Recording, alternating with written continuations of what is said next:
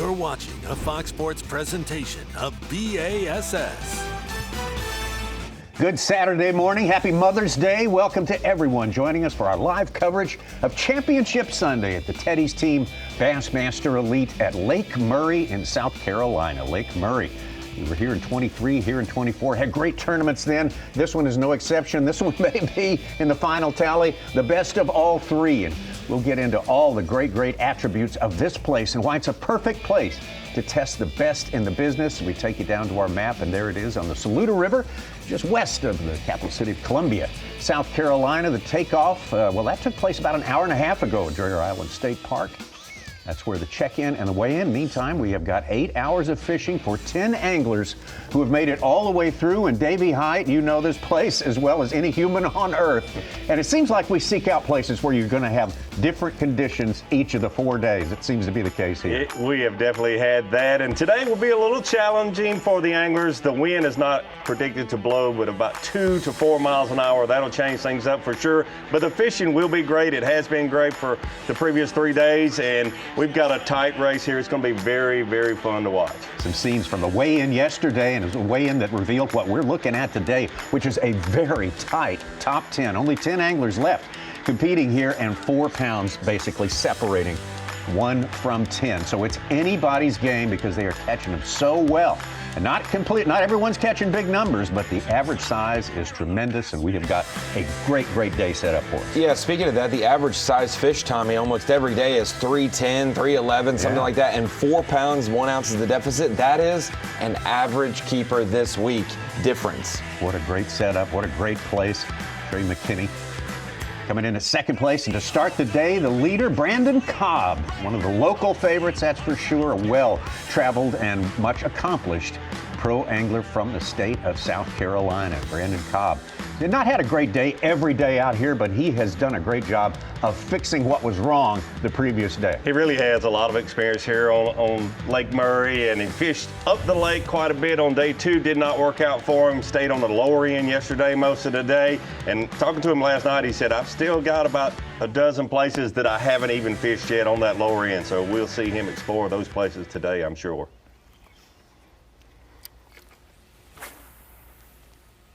We're not getting a good start for numbers, but at least have 2 that are potential weighers. I didn't have that this time yesterday.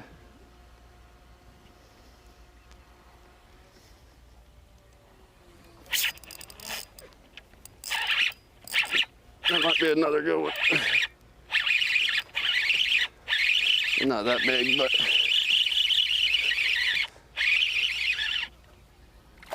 oh, he's pretty big. Which side you going to?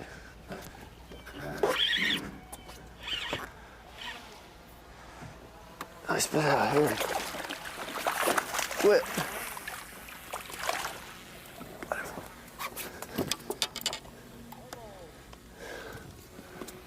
That's a fat one. That one might be a little bit bigger.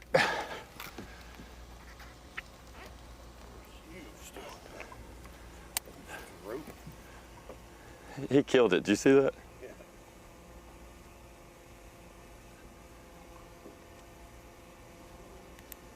$468.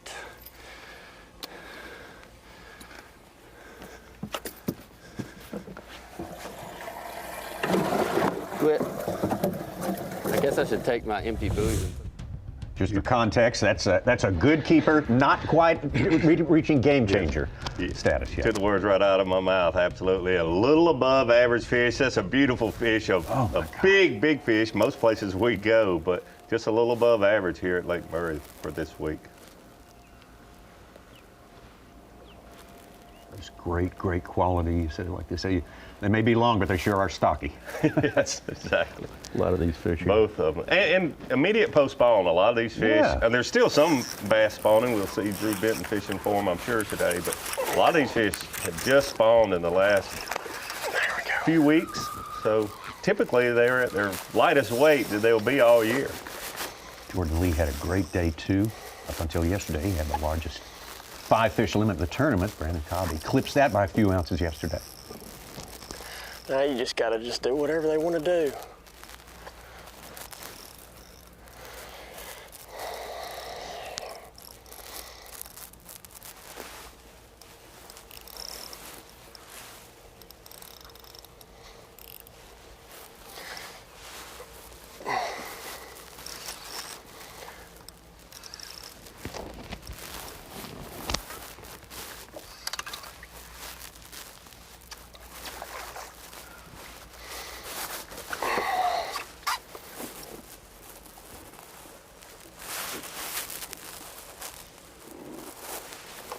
Come on, number two.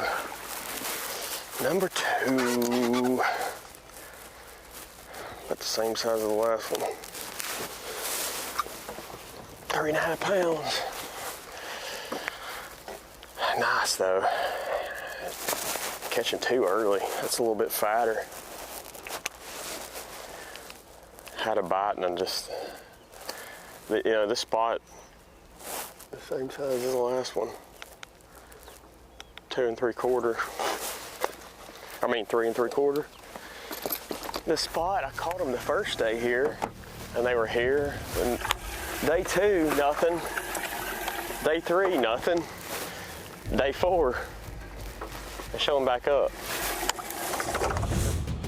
Jordan Lee, the two-time Bassmaster Classic champion, won back-to-backers in 2017 and 2018.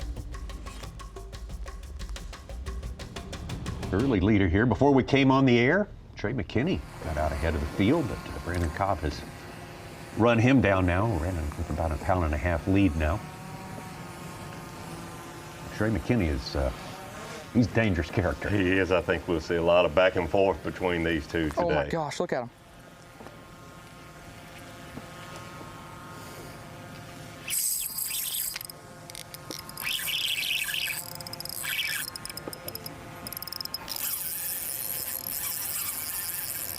That's a big one. That's actually a giant, dude.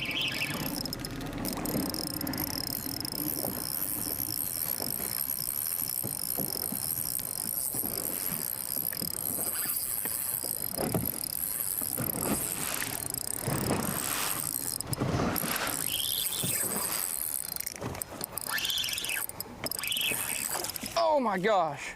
Wow.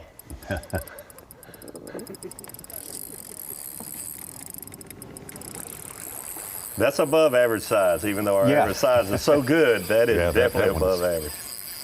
That's what they're all looking for out there. Trey, our leader in Progressive Bassmaster Angler of the Year points. About 41 points. Not about 41 points. It is 41 points to start the day. Come around. Him and Caleb can give and share, and him and Cobb can give and share today, so it can change. But yeah, starting the day with a 41-point lead to start the second half of the season. Fifth is only 85 points back or 75 points back. It's great point though, Ryan. We got our top 3 players in our field today, so that'll be fun to watch. The jockeying back and forth.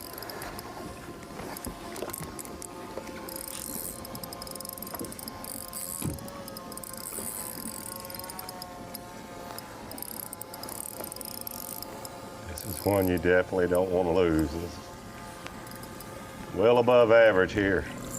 Woo! Son! There we go. There's a big one.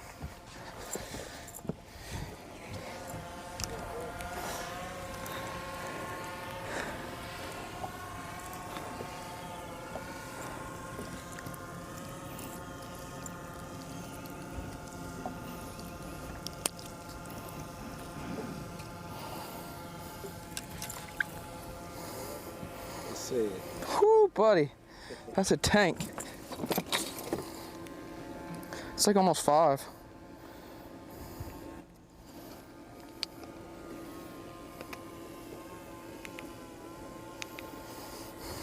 Four and a half.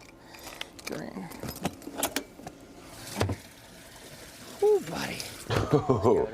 That's the way it started. I think it's a little on the conservative side. Yeah. You get 60 of them just. Then finally it went. Ought to put him back up in the lead there. For the time being. Cobb's 4 go 12 pounds, 15 ounces. McKinney's 4 go 13 even. So he's gained an ounce on him. Not counting the fudge room there. It's a little, it's getting a little difficult, Tommy, to keep track of which 4-pounder was fish 1 and fish 2. There's just been so many 4-pounders in this place. That is the meat of the good limits. It's 4.8, just seems like. That's the median point of a really good limit. Andrew Loberg had a tough start to his day yesterday, some mechanical issues which necessitated a change of props, and had to go through that and cut his hand a little bit in the process. He and his cameraman as well. There we go. Not a big one, but we got to get 5. There was a load of them there.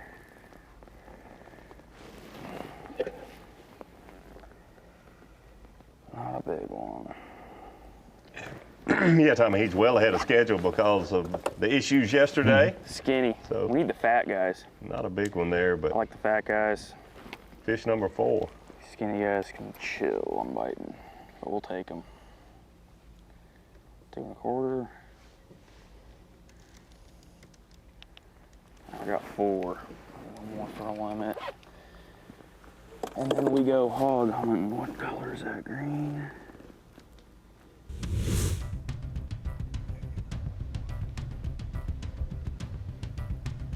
A great tournament for Paul Marks, second-year angler from the state of Georgia, Lake Lanier guy.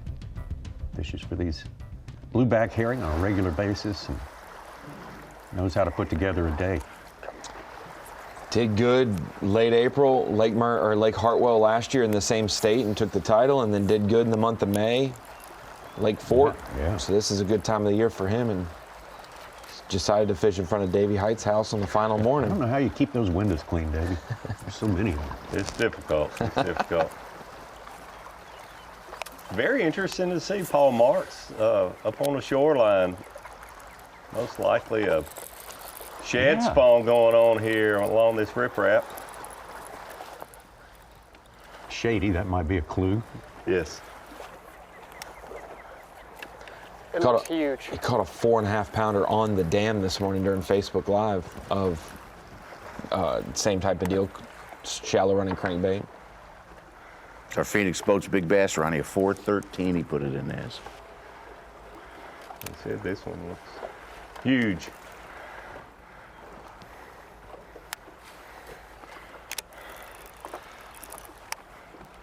Hopefully not a striper.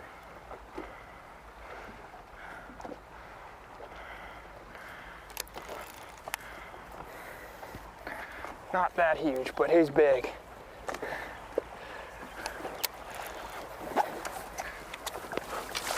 Yes!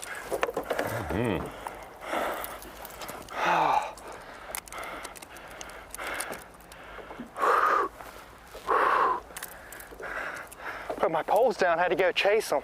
Look at that beast.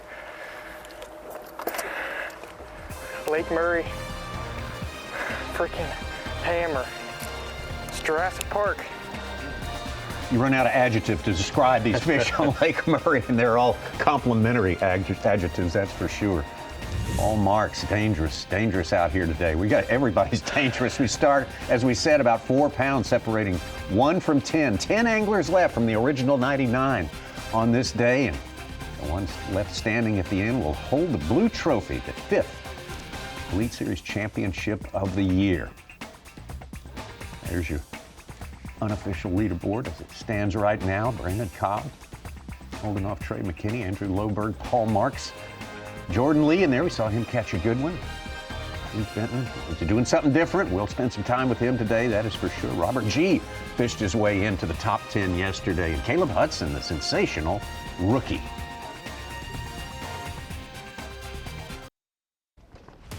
The Tedy's team Bassmaster Elite from Lake Murray in Columbia, South Carolina is sponsored by Ranger Boats,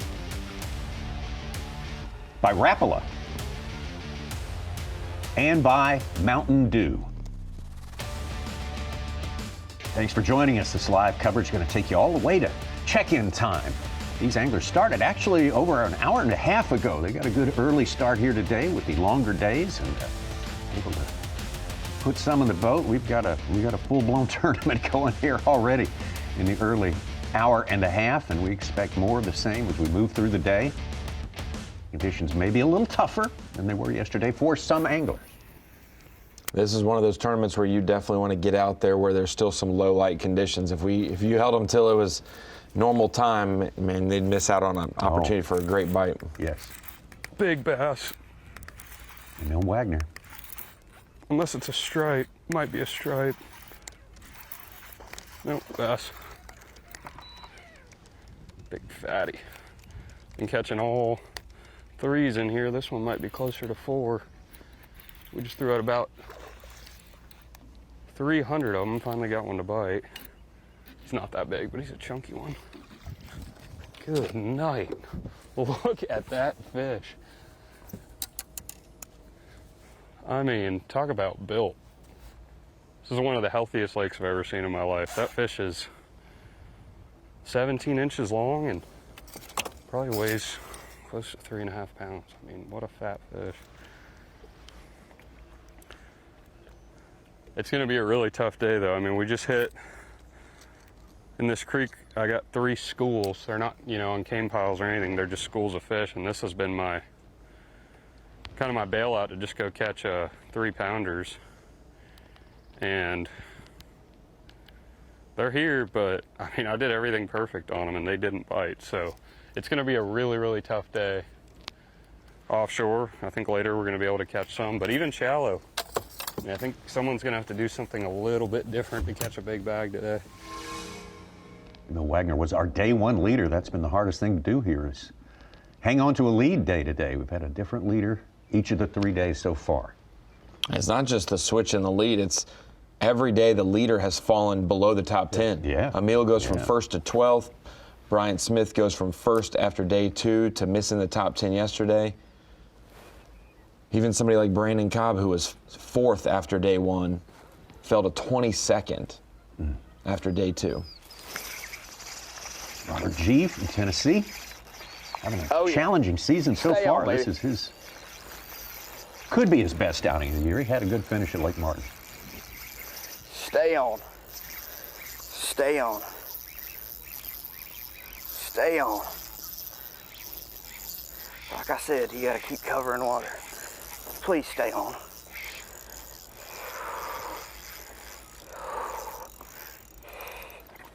Please stay on. Oh my gosh, dude. Wait till you see this thing. Please come in. Please come in. Please come in. Please come in. Boom! Let's go! Look at that one. Belly pat. Look at that chub. Looks like me, dude. Holy Moses, short and fat. Oh, let's freaking go.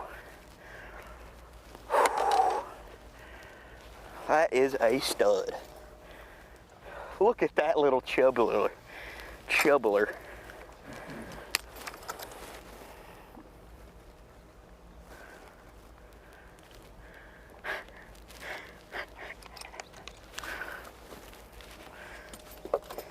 Probably the shortest 5-pounder you'll ever see. Let's freaking go, baby. Give me some. That's what I'm talking about. See what I'm doing, guys, is I'm up here. It's slick, calm, and sunny. The worst conditions you can have. I changed up my color to a translucent D-shad, and I'm up here fishing blow-throughs with a little wind, as much as you can find, and just, I'm throwing my fluke out there, or my D-shad, and just kind of reeling it softly, like just a little shad swimming, hoping one will come up and blow up on it. So hopefully I can keep doing it. Good stuff. Good stuff. Excellent. We've seen a lot of good fish this week. That's the first time we've heard an angler say looks just like me. Yeah. You would go out there to find yourself, I guess. That would be his game plan. Should work out pretty good if we can keep that going.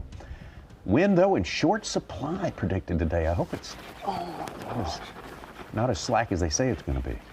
Yeah, we had a little more wind and a few more clouds yesterday than predicted. That hopefully will happen today, but I wouldn't bet on it.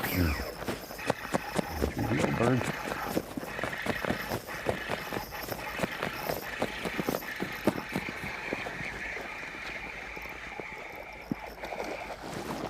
Get up in here. Get up in here. Just came out too. What do you think about that? Oh, let's go. She just crushed a herring on top. I fired that little thing out there and she hammered it, dude. That was a sick bite. Oh my gosh, that was so sick. Almost a 4. Almost a 4. That's what I'm talking about. Red's gotta go, red's gotta go. That's what I'm talking about,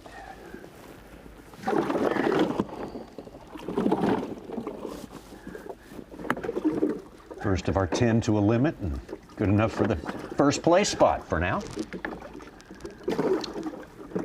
A lot of back and forth this morning. I think it'll continue throughout the day. Things will slow down a little bit, but it'll be good. Yeah, Andrew way ahead of schedule from yesterday, having the difficulties, and then I think he had only 1 or 2 fish yesterday by this time. Yeah. 1 or 2 fish and 1 or 2 props as well. Yeah. So Luckily he had less 2. props today, more fish today. Get out a good look at Trey McKinney. Lawrence bird's eye view. We have seen some spectacular stuff here. Let's watch. See if you can pick up that bait in the water.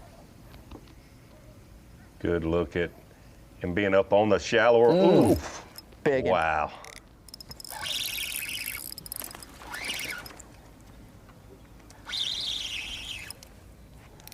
That was incredible. Yeah.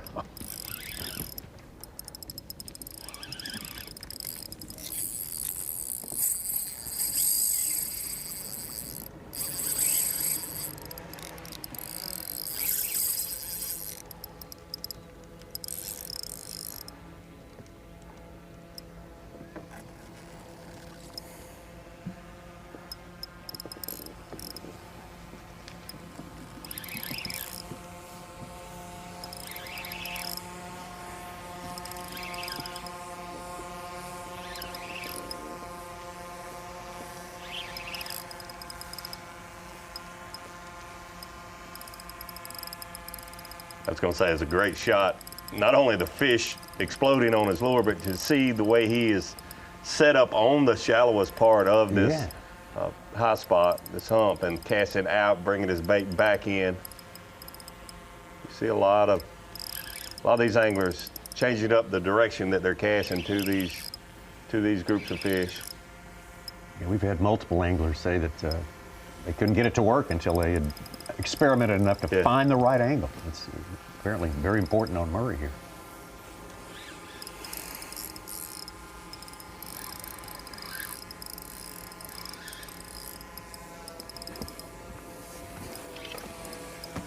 Yeah, finding fish with your electronics or just seeing them with your eyes up on these shallow places, that's just part of it. Then you've got to figure out how to get those fish to bite, and the direction you cast and you retrieve make a big difference.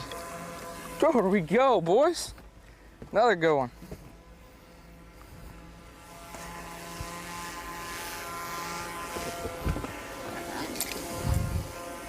Oh, not a bad one.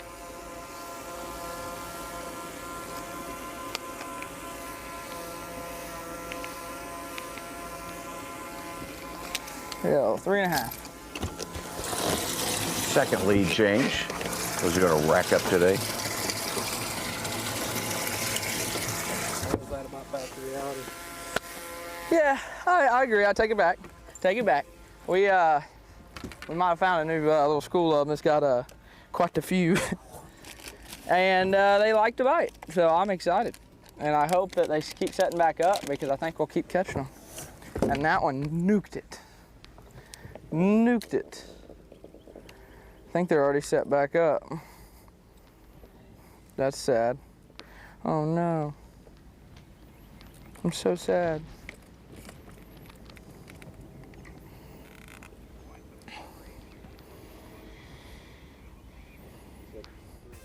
Found a new group of them. That's bad news for the other 9 anglers. Not good news for the rest of them. And Trey McKinney, for the second time, takes the lead away from Brandon Cobber, in this case, Andrew Loberg.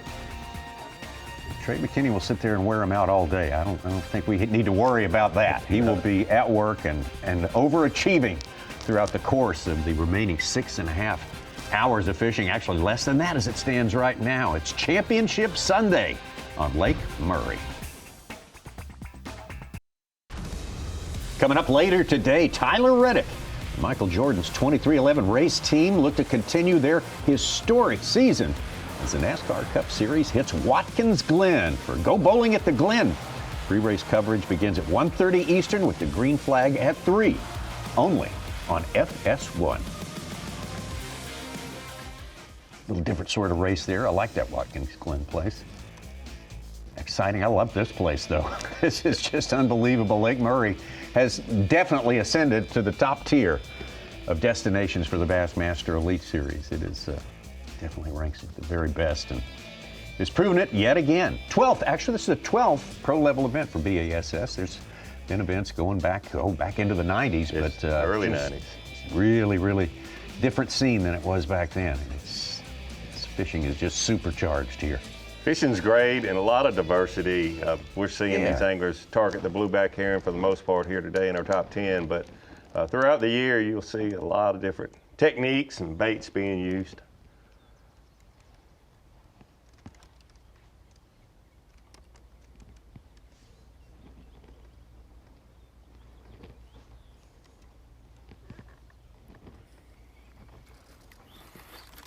And Cobb started the day with the lead. Fish come up schooling there to his left. There we go.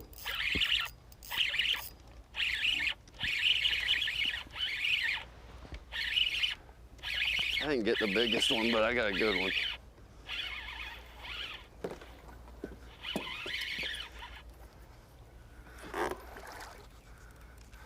He's actually not that big. Quit, fish. Ain't got nothing to grab. Dude. Not the most graceful fish landing, but God, I didn't get the biggest one. God, I hooked him funny too. He's not hooked too bad. Oh, he's all right. See if they'll school again. I didn't get the big one, but we got a good one. 3-pounder.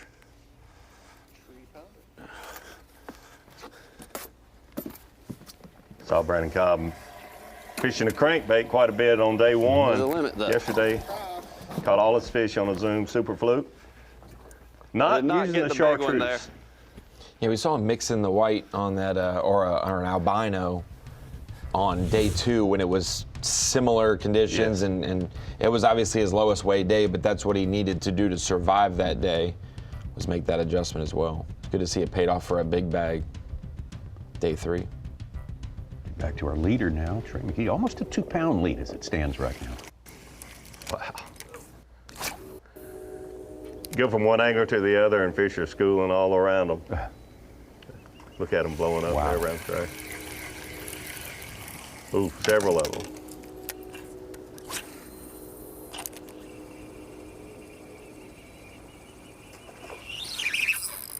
That's a giant. Look at the fish schooling around. Man. All around the boat.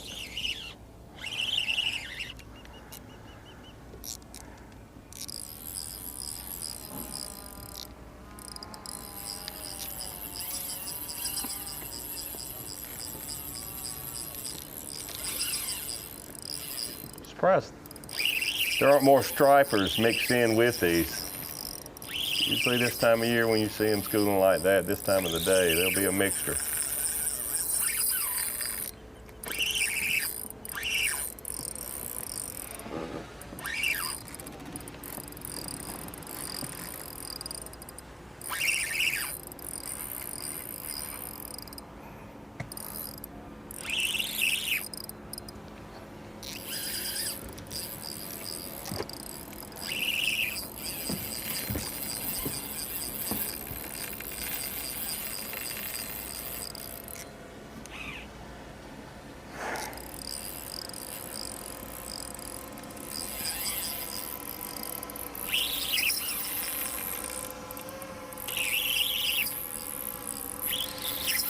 See, most of these anglers using spinning rods and reel, lighter line. The clear water has a lot to do with that, but then also they can cast these baits like the fluke and these soft plastic baits. You can cast them farther with the spinning equipment. There we go. Not a bad one.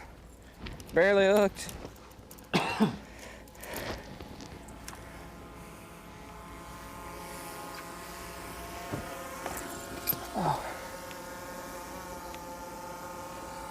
Smallest fish 2A, definitely bigger than that.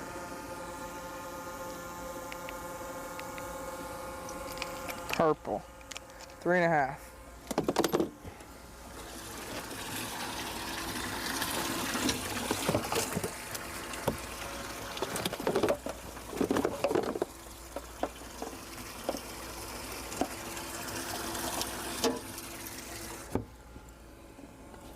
Pound upgrade, give him the biggest lead of the day for sure.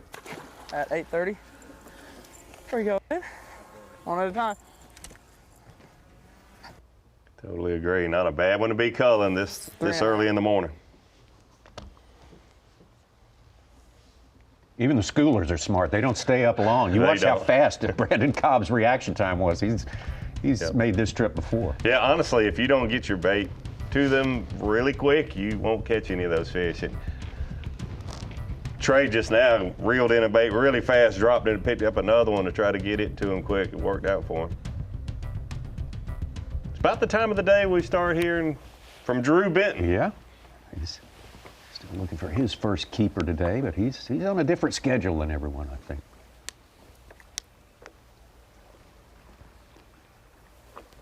He's standing up on the very front of his boat, sight fishing for a bedding fish right now.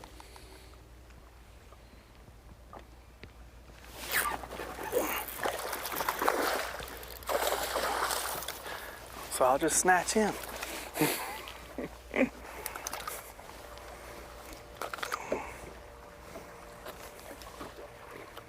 I ain't got time to wait for him. Not today.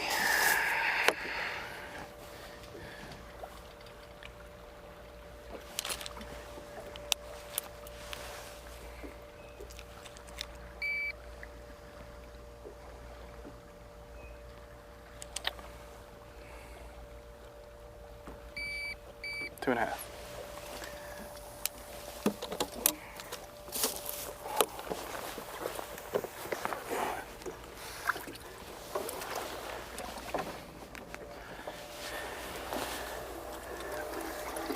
Benton's the oldest in our top 10, and he's celebrating his 38th birthday today. Today.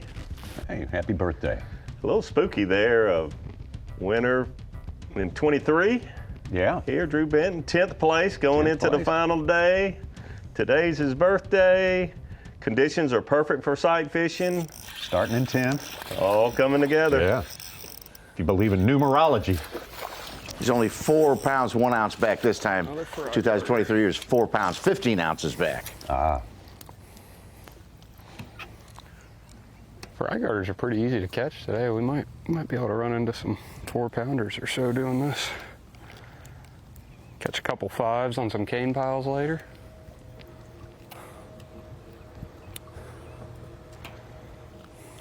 It wasn't coming off, I know that.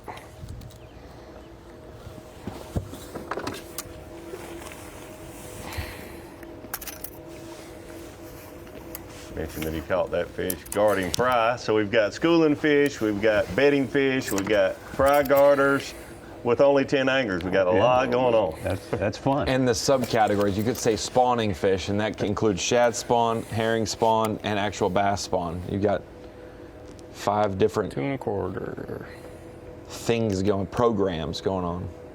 And the key word with all of them is fish. Yeah. Fishing is good. All right. Well, this is the start of the second half of the season. Actually started yesterday, and if you haven't done so well early, then you really need to start making up ground. Sam Hangy had not made a cut all year, but he made the top 10 with the last cast of the day on day 3.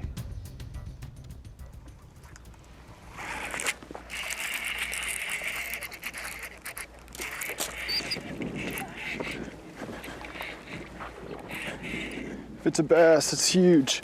Oh God, it's a giant. Oh, yeah! Yeah! Check that one out right there.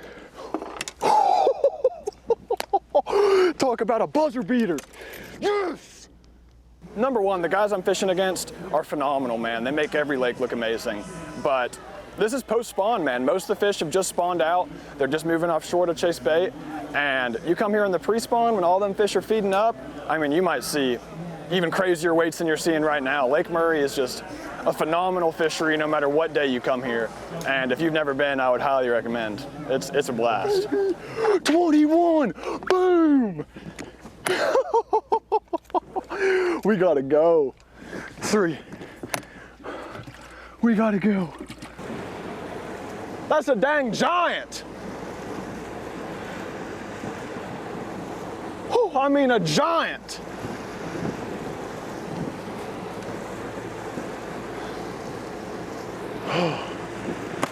God. That was a blessing.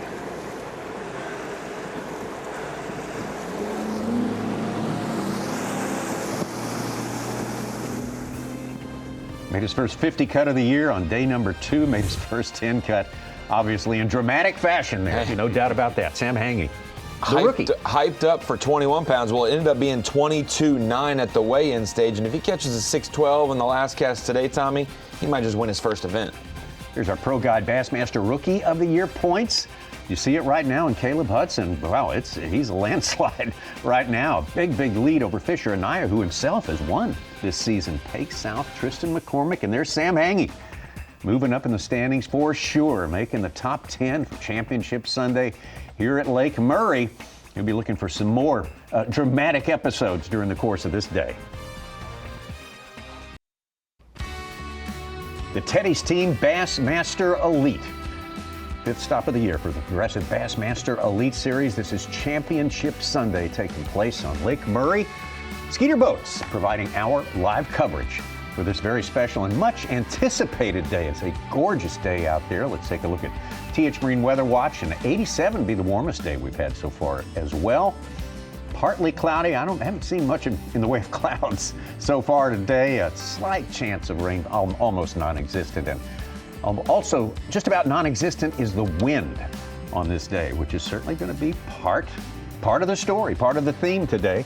We appreciate you being with us. Happy Mother's Day. Happy Sunday to you. We're coming to you from the Bassmaster Studio, sponsored by Yokohama Tires. Tommy Sanders here with Ronnie Moore, Mike Sukon, and Davey Height, the ultimate local. We always love having Davey here, but he brings something special. No one's a greater authority on this place. And we look at that no wind forecast, and we know that's going to change things up today. What they're out there doing right now, catching them pretty good.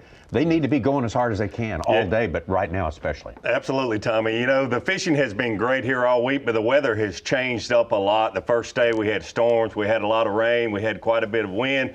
We saw good fish catching then, but you saw the top 10 change every single day along with the weather. Today, again, a beautiful day, but the fishing later in the day is going to be more difficult for these anglers. I think the person that wins will figure out a way to catch them in the afternoon when it's a lot tougher. The wind's not predicted to blow. It will be a lot tougher, but someone in our top 10 will figure out how to upgrade in the final couple hours. All right, looking forward to how it winds up today. We're a long way from there. And Ronnie Moore, you know, the way we and a lot of the fans judge the value of a fishery is sometimes we use 20 pounds a day. How many, you know, versus, and this one, how does it compare day to day, 20 pounds, but also versus the rest of the season? Well, I mean, Lake Murray is just so special. The pressure it gets, and Davey's talked about it, one of the most pressured lakes out there, and still puts them out. We had 29 20-pound bags on day 1. That went down to 21 or 22 on day 2, but that's still full field. We had 19 of our 50 anglers yesterday, so that's 70 total 20-pound bags, guys.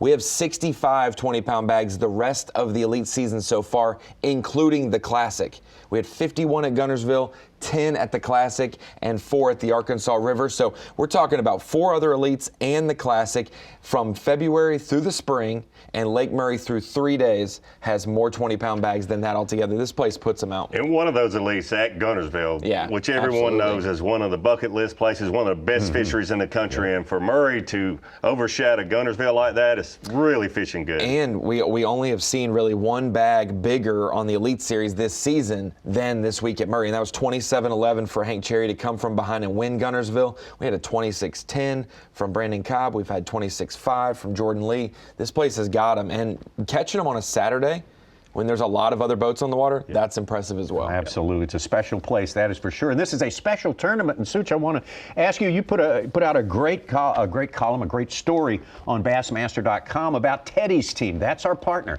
That's our title sponsor for this tournament here.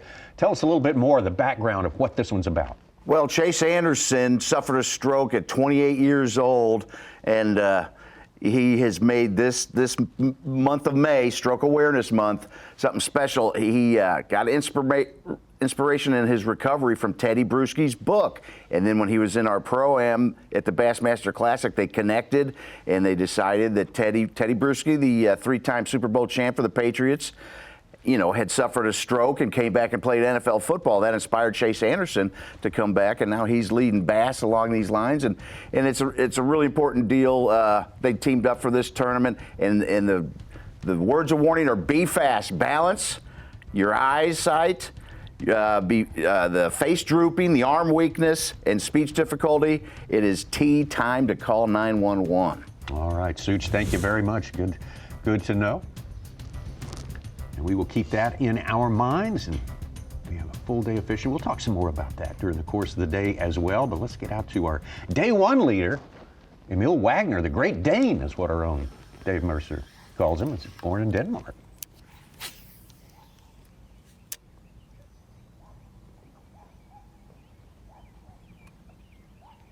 Good look of the shallow water hazard buoy there. See those a lot around where these anglers are fishing.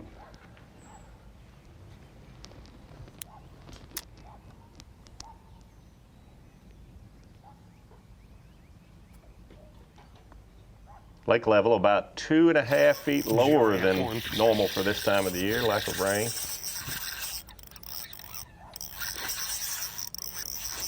They hooked up. Emil's got this fish, but I think this fish has got Emil. I mean, this is big one. I just figured something out right there.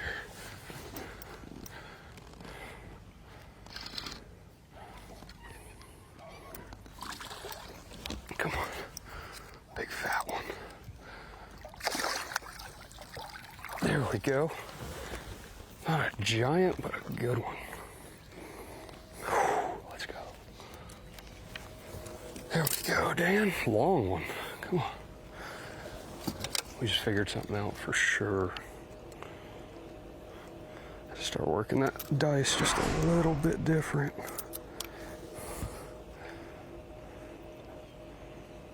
That was what he said there. Figured out something for sure. Working his bait a little different. That is so important every day with the weather changes. Weigh a bunch. Some of them are long like this guy and hardly weigh anything. I can't believe how long that fish is.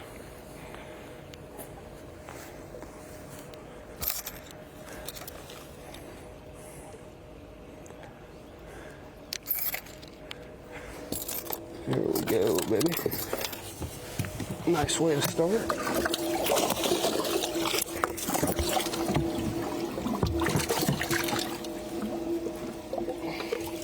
Get rid of that guy.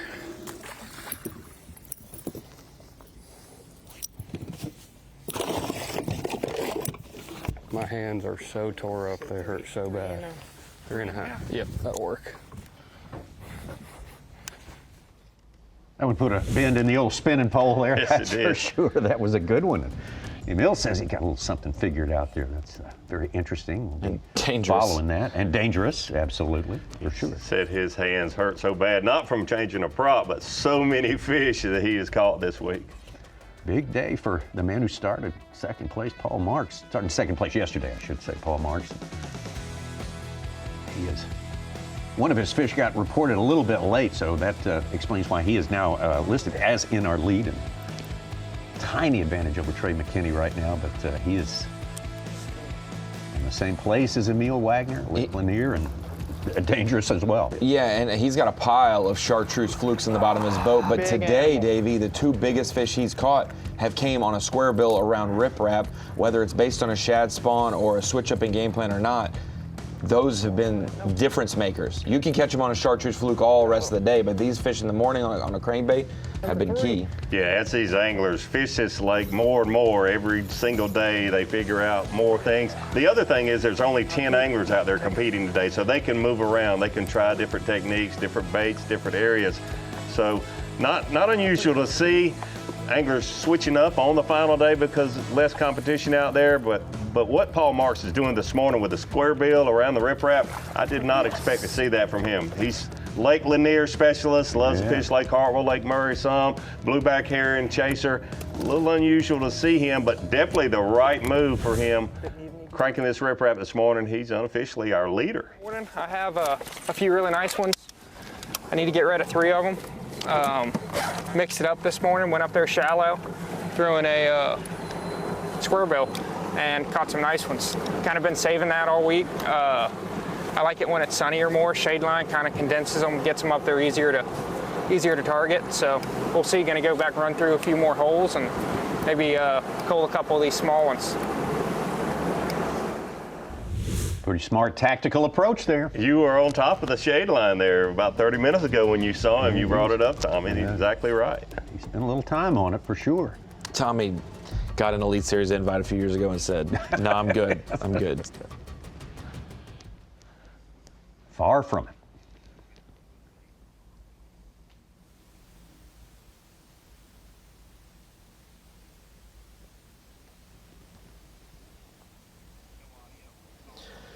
This has been one of his main spots, Davey. We've seen that bag drop for him on a couple key fish this week for sure. So some fresh spots are important as we get to day 4, but really leaning on what got you here.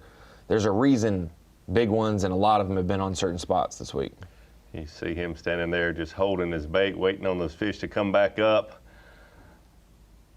Something that fishermen at Clark Hill have been doing for a very long time. Just hold the bait, get on a place like this. You see the 2 great blue herring there on the shoreline. There's obviously some bait activity here. He's waiting on those fish to come up, but they did not come up for him there. But he's having a great week this week, having a great rookie season. What a rookie effort, man. He's one of the strongest in a long, long time, and there have been some strong ones. I've heard, Davey, the key to getting him to come up in school is cast your bait out, and right when it splashes, they're going to school somewhere else. Absolutely.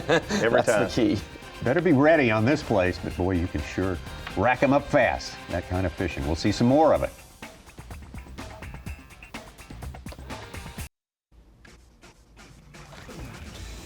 Falcon Rod's Bassmaster Drain the Lake Fantasy Fishing Challenge was rolled out a few years ago as a complement to the original fantasy game from B.A.S.S. It's a different one, requires a different sort of outlook on an entire season. It's more like the Angler of the Year of fantasy games here because you pick 8 anglers for each event, but once you pick them, they can't be used again. So you have to be the picker of the year. You got to see the whole season and save enough anglers to make a good effort at each and every one of the 9 events. Falcon Rod's Bassmaster Drain the Lake. This is the Tedy's Team Bassmaster Elite at Lake Murray Championship Sunday. There'll be some recreational traffic out there on the water. That's part of the scene here, Davey. Absolutely part of the scene every weekend on Lake Murray, especially about this time of the year. It really picks up from now until after Labor Day. What's wild, Tommy, is for Drain the Lake or for fantasy or for just predictions, Patrick Walters last tournament's winner here, highly picked, finished 29th with 58 pounds over 3 days. Almost 20 pounds a day, finished 29th. Oh, Skeeter Boats BFA, a different sort of big fish alert right now. This is a map that represents the big ones, the 5-pounders and more, hauled in this week on Lake Murray. You've been waiting for this map. I really have. I've been talking about it every single day. Been waiting on this map because That's a lot of 5+ pounders on this lake. It's really incredible. The 7+ pounders, you see some of those mixed in there. Absolutely incredible how many big fish. Keeping in mind that this is immediate post-spawn. Most of these fish on Lake Murray have spawned within the last month, which makes them probably at the lightest point they would be all year long. And the good thing is, from all the way up to the Saluda Rivers down to the dam itself, we see these 5+ pounders. That's a lot of 5+ pounders for a Bassmaster Elite Series tournament. Man, who's good ever. Again, such a top-tier place, and certainly not a free throw for anybody. They're smart fish. It was 7-0 for the big bass on day one, 7-7 for day two, and we had multiple sevens on that day. 6 of them. And then on day three, it was 7-15 big one. I'm pretty sure we had 2 or 3 sevens that day too. We're at 10 7-pounders through 3 days in the post-spawn. Red Wine had our biggest fish of the event at 7:15 yesterday.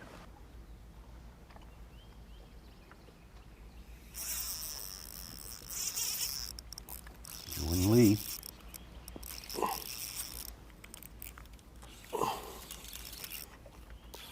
How big it is. He nipped it. 3-pounder.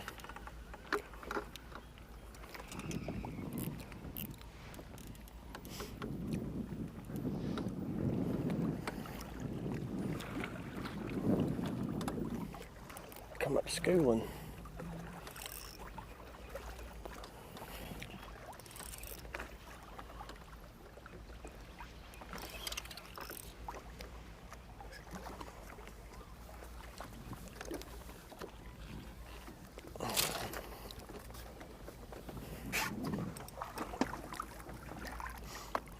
I'll be number 3.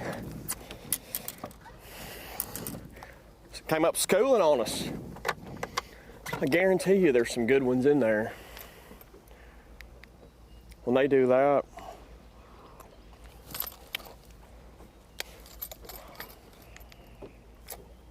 we'll take it though. I mean, not a big one, but it's not going to win us the tournament. Jordan Lee not off to the fast start like some of these other anglers, but keep in mind the conditions, the weather today is going to be much like it was day 2 when he caught his biggest stringer. Sam Hangy's been making a bunch of moves around the lake this week. A lot of areas he's had to shuck and jive to make it work. All right, yeah. Well, I caught that high 6 yesterday, and we just wrapped up doing a herring spawn deal in the morning. Caught 1 4-pounder. That's all we got so far. But I just got up here to where we caught 22 and change yesterday. So, not in the exact spot we caught them, but I'm in the general area. And plan is just to mill around and see if we can stumble into a few more big ones. I'm already seeing a good bit of fish, which is promising. I've had 2 bites so far. I don't think either of them were huge, but I've seen some real big ones, so I'm hopeful this is going to work out.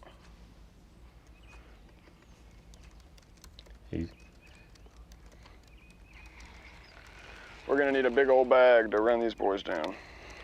He's the only angler in our top 10 today that's fishing above Dreher Island. Worked out good for him yesterday. He'll have the whole area to himself. I'm sure a few local anglers out there, but the other 9 of our top 10 is down on the lower end. Sam, and Bears watching again. He gave us such an exciting cap on our big day yesterday. And this was it, his last cast of the day. Crucial to getting into the top 10. Bass, it's huge. Oh God, it's a giant. It's a giant. Water not quite as clear as it is down on that lower end. At this point in the day, he had a 2-pounder still in his live well with 10 minutes left in the day, roughly.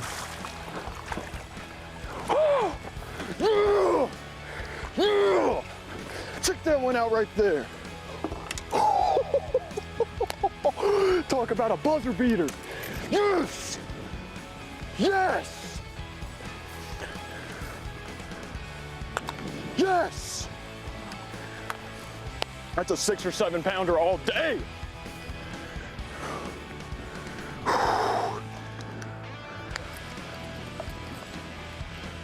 Scale's not working. Oh my God, it's almost 6.5. Oh my God. Throws a 2-pounder back, Tommy, for a 612. Goes from 17 to 21 pounds. 21, boom! Rookie season on the Bassmaster Elite Series. First cut, and then to make the top 10. You can see the excitement. There's nothing like it. Excited on all levels, though. I mean, I'm sure you start wondering, do I belong here? Yes. And that answered a lot of questions for him, for sure. And for everybody. Double shot of adrenaline at the end of the day. There's nothing like it. Let's get out to Paul Marks, our leader. He has got another one in the boat. I don't know what the chances of that are, but pretty slim. There's 3 of them, they're all chasing it. Went down to the bottom. He was on there.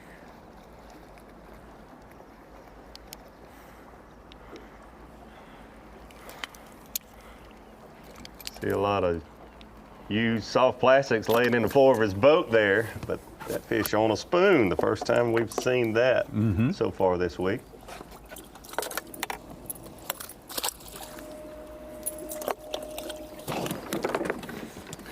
In the tail, son, we'll take them however we can get them, as long as we ain't sight fishing. You don't want to leave anything on the table today. If you got some tricks you haven't used, this is a good day to at least give them a test. Out there for Paul Marks, it is working out. Boy, that's so close there at the top. He extended his lead a little bit with that upgrade right there. Still very, very close among the top 3 for sure. And we drop down to Loberg, Wagner, Lee, G, Hangy Hudson, and Drew Benton. We have plenty more to come, and already well into our 3rd hour of fishing on Lake Murray. The Tedy's team Bassmaster Elite from Lake Murray, Columbia, South Carolina is sponsored by Minn Kota, by Yamaha, and by Progressive Insurance. Great to have you with us here. Our live coverage rolls on well into the 3rd hour of fishing for these 10 anglers who are left. After the full field of 99 fished the first 2 days, we cut them to 50 for semifinal Saturday, and these are the ones right now. Paul Marks has been strong all the way through this tournament, very, very consistent through all 4 days. He hasn't really had a bad day. He knows ways to back up his plan if plan A doesn't work. And really no surprise to see him doing well here. He won at Hartwell last year. Trey McKinney, no surprise to see him here. Brandon Cobb, you go right on down the list. We hope that this would be a close championship Sunday. 5 ounces separating the top 3 right now. That's about as close as we can get. That's right. Robert G, I think, is still our Phoenix Boats big bass leader. Caught a 5-pounder. Paul Marks matched him with his that was 5-pounder. a match with the 5? Okay. We'll see whose is actually bigger at the weigh-in. Looking at forward facing here, bait dropped down at about 40 feet away there. He's hooked up. Our fish is chasing. I thought he had him. No. Chased it. No, Chased he just turned and shied. Oh, I'm feeling all right. You know, I just got a bite right there, but when they're biting it, they're just like nipping at it, like real softly. So I just gotta figure out how to get them to, you know, eat the whole thing. So that'll be the rest of my day, is figuring that out. I'm trying to switch up baits, but I don't know. We got one of the right ones, so I can't be too mad.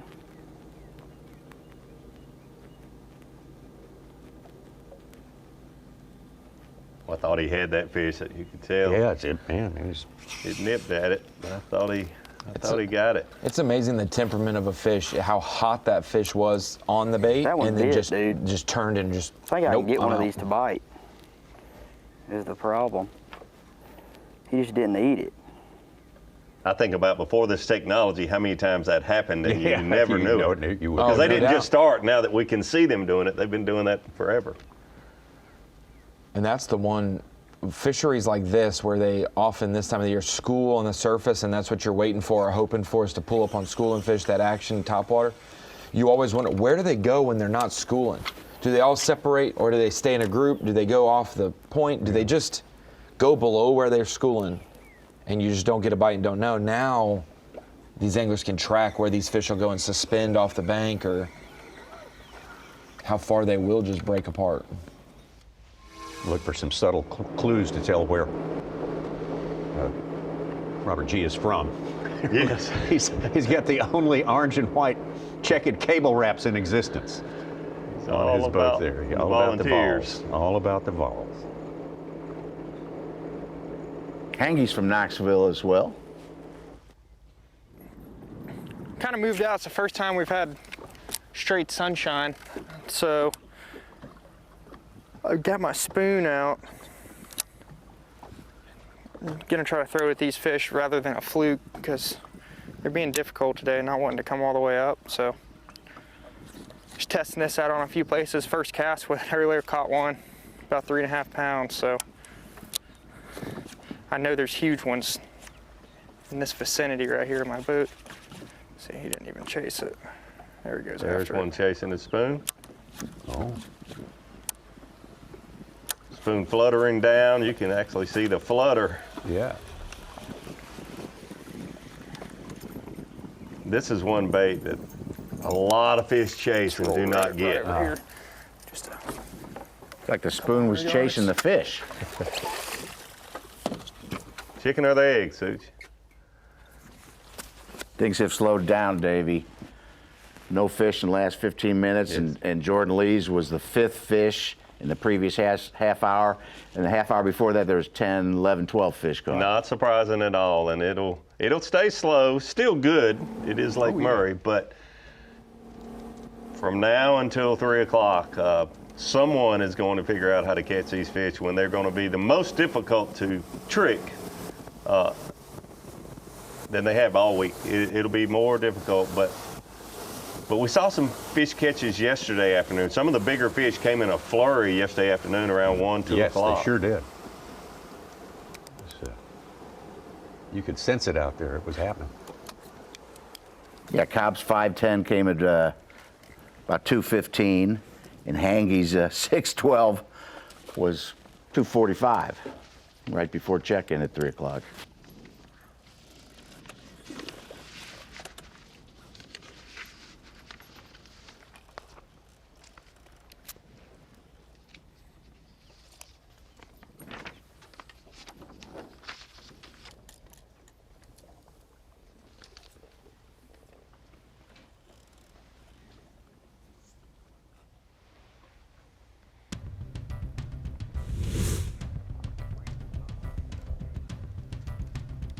I'm sure if we get a chance to check in with Brandon, he'll explain the situation going on right now with the wind just laying down and the sun getting up.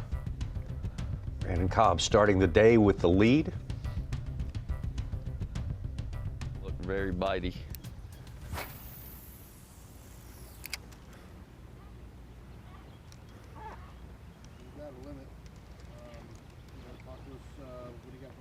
Hold on 1 second. Let me see if these bite so I can focus on them. And then I will tell you.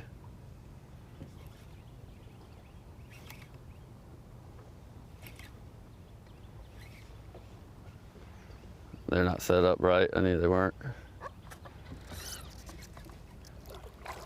I just hit one offshore place. I was trying to go to a point down here and there's a boat on it, so I was kind of trying to see if they leave. But the morning's been okay. I actually haven't caught very many, but I've got what I would say 3 weighers, which is decent. So it's yeah, I got on my scales I got about 1770, but I have a 1.5 basically still. Lost a decent one a while ago, but it's getting to the time of day. It's getting so slick and sunny. It's gonna get a little tough. So we're gonna keep running some stuff. But the good thing is I got a few decent ones, so if I got to, I can go try to catch some bedfish or fry garters if it gets real tough to at least get rid of that little one. So I'm gonna retie my fluke real quick before I go somewhere else. But it's been, I would say, a mediocre morning. I haven't hit any flurries like I have been, but I got 2 4-somethings and a 3-something, or a heavy 3, and a 3-pounder. So not bad, really. We just need to find them biting on the spot. They're definitely not biting great today so far for me. I just hadn't, I've seen a bunch run up on my bait and things like that, but I haven't got a lot of them bite and haven't seen much school. And I've seen 2 school, lost one of them, and one of them was about a 6-pounder with apparently a 3-pounder, and I caught the 3-pounder instead of the 6. But, you know, that's okay. We'll go back and hit that spot again later. There's a lot of fish there. So we'll just keep rotating. You got an 8-pound down there? This is actually 14.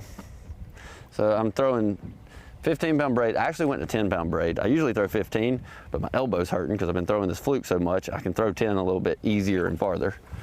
So I went to 10-pound braid and 14-pound leader with just a little swivel. And normally I would use a 4/0 round bend hook on my fluke, and I'd use a toothpick to hold it up. But actually, as of this week, I got these prototype hooks from ARC that we're coming out with. And I've been using them in practice, testing them. And I like them because I'm using a 3/0 because they're a little bit stronger than your average hook. And I'm using a wide gap, and it actually, usually I don't like the wide gap because it's hard to get your fluke or it's hard to hook fish, but this wide gap, I'm actually having pretty good luck hooking them. I've lost that one earlier, but that's actually the first fish I've lost this week. So, and I don't have to do my toothpick thing because the hook has a better bend on it and it holds my bait up. I don't have to mess with it. So actually pretty fond of this hook so far.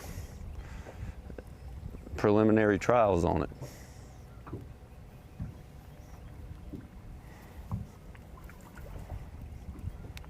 Talked to Brandon last night. He talked quite a bit about the hook itself being new and how impressed he was with the 3/0 ARC hook.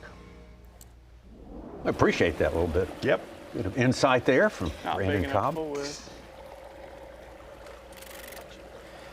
So what's up, guys? It's about 9:24, and I ran points this morning, and they're still up there swimming around, but I couldn't fool them to bite. I caught 3 or 4 stripe and saw some great big ones.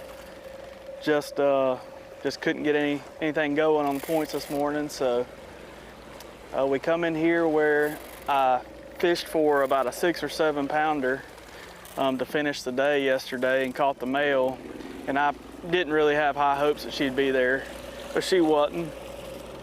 So now we're burning down the bank. We got the best part of the day ahead of us. These fish are acting a lot like Florida fish. They like sunlight. So just because you didn't see one somewhere yesterday doesn't mean there won't be some pulled up today. So we got this power pole move on 20, and we're gonna try to burn these B.A.S.S batteries down all day and hopefully find 5 that long. If we find 5 that long, we're gonna scare somebody. But I've seen them on those points, and later in the day, I think I can slide up there and actually sight fish those too. But the sun's not quite high enough. I'm seeing them too late. There's a good one right here. It's a 3 or 4 pounder. I'm seeing them too late, and I'm getting on top of them and spooking them before I can fish for them. I need to see them about 20 or 30 yards up there so I can get a bait in front of them and kind of surprise them, and I can't do that yet. So we're gonna buzz down here to look for some late spawners, let the sun get up, and get right. No better place to be than Lake Murray to have a comeback. He's done it before. He ought to know. The conditions really are perfect for him. This is what he's been hoping for all week long. Use just that technique, plus a backup plan to engineer a big come from 10th place win in 2023. If there's going to be someone who somehow makes a 4-day pattern out of sight fish when there's very few out there, it's going to be that guy. So I'm a little surprised, but I'm not surprised by who did it, right? So He outlined it for us, the plan for today, and maybe it's going to get better. Certainly the conditions are going to get better. Repla, Bassmaster Fantasy Fishing, that's the original game. Probably the most accessible. You need to check it out. You pick a 5 angler lineup for each tournament based on them coming from different buckets according to their performance so far the year. See how your 5 anglers stack up against everyone else's team all around the world. Pick your team today, get the QR code, and do it on Bassmaster.com.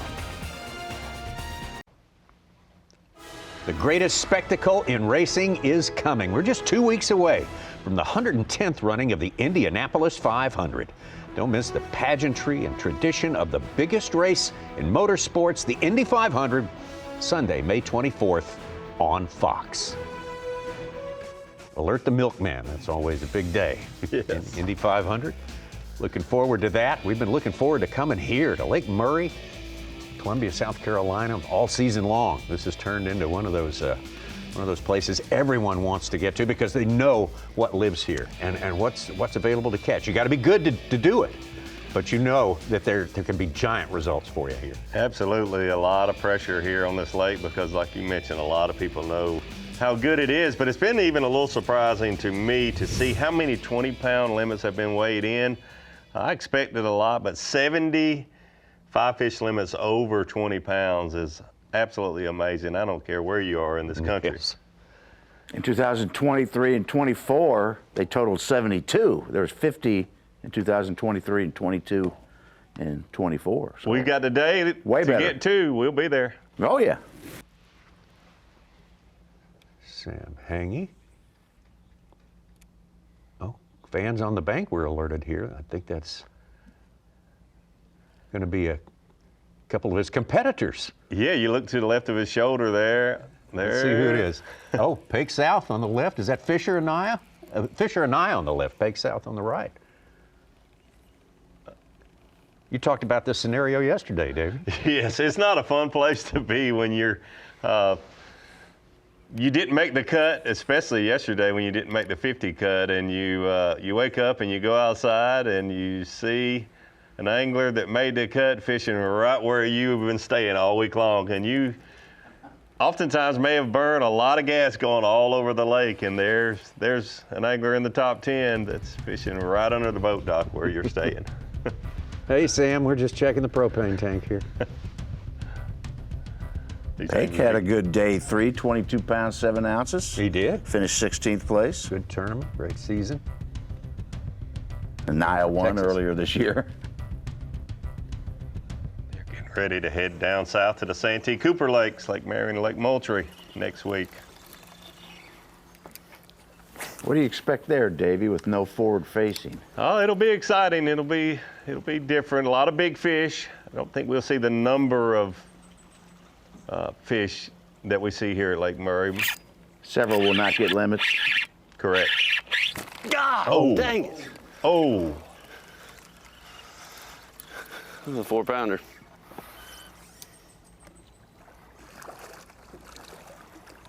I'm bragging on my hook. I'm about to change it. Not to a different hook, not a different style, but a different hook in specific. Same hook, just different one. I wonder. see him hooked up here. It's been a while since he caught one. Hooked up on a 4-pounder. It never fails when you do a little promo of how great your equipment is. Something always happens. It's a little jinx there, but he's caught a lot of fish. Yeah, he's That was just unfortunate. got some good results with it too. At least the knot didn't fail. Yeah, that's what I was afraid it was when he first lost that fish. Gonna lose some. It's part of it. Been a while since we checked in with Trey McKinney. Trey started just out of the lead, gained the lead, fell back, gained it again. Now he's in second place again.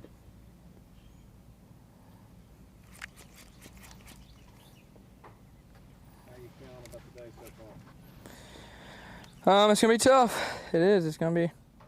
I mean, like all these schools, heck, a lot of my fish have left. There's still a good amount on some places, but there's been 2 or 3 of my main spots that don't even have any fish anymore.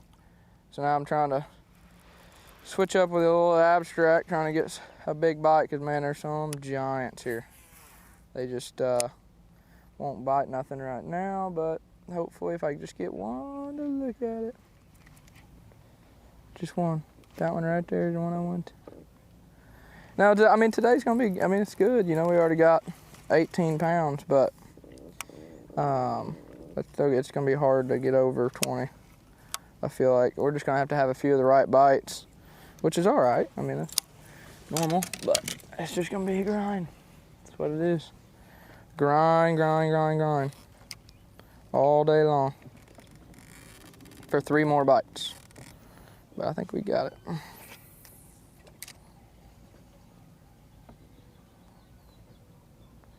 Gosh, that's a giant.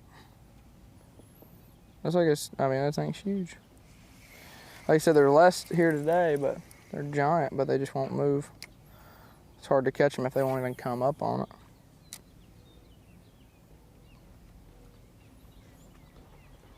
Stripers are schooling out there. Well, when it's grinding time, he keeps it going somehow or another. When they are killing the baits, he is right in the middle of it as well. That's why he's having such a great season. Trey McKinney, your leader in Progressive Bassmaster Angler of the Year points, started out at Lake Guntersville, top 10 finish. Get the season off to a good start. Yeah, you look at Trey McKinney's career, he's gotten every season off to a good start. This is his 3rd season. This is the first one where we have half the tournaments with and half without the forward facing. There was a lot of speculation about these young anglers if they would be successful without it, but he has shown that he can catch fish just fine with or without the forward facing technology. Like you mentioned, that first tournament at Guntersville did not allow it, and then the next tournament, Lake Martin, it was allowed. He did well there. 2 second place finishes in his first 2 years at AOI. He's got a commanding lead right now. This was one of the biggest X factors of his season, because he entered the day 3, the cut day, the top 50 day, in the 40s and moved up to 15th place. So gaining 30 points on a cut day, that is his gap and lead over Caleb Hudson and AOI right now, basically. In a completely sort of unfamiliar place, everyone trying to figure it out, and he got it figured out at the right time. So many times you don't really look at the season like you just mentioned there, Ronnie. A lot of people think, well, he's mid-40s and he moved up, but he still didn't make the top 10. Could have very well won AOI on that day, that particular day where he made up those 30 points. A lot of fishing left to go, though. The Johnson brothers and many others, Caleb Hudson. A lot of guys that said this thing is nowhere near over, and it's really not. We're just one day past halfway of the season. Made his big move up on day number 2 to Trey McKinney when conditions weren't the very best. And he has stayed up near the top. Worst finish on the elites this year, a 20th, right? And that includes the Classic where he got 2nd as well. So 5 events in the books and, or now counting this one, 6 events in the books, worst finish of 20th. That's incredible. 3rd year out here. He's finished 2nd in Angler of the Year, both of those years as well. So Trey McKinney, if anyone's laying the groundwork for a great, great final record at the end of it all, he is doing it here in his first 3 years as a Progressive Bassmaster Elite Series Angler. Trey McKinney in 2nd place in our tournament right now. We'll be right back to Lake Murray. Here on Lake Murray this year, it seems like the water's down. The spawn's going on later than it usually would. I think that the water being down really held those fish up earlier in the spring when they should have been spawning. There's still a herring spawn going on, so early in the morning, there's a lot of fish up there shallow from 5 foot to 1 foot up there crushing bait, and move out once the sun comes up and get out there a little bit deeper, suspend, and keep feeding on bluebacks. What a setup. Paul Marks and Lake Murray, a place that matches his skill set in a big way. And that's reflected on our leaderboard right now.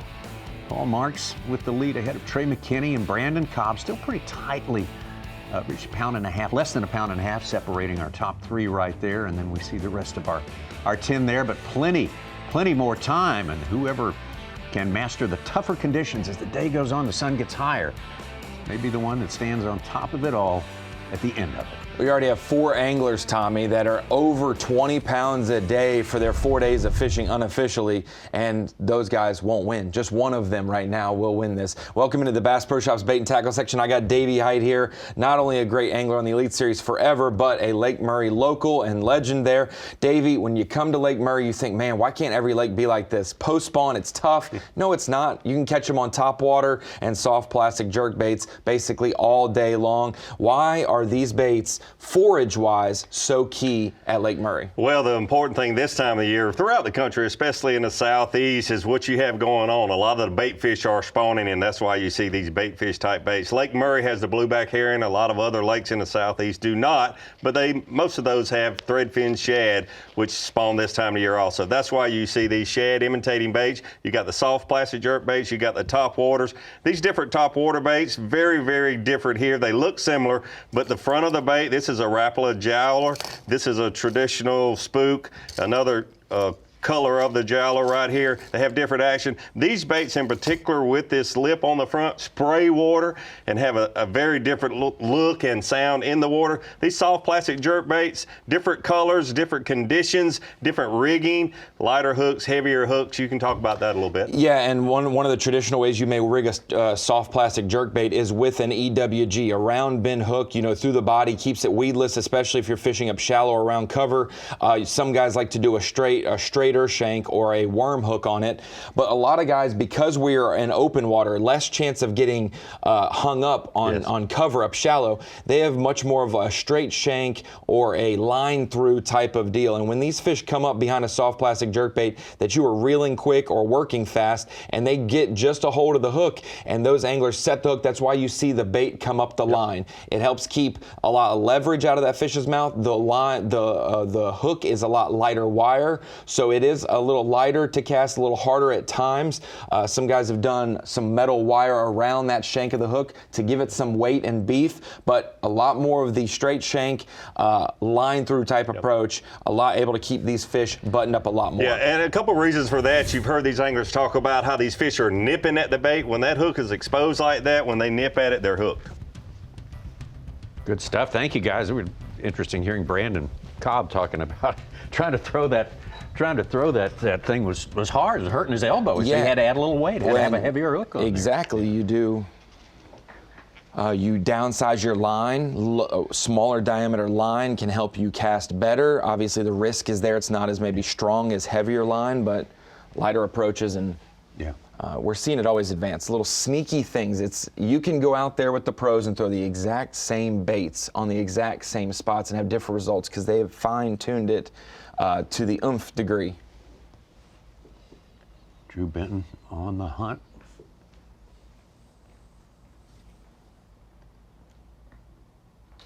And I don't really know if anyone can go out and sight fish like Drew Benton. You can try to. Yeah, your results may vary there too, believe it or not. I mean, 2020 is good vision, but I think he's got like another level of that, whatever that is. Laser beam eyes of some sort.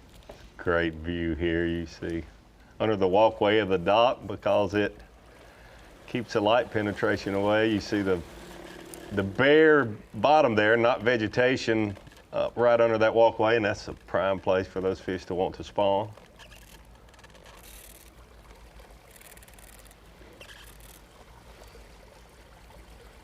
Keep in mind, he's on the northeast corner of the lake, which those fish start spawning in that part of Lake Murray in February. Oh. And here we are almost mid-May, and there's still fish coming up to spawn in that area. Sam Hange said it earlier, Tommy. Man, this is in the post-spawn when these fish are supposed to be at their lightest or weakest or whatever. Yeah. Oh, man. And he said, what if we came here in the pre-spawn? That goes back. We'll circle back one more time while we're here in FS1. We should have a Bassmaster Classic here at Lake Murray.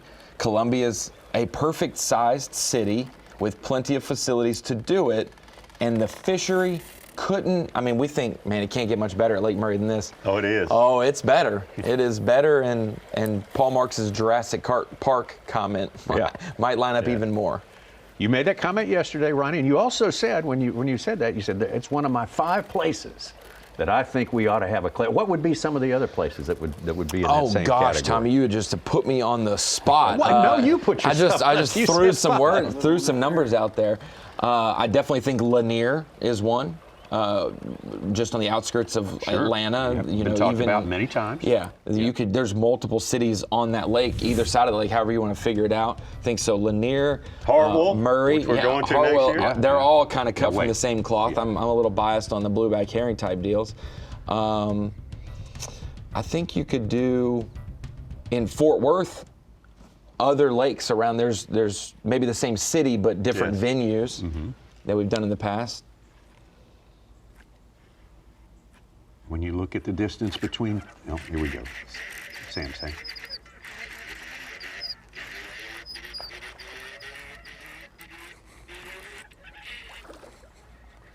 Sight fished him, dude.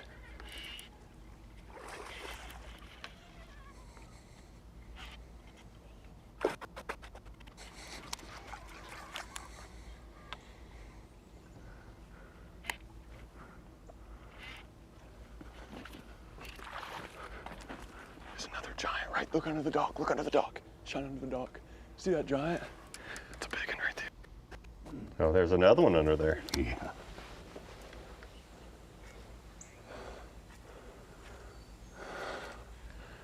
I know he's got some ground to make up, but these conditions are in his favor also. He's up in the part of the lake where you have more color in the water. These low wind conditions, high skies won't affect him as much. Tommy, you were wanting someone to fish this without necessarily using forward-facing sonar. We're seeing guys skip docks. Sure, yeah. Getting coiked up over here. I think another one. Well, you mentioned Fort Worth. I mean, it's not that much farther from, say, Tulsa to Grand Lake than it is from Lake Fork to east part of Dallas. Maybe Moody Coliseum, someplace like that. Yeah. Yeah, I think that would be great. No. I'm rooting for Possum Kingdom if we go back in that part of the country. For Fort Worth. That's to the west. That's what you were talking yeah. about. Yeah.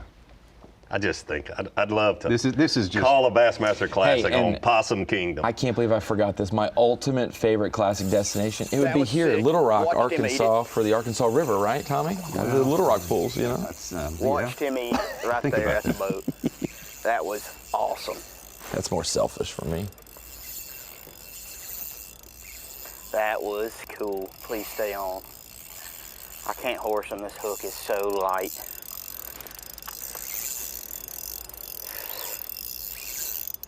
That was so cool.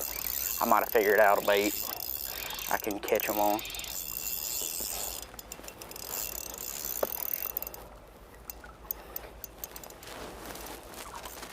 Come here, baby.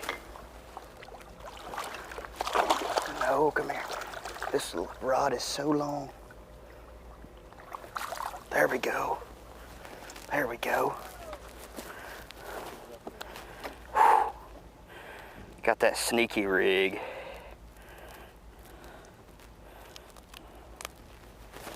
Holy cow. There we go. That's a nice one. That's a nice one. That was awesome, dude. I watched him eat it 10 foot from the boat. Go like this. How was that again? Right there. At the trolling motor.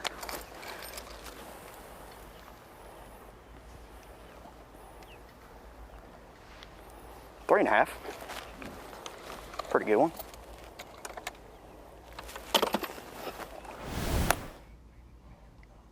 Oh, yeah. You love it when they say he's figured out the sneaky rig. Yeah, tell us more about that. Unfortunately, he probably won't.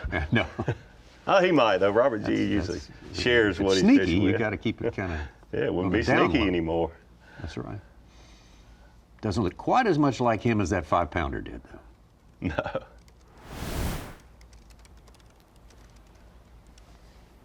Come on, baby. Sam I feel like Hangy's I'm fish red went fishing in on the flats for 4.5. freaking the Bahamas or something. There's one. He ate it right there off the surface too. Oh my gosh. Just came up there and slurped it. Like a bug. Oh my goodness. I think I figured out the bait, boys. Stay on. like I said, I got an absolute lightest hook you can think of. So I'm going to have to just slowly reel these suckers in. Dude, there was like 5 of them behind it. He just came up off the top of the surface and kissed it.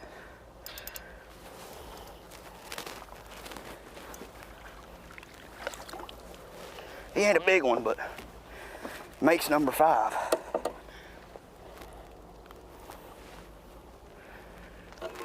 There was some big ones with it. Okay, 2-pounder.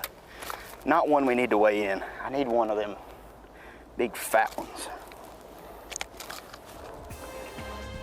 Can't wait to hear more about the sneaky rig. Sneaky is intriguing. It's intriguing. How did they bite that bait, Tommy? There we go. Yeah, you didn't want to see that. I really wish, didn't want to see oh that. my gosh, I wish we were in studio. Be careful what you wish for. More. I can't believe you just did that. Oh, I didn't really, for everyone at home. Paul Marks still on top at the lead ahead of Trey McKinney, and our leader to start the day, Brandon Cobb, Andrew Loberg. Quickly moved up into 4th place. Robert G. Hold and serve here at least, and maybe moving up a little bit thanks to the sneaky rig. We'll keep looking. Coming up later today, Tyler Reddick and Michael Jordan's 2311 race team look to continue their historic season as the NASCAR Cup Series hits Watkins Glen for Go Bowling at the Glen.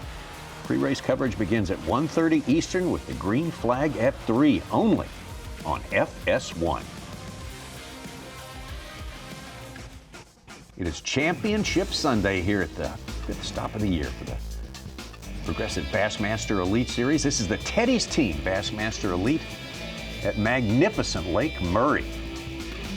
We're just outside of Columbia, South Carolina, and from Georgia, Lake Lanier area, Paul Marks sits atop the leaderboard. He's been on top of that leaderboard probably longer than anyone today so far, sharing it with the likes of Trey McKinney. And Brandon Cobb, of course, had that lead to start. He is our local in the field today. Looking at those weights, that 4-pounder Brandon Cobb lost a few minutes ago. Ooh, that's would have him in the lead. Not the day for that. Let's get out to Caleb Hudson.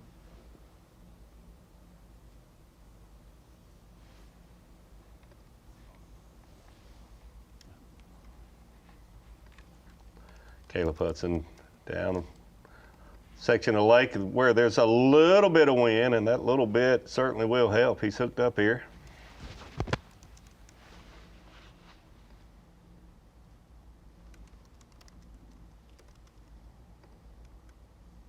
Caleb Hudson came up clutch at the end of the Elite Series qualifying. Big time. Last year, final event at Lake Okeechobee. Won that one to clinch a spot at the Classic and get the last spot in the Bassmaster Elite Series 2026. It's really incredible how careers can change on a dime. He made it into the Elite Series at the last event, and now he's got a lead in Rookie of the Year like we have not seen, and I don't even remember a lead this big this time of the year in our Rookie of the Year. Yeah, does he belong here? Absolutely, he belongs here. He's second place in. I mean, you got to think he is outpacing even guys who won events like Fisher and I, his closest pursuer. He is outpacing them by an average of 20 points per event. 5 events in, basically a 100-point lead, with one of the guys getting top maximum points that week, and he's still averaging 20 more points than each person, than the second closest person. It's crazy. He could stop right now, and no offense to the rest of the rookies, he could stop right now and 1 or 2 rookies might not meet his point total halfway through the year. That's true. Let's get over to Drew Benton on the hunt, looking for fish, spawning types of situations. He's got one spotted.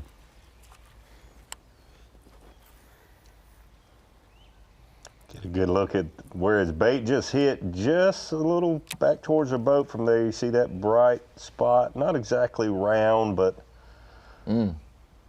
similar, almost a circle there where the bed's at.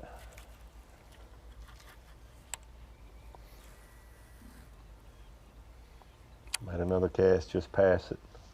Don't want your bait to land right on top of the fish. You want to cast past that fish and then work your bait back up to it.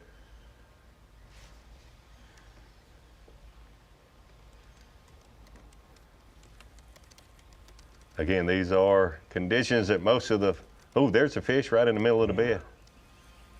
Oh, it reacted to his bait. You see the fish just turned around, chased the bait out, probably fixing to catch this fish. When you see him spin around like that, oh, turned up on it there, got him. Wow. That is great stuff. That's good. No, this is her.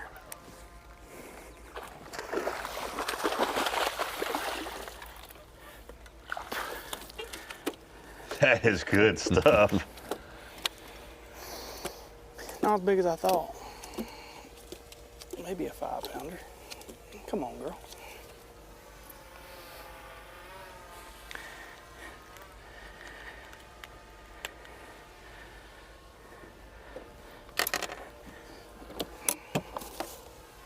You want to learn how to sight fish, watch Drew Benton and watch the camera that we have here. It's incredible. Man, that's Nope. 5 even.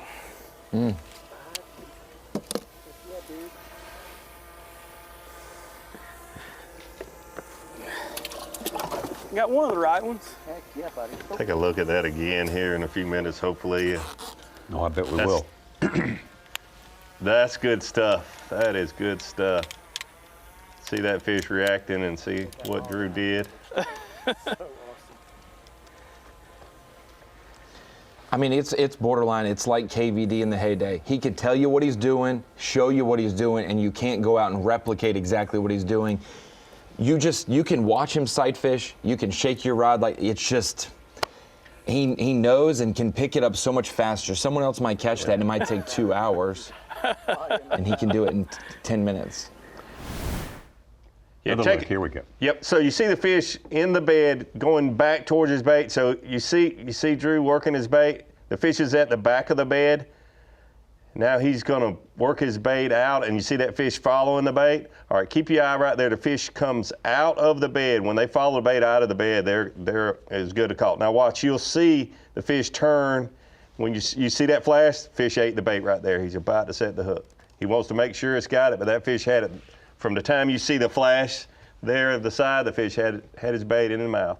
Can't catch these fish outside the mouth.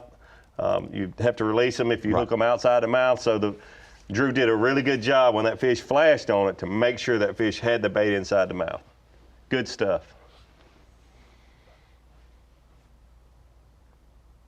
5-pounder. That's what he's looking to do. It's so similar to 2023 when Drew Benton was in 10th place. Headed into the final day, slick, calm conditions. The afternoon blueback herring bite died. Really, Kioya gave up the lead, but we really didn't. No one walked through that door and said, I'm going to win this. And it was kind of 3 or 4 guys. And then Drew Benton's last 2 sight fish right at the end of the show and right after the show were the ones that pulled away.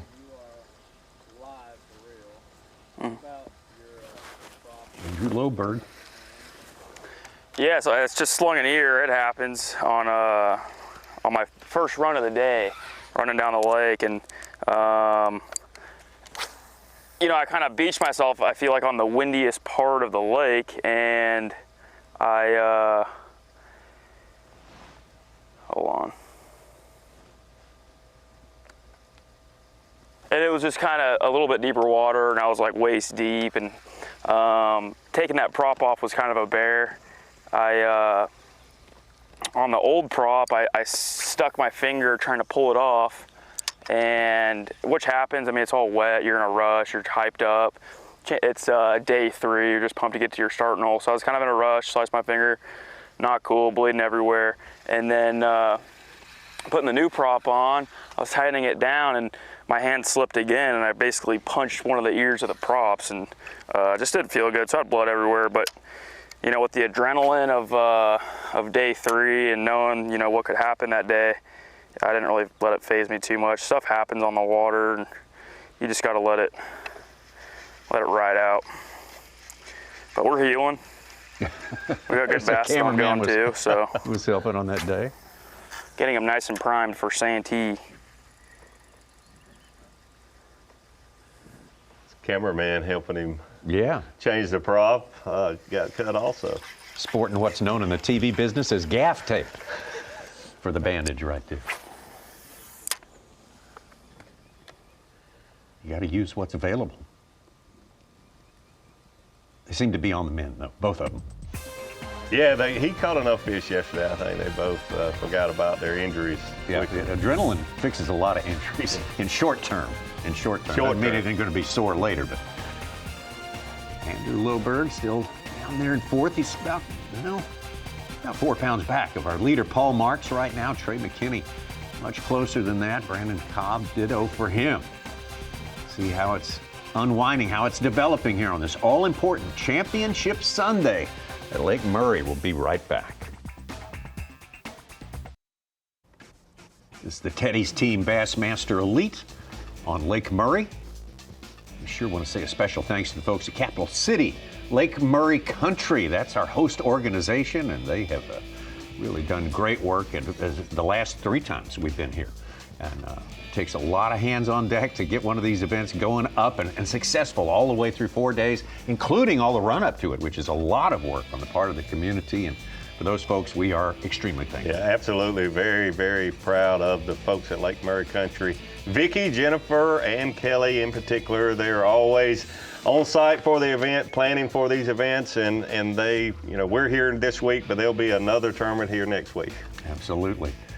Two events here in South Carolina. Let's take it on site out there. Well, we'll start from our Bassmaster studio, sponsored by Yokohama Tires, and get the old Yamaha on the line cranked up here to make contact with our man on the scene, Dave Mercer.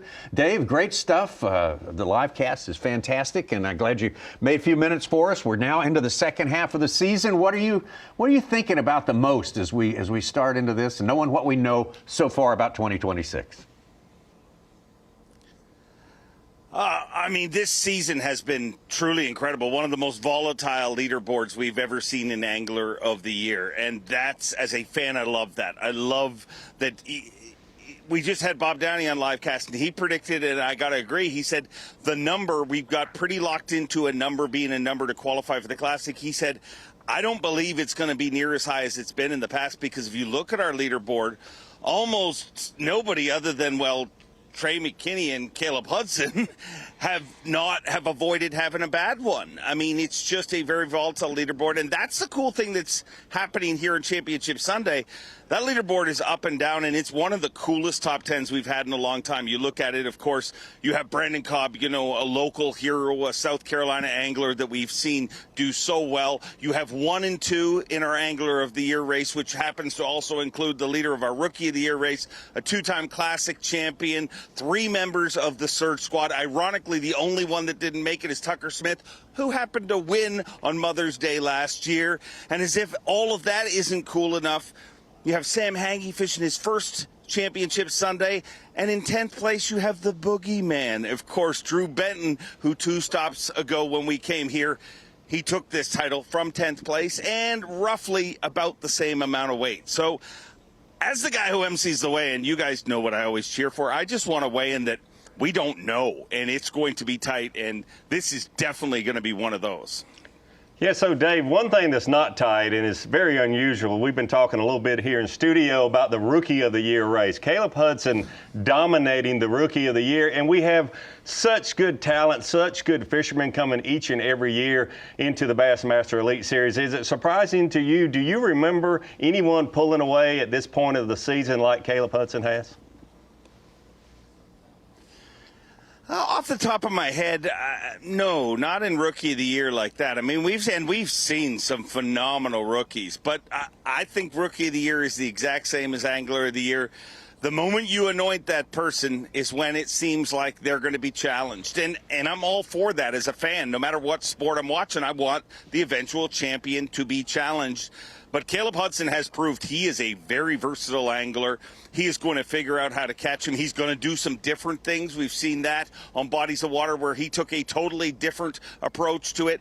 He is a amazing mind, and what stands out to him as you spend time with him, I mean, he's just kind of one of those, oh shucks, real good guys, but he doesn't feel the pressure of the moment. And I talked to him about that this morning. I said, you know, seemingly we have not seen you feel the pressure of the moment. Do you believe that that will be a problem as the season goes on? Because obviously now all eyes are on him with Rookie of the Year and Angler of the Year. And he said, yeah, that will be a problem. But ultimately, he says, I'm living a dream. He says to be here on the Elite Series, he dreamed of it so long.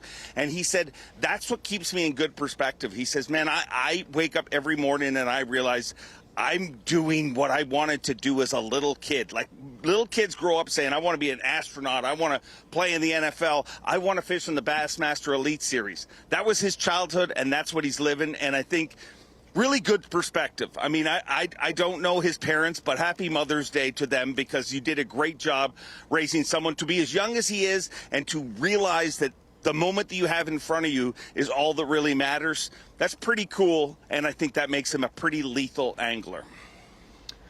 Dave, we've talked about how good Lake Murray is, and we can compare it to Lake Guntersville this year. That was a non-forward-facing event when it comes to 20-pound bags, and how Lake Murray is just destroying a lot of the season prior to this, how good it's fishing. Would you love to see, and can we do it, a classic here at Murray? Because I think that the weights would be even better throughout the field, and we would see some things that we haven't got to see with the April-May tournaments if we did it in March.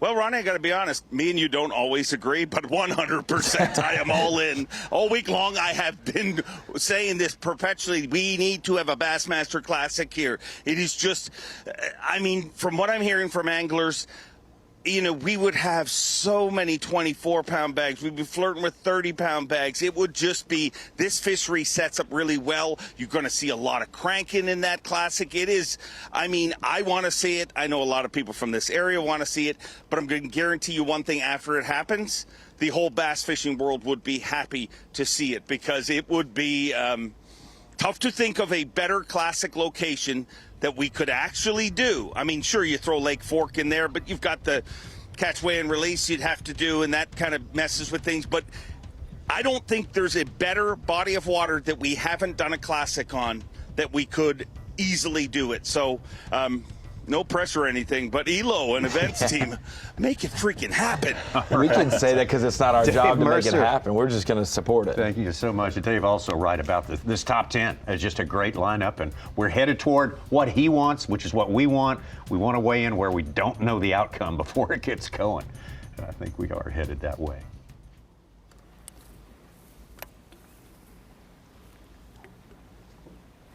Boy, it is slicked off. Oh. These are not the conditions that most of these anglers want, but these are the conditions someone is going to separate themselves from the pack. They're going to be able to catch good ones, even with the high sun. Here we go. There we go, baby.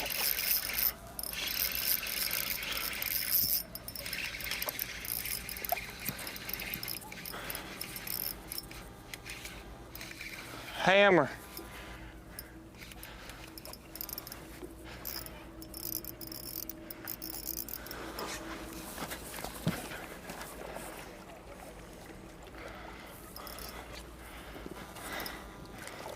Come here, baby.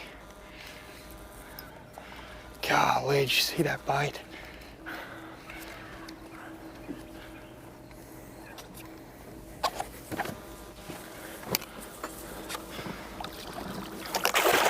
Boom.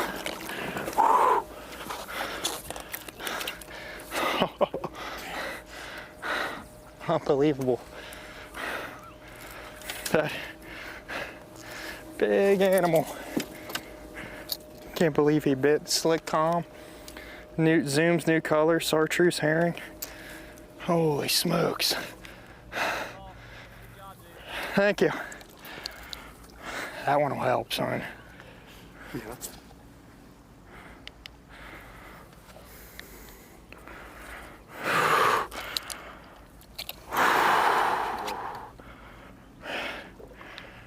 Put him in as a 5.5. Man. I mentioned Jordan Lee having a big day on day 2. These conditions were most like day 2 conditions. Yeah. This is Championship Sunday. We can talk about locations. This is exactly where Jordan Lee caught most of his fish. The exact spot where he caught most of his fish on day 2. Know. You would know. I don't know where Jordan's at. He's not in sight, but Paul Marks just caught a big one there. Almost a 3-pound cull. He's going to be at 21 pounds. He's been doing a lot of different things today, but you see that half a bushel of chartreuse flukes down there on the bottom. You know what the standby You sure approach do. is. So here's the thing. There's some places, and I don't know the reason for it, but I just know from history on Lake Murray, there's some places that under these conditions, fish actually set up better and they get tighter. And you can catch them when it's like this. Here we go.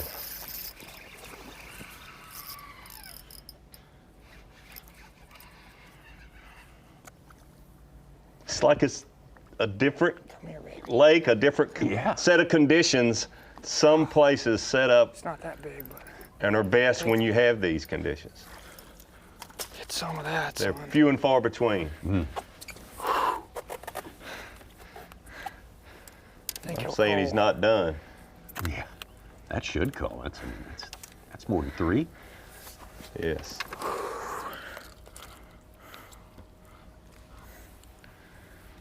Yes. I mean, I think he's not done catching them here. I think the conditions are right, and those fish have set up just like they were on day 2. They're wrong for most other places on the lake right now. Yeah.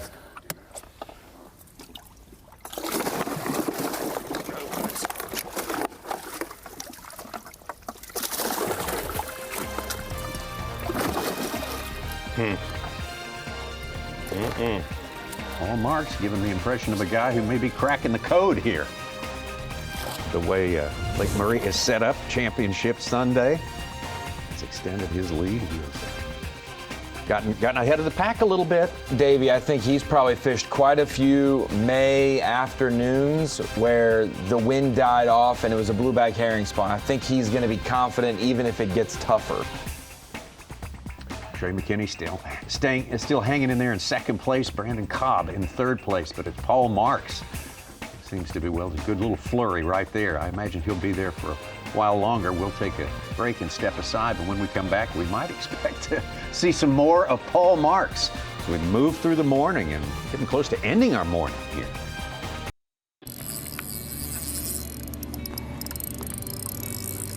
That's a really big one.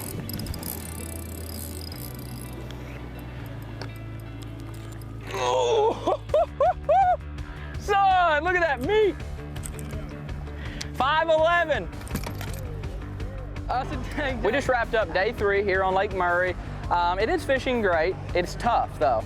So what these fish have done, I honestly felt like, it's kind of a weird term, I felt like they've grown up. Like I really do. I feel like there is more 4+ pound fish, but I honestly felt like the fish have just truly grown up.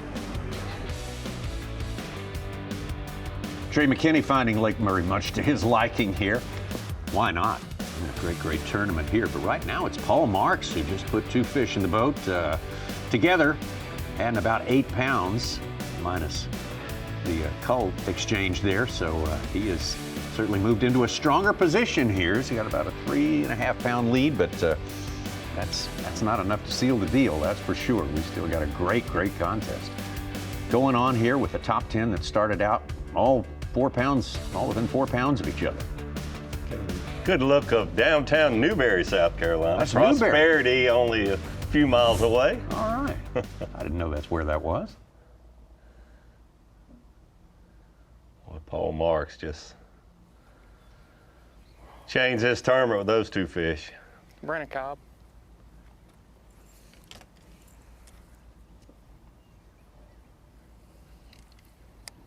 I think someone just spotted Brandon Cobb.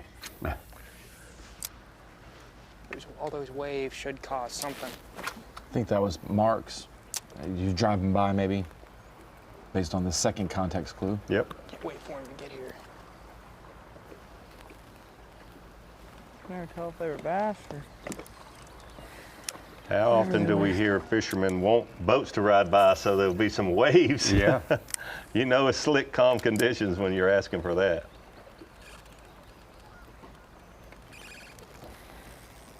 Little breeze where Robert G is.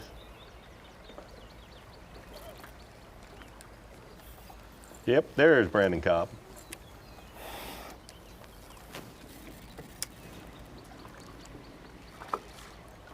Yeah, one of the old tricks back in the day on some herring points. Tommy, it was, oh, they hadn't schooled in a while. Just go do I didn't see a male with it. a circle or two with your boat, maybe corral them a little, and then the bass want to stir the bait up. Want to take advantage of it and start feeding on them. Talk about even further back in the day, when I first started observing it, you used to go to a lot of places that you don't see anymore. They used to have ferry services. Oh, yeah. running, and people would set up with the intent of being there when that ferry comes in or when it leaves. Make sure you're ready to pitch something in there when that happens. That was before bridges? Yes, that was before bridges. And that's we still see those up when we go to Lake Champlain. That's right. I remember, they were popular during the Civil War.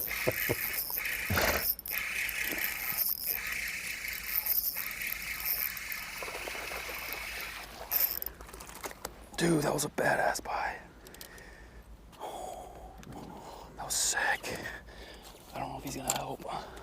Awesome blow up, but not nearly the size that he'd need to make a big comeback. But it could cull this 2-4. So Three that's of the them try to eat smallest. it. Yeah, I think it'll be a help. Chill. Relax.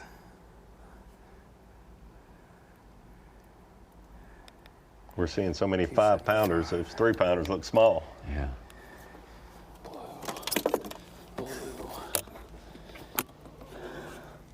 They're back up on that spot. Probably not quite 3 pounds, but definitely bigger than 2-4.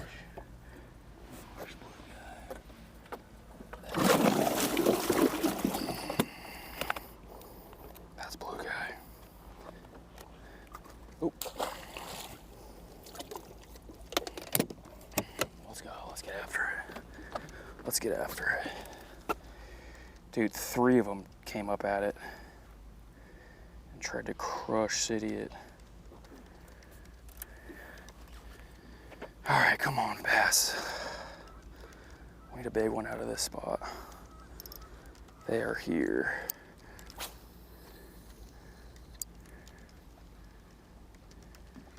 Oh my gosh, dude. Fluke's messed up. Great camera work. That is fantastic. That is camera work. awesome. I mean, on it. Oh, he got it with it. Foul hooked. Wow. Messed his bait up, thought it was done for, and he comes back for it. Oh. That's when you know there's a lot of them there. That's a lot smaller one than the first one that hit. But Yeah. Stop that, please. Oh my gosh. They're bubbling.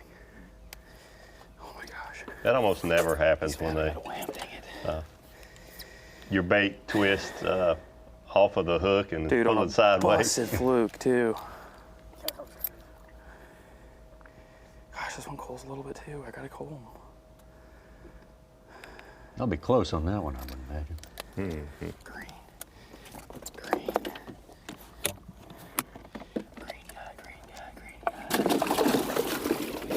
You see that happen and you say, how are these anglers saying conditions are the worst they can be when they're blowing up on your bait? But a lot of that has to do with timing, and if anyone can ever figure that out. Take a look right here at this cast. It's absolutely incredible.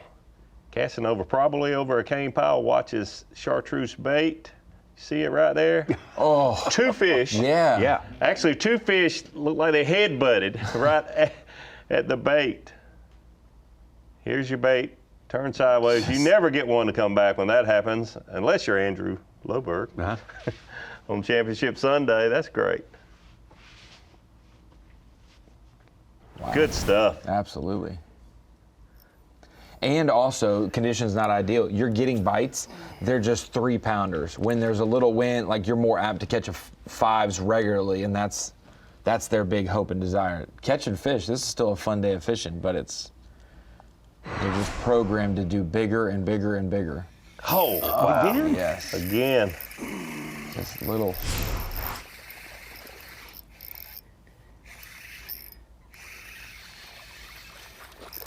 Still not the size of those first two. Might have our first vote for Power Pole replay of the day right there. Got fish butting heads trying to get your bait on Championship Sunday. It's gotta be.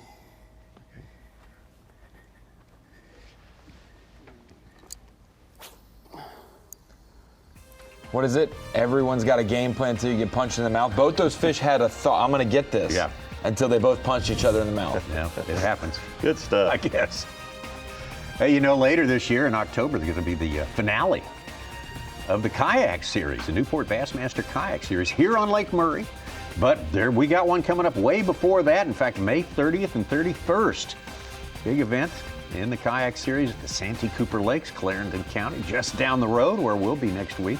Bringing you elite action. Hit the QR code and register today for the Newport Bassmaster Kayak Series.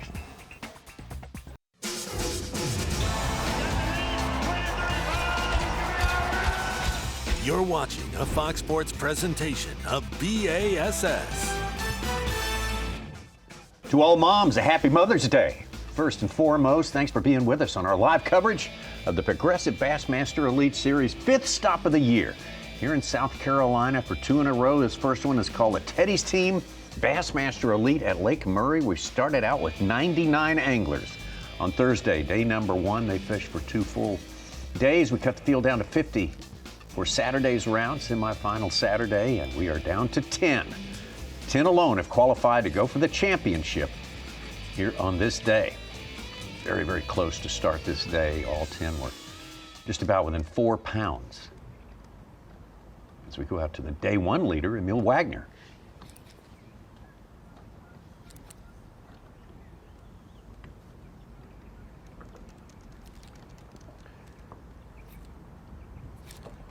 Emil is one of the anglers who's been fishing shallow and offshore Big one.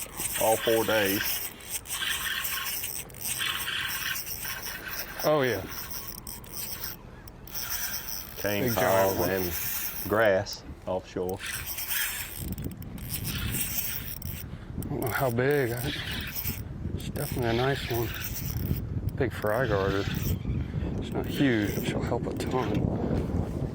Pretty one.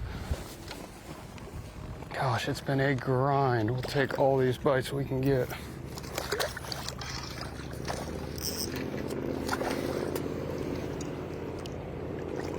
Look how pretty that fish is. She was garden fry right there. There we go. It's a big old male bass. That'll upgrade for sure. Heck yeah, finally got a big one to go. We've had so many look at it.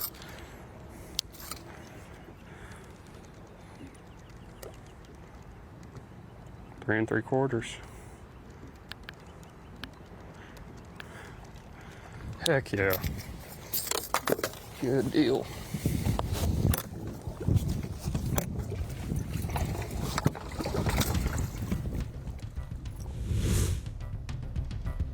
Wagner had a couple of rough events at Arkansas River and Tom Bigby, and this will get him back in the Classic hunt. He's in the 40s in points now, in top 40 go to the Classic, and it should go down with Pake South, winning 2 opens that left open for elite berths.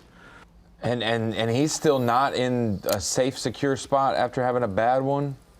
Just an event ago for Pake South. He dropped below the Classic line, and he almost is hurting himself by not fishing the full open schedule. He's won 2 of them, and neither one of them have punched a Classic ticket for him. But it has helped move down the elite standings, which could help him.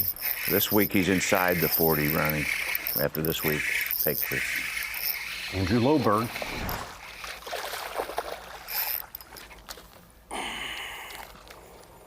Chubby guy. Oh. Ow. These are the strongest fish in the universe. Look at his mama. Is that a 3? Is that a 3? Come on, be a 3. Be a 3. Another good thing to hear a lot of these anglers saying the strongest fish they have caught anywhere in the country. Yeah. Sign of how healthy they are.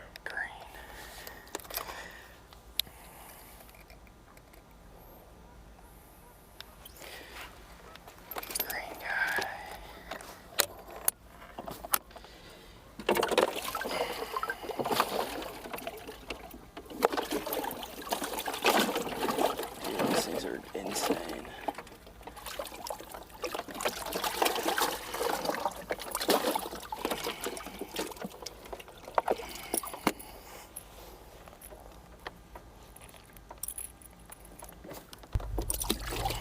Andrew Loberg grew up in Northern California, makes his home in Alabama now.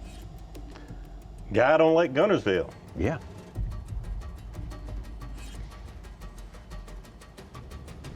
Let's get back to our leader. Paul Mark's been making all the right moves today. The spot's been good to him. Oh, kind of just had a couple miracle bites, I'd say. Pulled in here, it's slick, calm, sunny. Pretty tough conditions throughout their first cast. Caught a really big one, cold it. Flew back out there, caught another one about 4 pounds. So then they came up schooling. I don't know, I think I've caught 4 here, and it's slick, calm conditions. I'm probably gonna stay for a little while. They've come up schooling several times. My bait's coming over the mother load right now. They're looking at it. Come on. Just gotta get something a little extra to trick them. Need to come up schooling, or I don't know. I don't know how that big one bit. Slick, calm. She made a long cast, and I worked it for like a second. He freaking went airborne. It was an awesome bite. Never forget it.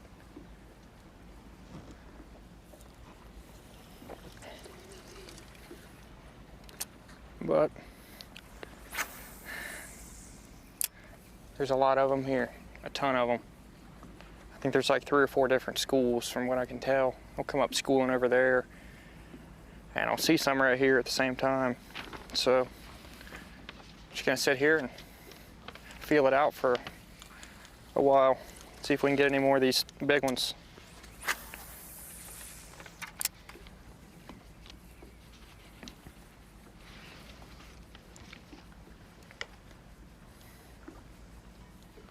Nowhere better to be on Championship Sunday than where the mother load is. Yeah, the way you'd want to describe it. Seems like you'd want to get good directions to the mother load.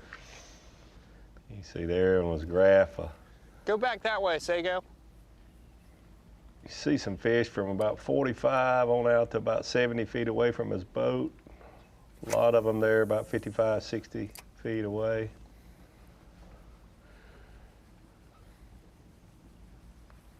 Paul coming off his only missed cut of the year. That was our last stop at Oklahoma on the Arkansas River. Just gotta get them to trigger. If they want to eat it, they can fire, and freaking half a second and they already ate it. Fastest bass, I think. Out of smallmouth spots and largemouth are definitely the fastest if they want to be. It's kind of scary.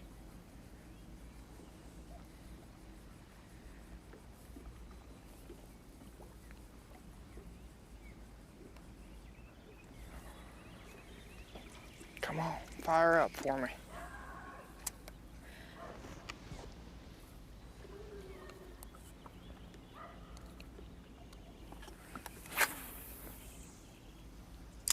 Come on.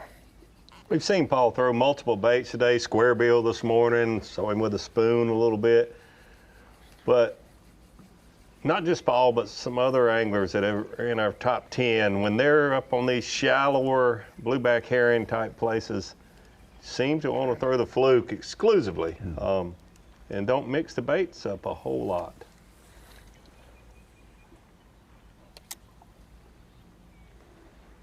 A little surprising. But at this point, they fished 7 days in a row. They know what these fish want. They should be as dialed in as they're going to get. Yes.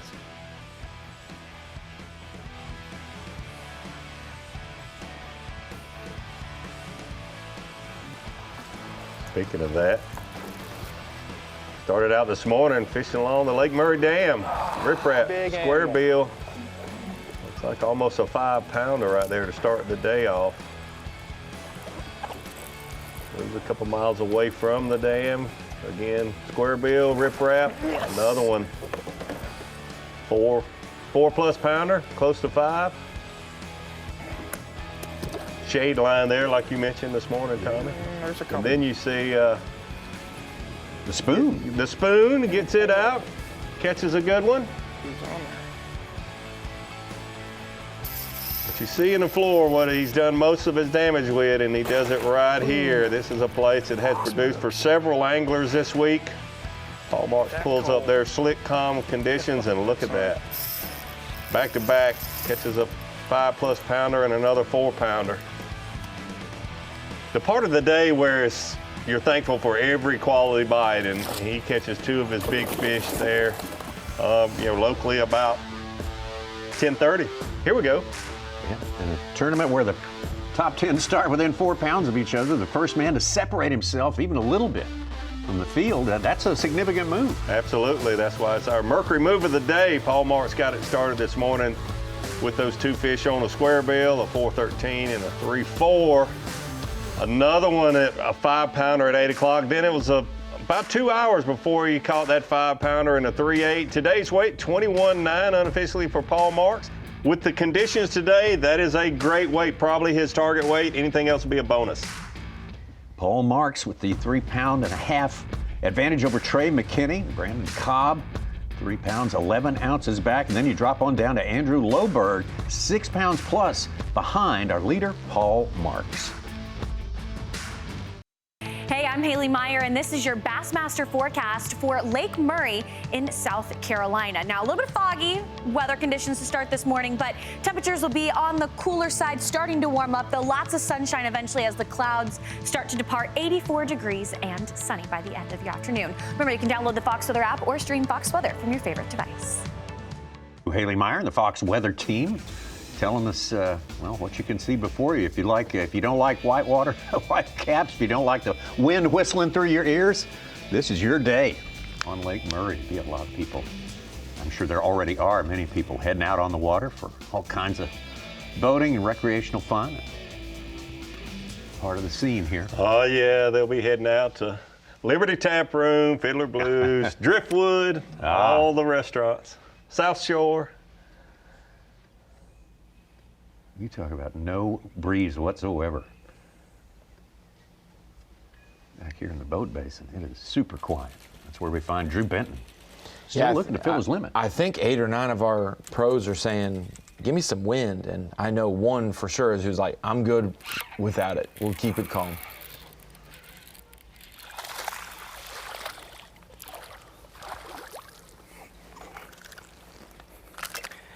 If she don't get back up there, I'll...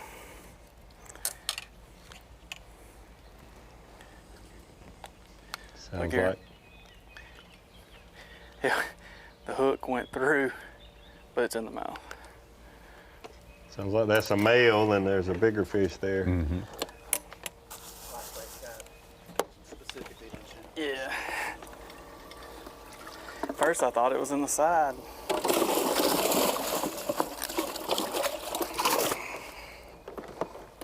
Let's see if it bites now.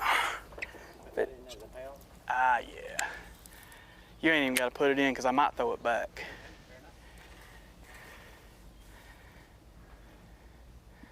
If she don't act right, he's going back.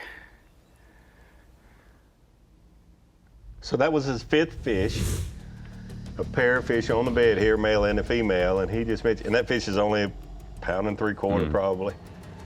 He just mentioned if she don't act right, I'll throw it back. So the mood of that female will definitely change. Sometimes they get more aggressive, sometimes less. What he was talking about there, if it's less aggressive, he could release that fish, even though it's one to fill his limit, to encourage the female to get back up on the bed. Sam Hangy in 8th place, hooked up. No, 5th place, excuse me. Good one. Boom. We sight fishing today, boys. Come on. 2 sight fishing? What do you know about that? Guy spawned out. If he was full, he'd be a giant. It's a little dinosaur right there.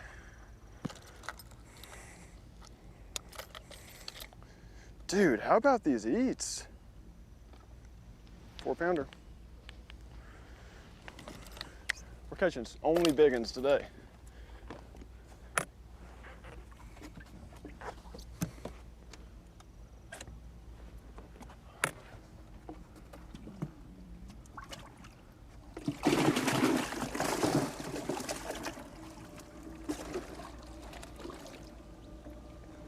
It's like a big 4-pound male there. That's kind of the upper limits for male, isn't it? Yes. Yeah. We saw Emil catch one just a minute ago, 3 3/4. Those are big males.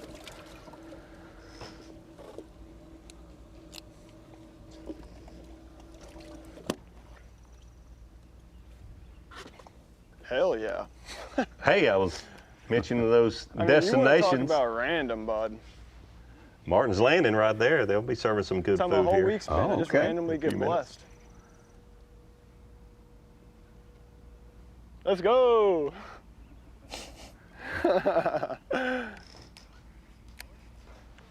Me gusta. 4 even. Yeah, Mother's Day dinner about to crank up Yes, there. yes, Lake yes. Murray. That's a big Mother's Day luncheon, I should say. Okay, it looks like he is going to do what he mentioned. Just put his fish in the live well. It's a 1 3/4 male.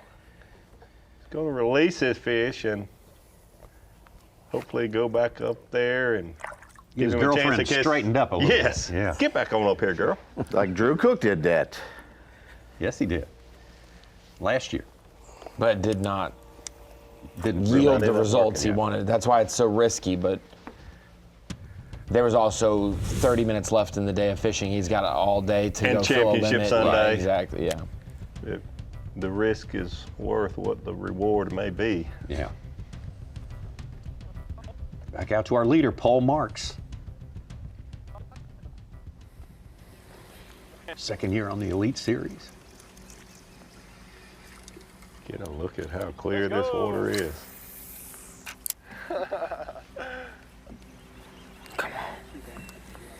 Okay.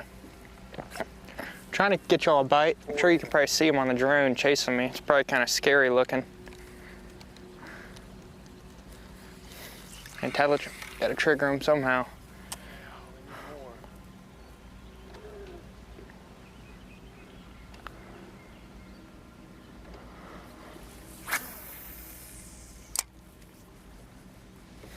Most of those fish set up probably right there over that dark One more of you spot. toads needs to bite me.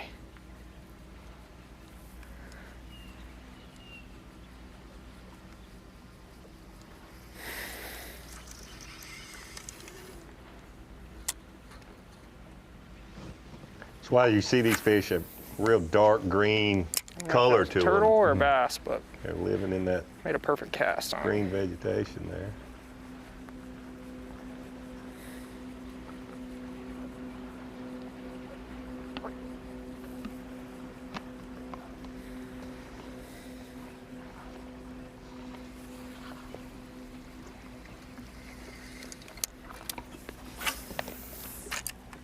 Yep, that's where he keeps throwing. He obviously can't see what we're seeing, but with his electronics, you can tell that that patch of vegetation is where those fish are set up.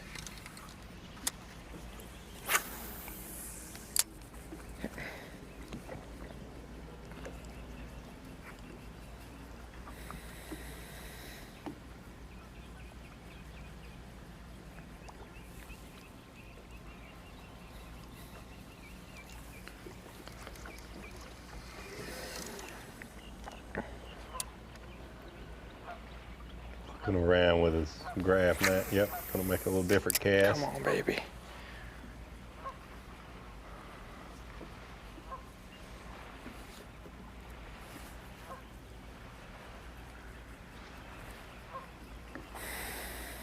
Well, you see him change his retrieve right there. He paused his bait and then gave it a jerk. That's where he sees the fish sitting, throwing right over top of him, trying to get them to react. Anything to raise them off the bottom a little bit. Yes.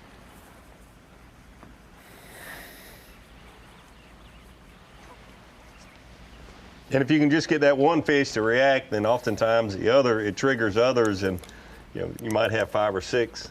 It goes from not getting a fish to even look at your bait to I'm gonna schooling move a little on bit your this bait, way. headbutting on your bait. Just stay right there.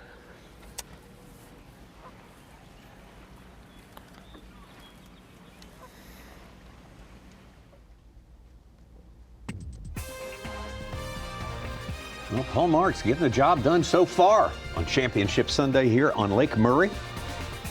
Started in second place, just ounces behind our leader, Brandon Cobb, at the start of the day. And now he's got a 4-pound plus lead over second place Trey McKinney, 4-3 over Brandon Cobb. Got 7, Andrew Loberg, Sam Hangy, Robert G, got a 5-pounder in the boat. Another big one as well, Drew Benton, out there looking for spawners on the bed. Try to do something a little different and maybe steal the win here in South Carolina.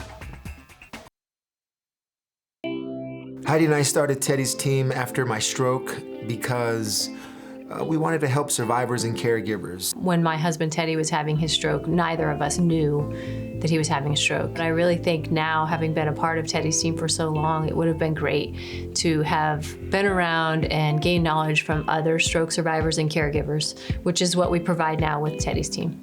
The Comeback Assistance Program is something we started a couple years ago. We really came to the conclusion that everyone has their own little comebacks. It ranges all the way from therapy sessions to maybe you need a certain device that gets you through the rehabilitation hump.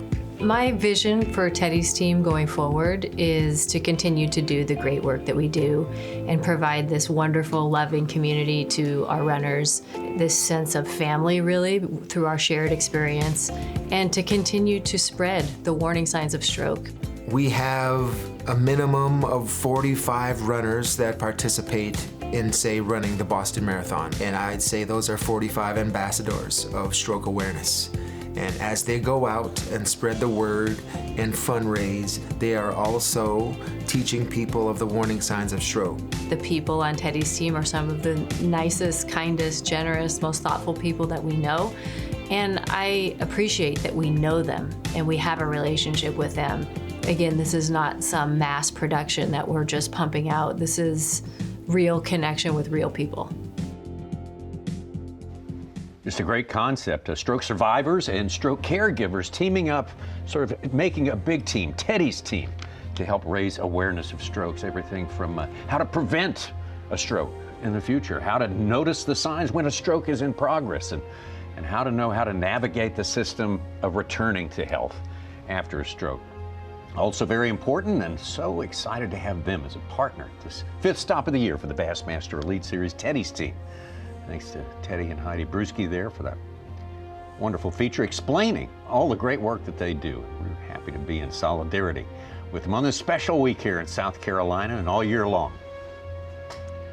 Like you mentioned yesterday, I can't think of anyone that hasn't been affected in some way by a family member, a friend, a loved one that hasn't had to deal with issues from strokes. Yeah, and you think about Tedy Brewski, elite athlete, fallen victim to that in his 30s. It's just, and yet returning to play top-level NFL football. Definitely have someone affected by that in everyone's family, most likely. We were seeing some incredible visuals, guys, some Lowrance bird's eye view. Also compare that with your mapping with CMAP. Breaking down a long point here that extends out to an island. So this whole area, I'm gonna clear that. There are a lot of high spots around this on this side. And so let me show you a couple of these traits of it. And we've got 5 or 6 buoys basically pictured on this image, those are all signifiers of high spots, shallow areas. And with the water being 2.5 feet lower or so than it normally is this time of the year, 4 feet low in total, a lot of these points will have fish pull up on them for the blueback herring spawn. They love harder claybank type deals. There's a lot more grass in the lake now, and so there's a lot more places that these fish may pull up and do the spawn where these anglers can do this. But one thing that we want to emphasize is where you look at these anglers are now, a lot of these anglers have been positioning on the shallowest portions of these points that I'm marking here and casting to the deeper side. Instead of traditionally casting from deep water up to shallow water, a lot of these anglers have been sitting on the points, casting off of them. Bait angle, bait direction, that is a big deal with presentation, especially when every point has been hit so much. This is kind of like a saddle there, Davey. You see the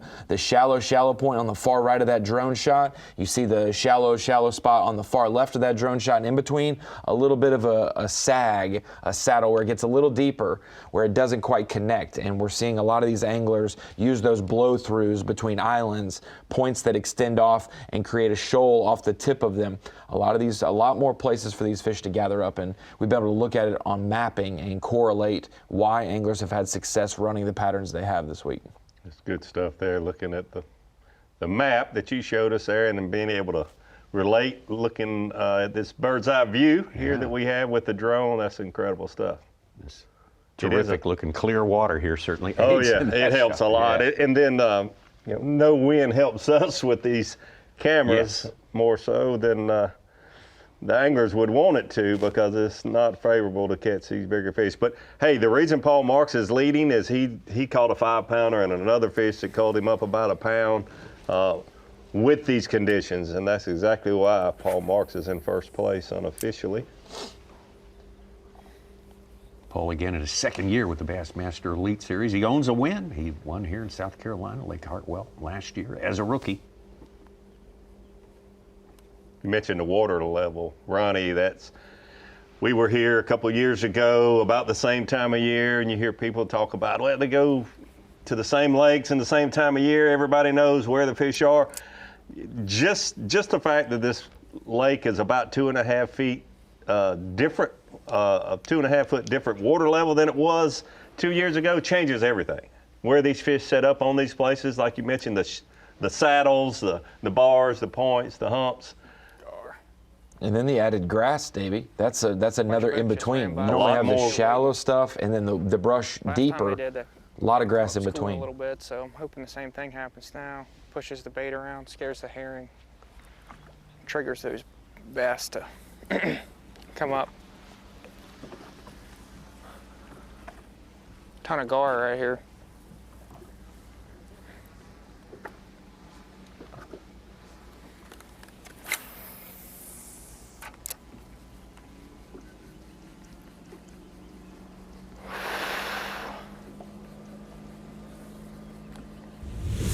Probably Wes Miller operating the drone. He knows exactly where those bass are sitting. Oh, yeah.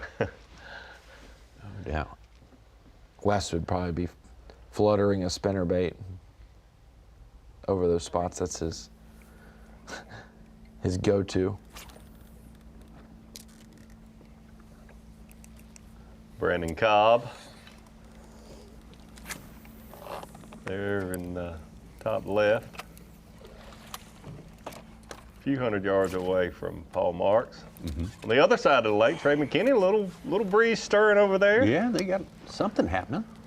And Trey yesterday was the one who really kicked it up a notch in that after that morning window. Like he was the one.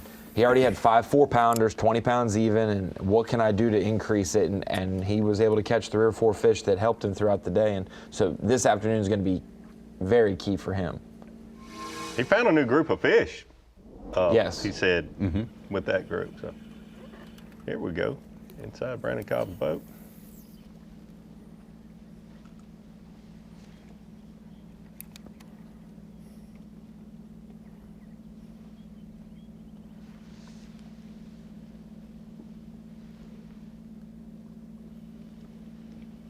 Brandon Cobb won twice as a rookie.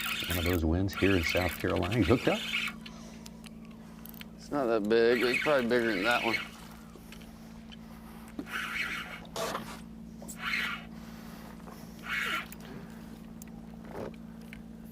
I think, anyway. Come here.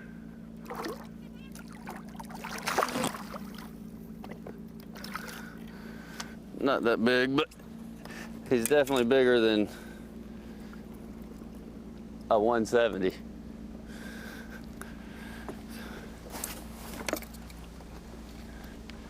I was hoping to get rid of the 170 with a 3-pounder, but he's not that. 2.5. But it adds about a pound. It's 2.5. So, a lot better than a 170.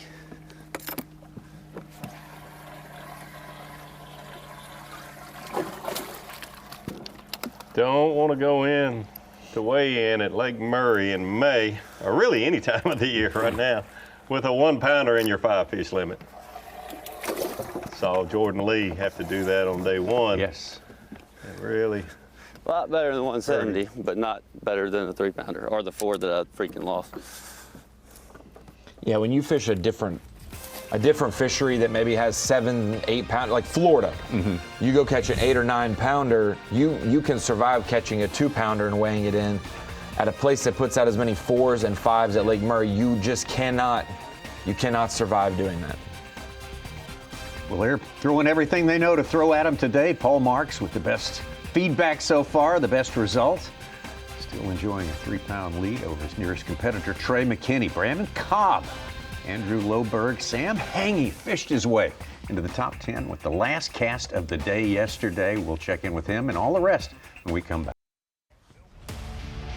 The Tedy's team, Bassmaster Elite at Lake Murray, Columbia, South Carolina, is sponsored by Mercury, by Skeeter Boats, and by Bass Pro Shops. Wishing you again a happy Mother's Day to all the moms out there, to all the fishing fans. It's a happy day when we get to crown the latest champion of the Bassmaster Elite Series for 2026 at this 5th stop of the year. And so far it's been Paul Marks breaking away from a very tightly packed field to start this day, this championship Sunday, and give himself a little bit of margin. Not enough to call it for him yet, not by any means, but he's certainly done what he needs to do to get things set up right. And during our last break, I got a text from Brandon Cobb's cameraman and it says, I may be a little low on some of it. He probably has more like 19 or so. He has 17 or so right now. He's 213 back, 19 or so. He's within half a pound of the lead right now. And obviously Paul could be a little low, like all those different factors, but at least it is 213? No, it's less than that. It is for sure closer than that. Okay. Yeah, he had 15 on Bass Track, and we heard him say I got 17.7. Yeah. And so pound and a half low at least. And now since his last coal, he may. But boy, the one Marks threw back was a 3-4. It looked bigger than that.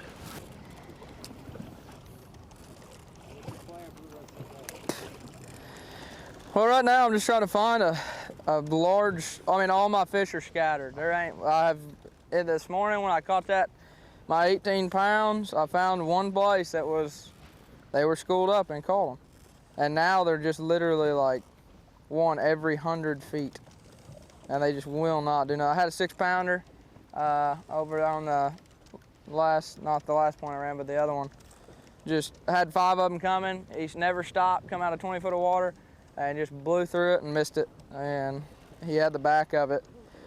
But other than that, that's the only bite I've had since this morning. So we just have yet to find a group of them.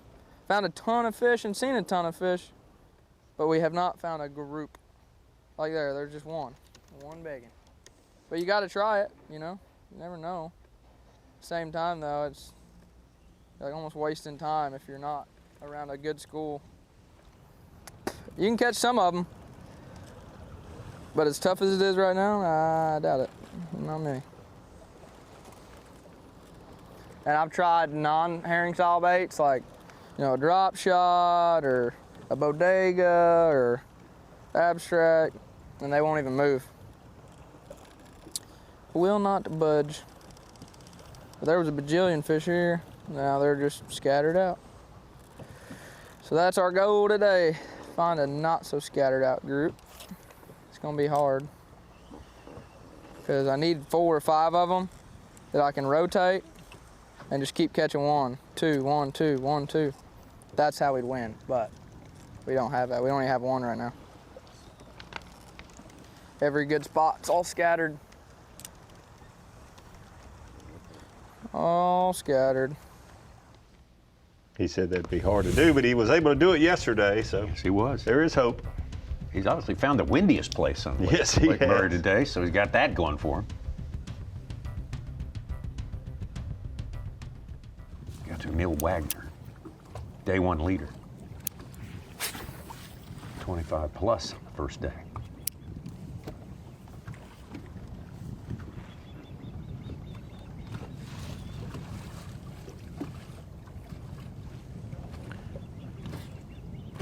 Kind of had a surprise way to 22-3 yesterday when he came in and jumped over those other guys getting our top 10.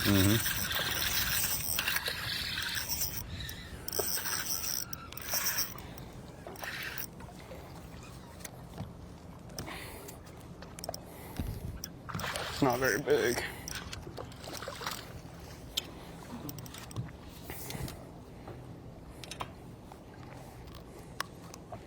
Well, fry garter again. Seeing a bunch of them today.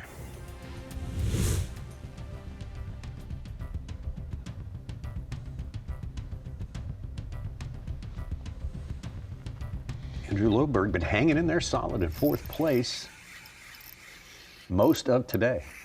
And he's hooked up. Andrew has stayed in one creek arm the entire tournament. It's a big area where he's at, but he's been able to consolidate Lake Murray where Brandon Cobb, Brian knew there's some of these anglers, They get smaller. Justin Atkins, they burn a lot of gas this week. Yeah, they have. Man.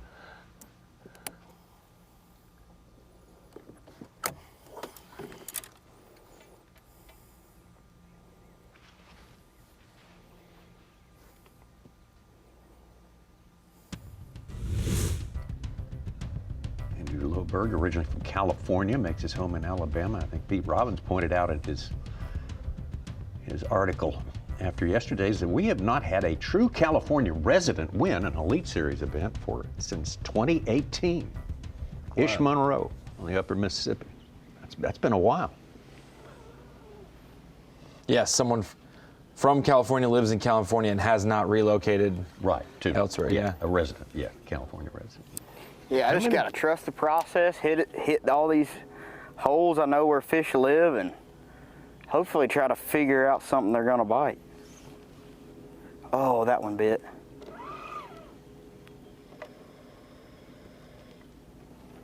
How do they bite this little thing and not get hooked?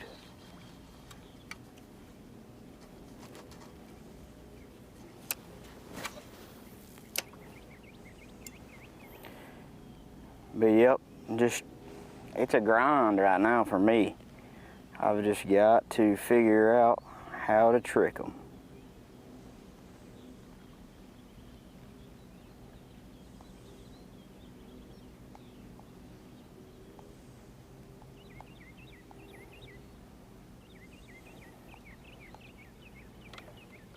Robert G staying in this one area, unfortunately, no wind at all where he's at. You have to ask yourself, do I stay here and, like he said, try to figure out how to trick these fish under these conditions, or go looking for a new area on the final day? It's not easy to find the right size fish, even on Lake Murray, as good as it is right now. So you have a tendency to want to stay, but if you can't get them to bite, it's certainly frustrating.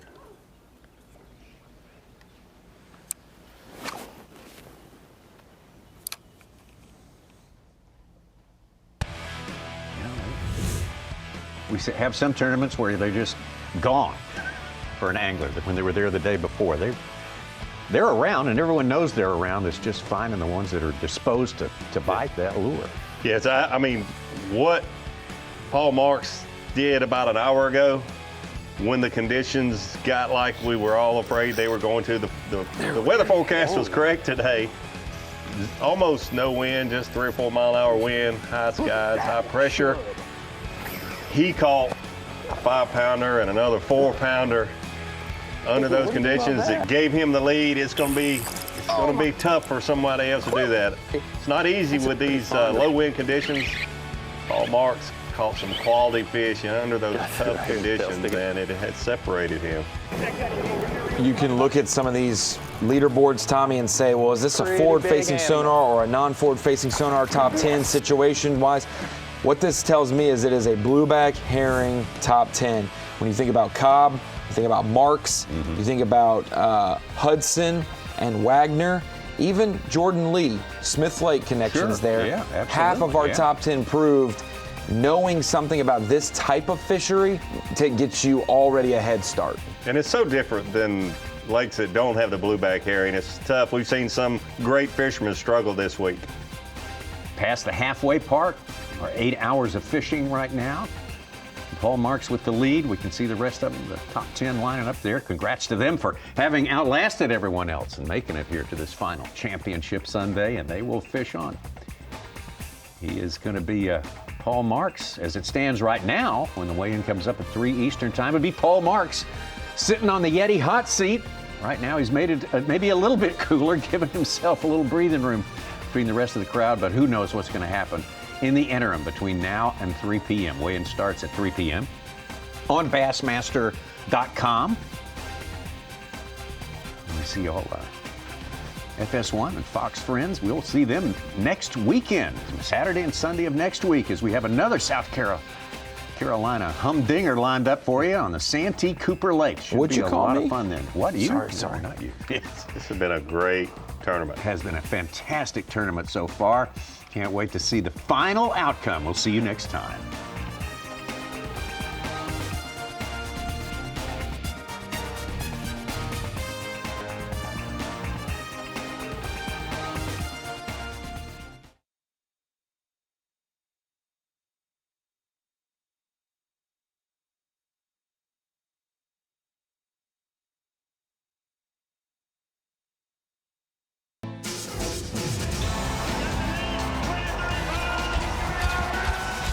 You're watching a B.A.S.S. presentation.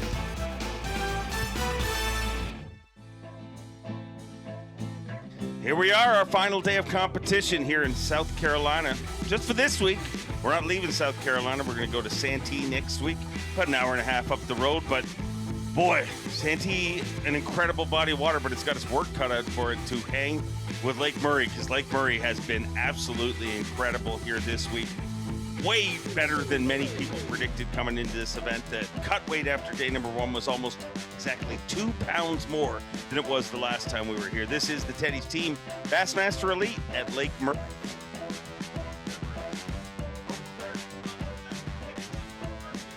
See all these red ribbons everybody wearing, so keep that in mind. And also, happy Mother's Day to everybody.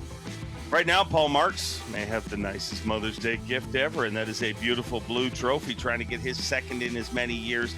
Brandon Cobb, your day 3 leader, has slipped to second. Trey McKinney, who started the day in second with a tie, and Paul Marks, he slipped to third place. But leaderboard has been incredibly tight all week long. This is probably the biggest gap we've seen in the leaderboard all week, Kyle. Yeah, it certainly is. I mean, just 2 pounds, 9 ounces between Brandon Cobb and Paul Marks, and the way it's gone this week, that seems like a big lead, but Brandon Cobb still with a a 2.5 pounder in the boat. Long ways to go today, and I think we're gonna have a fun afternoon. Fun afternoon indeed when we're joined by Justin Atkins, and we'll tell the tale of the tape with him. He's been oh so close, but let's get caught up with your Bassmaster Midday Report. Member of the Surge Squad, Andrew Loberg has not missed a top 50 this year, fishing his first championship Sunday, and there you go. Happy Mother's Day. That's a good boy right there. Kenny, we need the fat guys. One of the biggest stories in this boat this week is cameraman Brandon Feen and Andrew Loberg both playing injured. changing a prop out yesterday. Both of them got cut up pretty good, but not letting it slow him down. Obviously, one of the mini guys throwing a Chartreuse Pearl fluke this week. We just got to see him get on a nice little flurry here. These catches right here that we're watching, absolutely electric, coming up to the surface, eating it one cast after another, it seemed. Fourth place right now, 81-14 for a 4-day total, but 16-14 in the box right now. Still a lot of room to grow, has a 212 in there, a couple 3-pound evens. So long ways to go this afternoon, but Andrew Loberg in a great spot so far. Few people threw Chartreuse fluke style baits this week, being like maybe just a few didn't. But a guy that doesn't like to show us what he throws, but is always part of the mix. His worst finish this year, 20th place, a tough 20th. This is his 4th championship Sunday, if you include the Bassmaster Classic, and that is your Progressive Bassmaster Angler of the Year leader, Trey McKinney. Yeah, I said it yesterday, but we are running out of ways to say how good Trey McKinney is and what he's doing this season. Like you said, 20th place, the worst finish he's had this season. Currently in 3rd place, came into the day in 2nd place with a 2-way tie with Paul Marks. 83.4 for a 4-day total right now. Currently has 17.8 in the boat. Has a couple 3-pound evens that he caught early on this morning. Again, just like Andrew Loberg, a long ways to go. Plenty of time to upgrade. Yesterday, we saw Trey McKinney catch a 5+ pounder late in the day that really propelled him up the leaderboard, and going to need that again this afternoon if he has a chance to catch down or track down Paul Marks. There you go. It's going to be fun to watch this whole season. Never been out of the top 2. Progressive Bassmaster Angler of the Year. Obviously won Rookie of the Year in his rookie season. But speaking of rookie seasons, in his rookie season, he won not one, but 2 Elite Series titles. In a few years, Brandon Cobb set himself up in a great opportunity to get number 3 here today in his home state of South Carolina. Yeah, no question about it. I mean, this entire top 10 is a scary top 10 on this fishery, but maybe none scarier than Brandon Cobb with the amount of history he has on this place. Justin, I have to imagine this is a guy you're keeping your eye on the rest of this afternoon. Yeah, absolutely, man. Brandon knows more than anybody out here. I'm pulling for him, dude. We've been friends a long time, and he had a close one in the cup that I won, so I'd love to see him seal the deal here. He talked about that leading. Was that the one you won? Mm-hmm. He said he was laden in some. Was. Not punk from us. So you are sad not those punk. No, I am. Good for you, because we'll talk about the plight of your last 3 tournaments, incredible 3 tournaments. But I always tell people I have a wonderful life, but I'm just always this close to greatness. And that's exactly where you've been, with a 12th, and 11th place in the last 3 events. But let's get over to Sergeant Surge this week, another member of the Surge Squad. Paul Marks pulling an audible to start this week. Saved this spot for Championship Sunday. Look at there. That's impressive. Yeah, super impressive. Not what we expected to see Paul Marks doing early on this morning. Throwing a crankbait, making that pattern work. We made a comment that was eerily similar to what Drew Benton did back in 2023. Catch him on a crankbait on the final day. Told us right away this was a spot and kind of a pattern that he was wanting to save until later in the afternoon. Those bites absolutely critical for him this morning. Caught a 413, a 3 1/4, and a 5-pounder, all with the crankbait. Then moved offshore to his blueback herring spots. Something we knew he was going to be a player doing here, because it's something he does so often at his home lake of Lake Lanier. And got on a little flurry. 2 culls back to back, a 5 even, and a 3 1/2 to cull out 2 smaller fish. Really has been the story of this day so far. Just as soon as we were on livecast talking about how this is kind of when the bite's been slowing down a little bit, he said, not today, fellas. I'm going to go ahead and cull up twice and get myself a nice little lead on Bass Track. Yeah, it's super impressive. Not shocking to see him doing what he's doing here this week, because this is truly his game. But a guy who I'm still searching for a weakness in his game is Jordan Lee. What's he not good at? Doing push-ups. Indeed. Not good at that at all. I'll ask him to do a few on stage today. Me and him were somewhere in one of our adventures, and it was back when I actually worked out a pretty good bit, and so I was doing push-ups. I said, how many can you do? He's like, I can do as many as you can. He did 11. And it's not like he's pushing a lot up either. But being good at push-ups doesn't have anything to do with winning a lot of money bass fishing. Evidently. Oh, John, but he's going to be number 4. Get it in.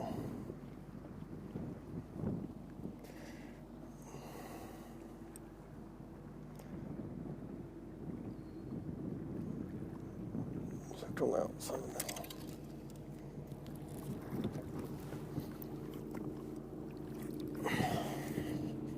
Fat one. Fat down here.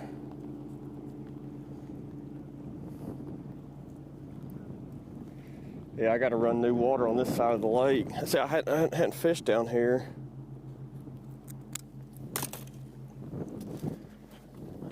I hadn't fished any of this stuff, but I'm starting to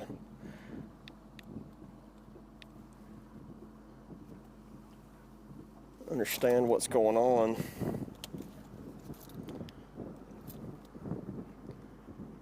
It's 3.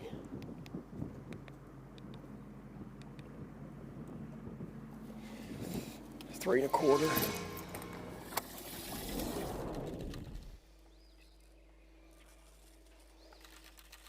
Over to the boogeyman, Drew Benton, trying to do exactly what he did 2 times before when we came here and moved from 10th to the title.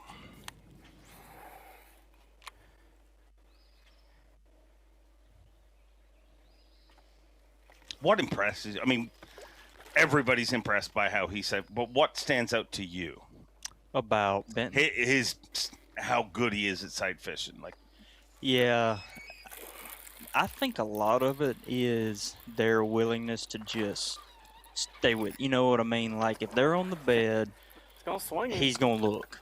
You know what I mean? He doesn't deter from it. He's gonna look. He's got confidence that when he sees one, he can read it and know I can catch that one. You know what I mean? And that comes from doing it a ton. But I mean, there was a time I loved it, but I always did all these other things. You know, just in case. Oh man, if I can't get this one to bite, I need to be. That's not a deal with them, and it's pretty cool to watch them. You have people that are masters of a craft, and him and Cook are just masters of that craft. A lot of people are good at it, but they're as good as anybody ever. And so I think the most impressive thing is just the persistence they have. They're like, if it's a thing, they're gonna do it. well, sorry to rub salt in your wound, but you were in the top 10 until this Elite Series rookie caught a 7-pounder on his last cast of the day. Yep. How you feeling about Sam Hangy right about now? Man, nothing personal. Good for him. I'd have done it to him if I had the chance. You know what I mean?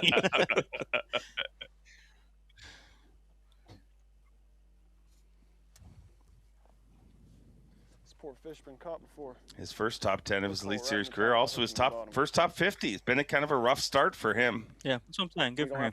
That's it's cool to watch. It's cool to get your first one. But I'll take him for the time Especially, being. you know, as a rookie and all that. So that's all good. He, last night, you know, I see the video of him catching the big one, and it was also impressive to see him doing something different, fishing docks. You know, there's a lot of people that fish docks that didn't turn it into a great finish. So he's also bad at casting. Doesn't seem to affect him, though, ironically. They swim to it. Yeah. I mean, we're talking about a human who once broke down on a point and then went on to win the Bassmaster Classic. Yep. That was awesome.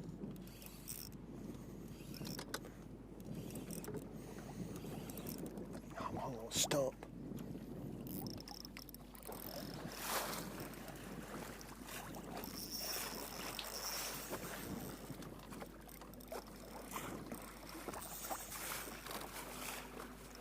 And it's so hard to pick any one horse in this deal. Like what Paul did, super impressive. He's had a great day. If he wins, he earned it. Like, you know what I mean? He played a game plan to the T. But the problem, Murray, is, man, any one of them can pull up on a point and take them 6-pounders come up schooling and then just lock up. You know, and Come on, stay on. that's what makes this such an impressive tournament lake is, like, just right place, right time is huge in this lake. Oh gosh, get me in that grass. It screams so much, so many similarities to Great Lakes tournament fishing, where everything can go wrong. But if you have the right 10 minutes, it can be perfect.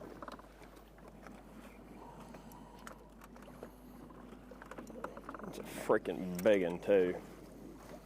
And the problem is there's not one spot that has that potential. There's 40 points down there that it could happen on at any moment, you know. So. Yes. Maybe 5. Oh, that's a 5-something, baby. Let's go. We ain't done, okay? We ain't done. We ain't done, okay? We figured it out. It's a pattern, not a spot. Don't get locked in on spots, Jordan. That's a 5. That's a 530. That's 19 pounds, just like that. Just like that. Let's freaking go. Boom. Just like that.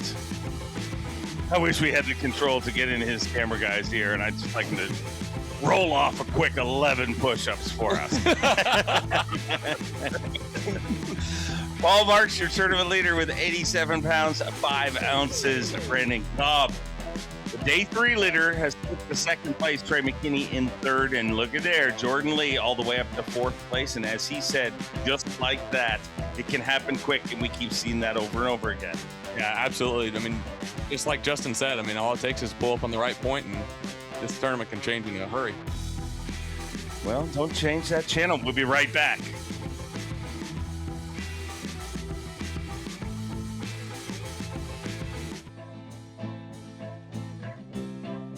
What better way to spend Mother's Day than Championship Sunday? So happy Mother's Day to all the amazing mothers in this world that are following this sport today, because nothing says Mother's Day like big, beautiful bass from Lake Murray. Tedy's team, Bassmaster Elite at Lake Murray. 3 days into competition, we've had 3 different leaders, and we're in the 4th day, and once again, we have a different leader. That one is Paul Marks with 87 pounds, 5 ounces. Had a great week, but has really fired off here today. And what stands out is everything this morning kind of screamed Drew Benton, like the conditions-wise, but I think in the same way that you see Benton and Cook really shine when the sight bite is waning, like when people say you can't do it, some of these herring guys stand out even more when it's tougher. Mm-hmm. For sure. Over to Sam Hangy right now. 3rd place currently. Hooked up live.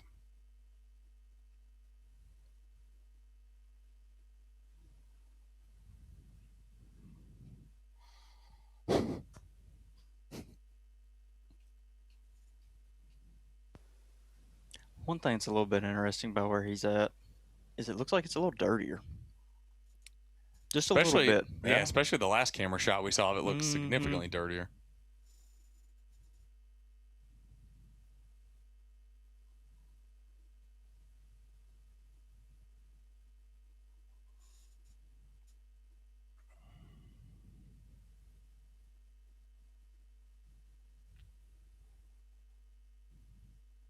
Not sure if the world's getting his audio. We are definitely not. We are not. What do you think it weighed? 3-4. All right. I'll take that. Let's go. I've found this tournament to be more difficult than some to judge how big the fish are, and I'm not sure if it's just the amount of sandbagging or if it's like the fact that maybe they're not as long as they look, but they're all thick. Like but they're there's all 2 different big. kinds in there. Some of them are really thick. Yeah. And then some of them just get really long. And it's like, I've got some blind faith. I don't know. That 3-pound class is the really hard one because, like you said, they're just bricks. Yeah. You know? But you look at some of the big ones that guys have caught, the 7-pounders and stuff, and they're just as long as my leg. Yeah. Literally.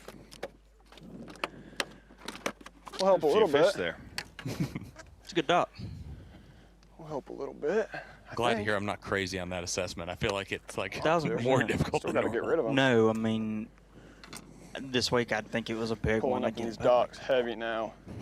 It's not as big We're as I gonna thought. run You know back what I to mean? where 'Cause I it wasn't caught 'em. very long. And When I when had it that come 24 up, you could pounds, just we're tell gonna how catch some thick it giants. was. I'm like, that's a big one. Telling you And that then right I'd catch now. some, and I'm like, that's 3-pounder. And I'd get it in the boat. I'm like, Mark my golly, words. that's a good one. When we go down there, it's going to be Why do you think there's 2? Like, is that what 3 their pounds, 4 eating ounces. stage of their spawn? Yeah, no, I think it's so I was catching more shad eaters, They don't roam as much. 19. I think when you get down the lake, you start getting them big ones. They're really traveling. Cole's out the one we just chasing caught. and stuff. It just makes go them back into to a your longer stick, buddy. fish. I mean, the spotted bass and Hartwell the same way. Yeah. A big one's just long, you know. Sometimes I am They're curious lean. about They're that. just like they're always doing CrossFit or something. I don't know. They're just always moving. Well, that's not a herring chaser up top that deck there.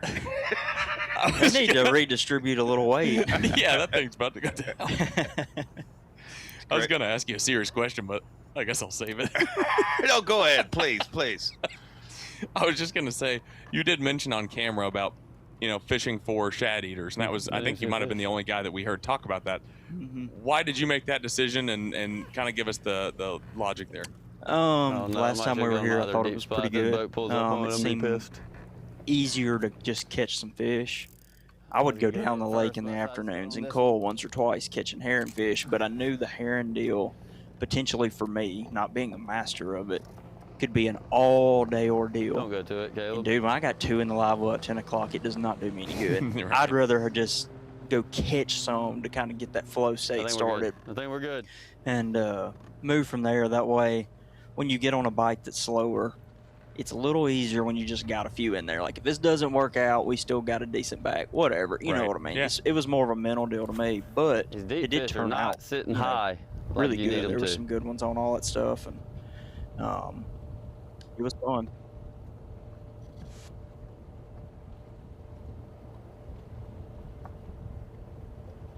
Got too close to these, but they're not sitting high enough to catch anyway.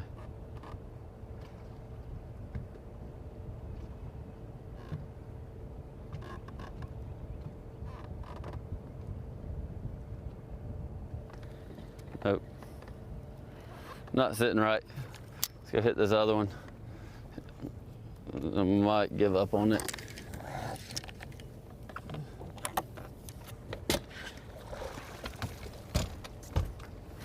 Oh, just right here. I mean, we gotta get on plane, but it's not far. We can see it. Now I'm paranoid he's gonna go to it, so I'll get to it. There he is.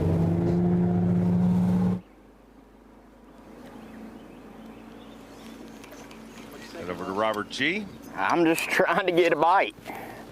Pretty much, it's freaking tough as crap. I'm trying to think of what to do, what I should do. Just a lot of thoughts, to be honest. But I'm here where I caught 2 earlier. I just wanted to see what was going on here.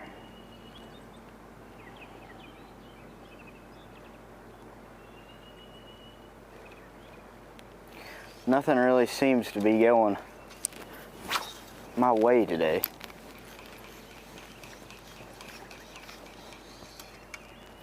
I might have to just go do something completely different here in a minute.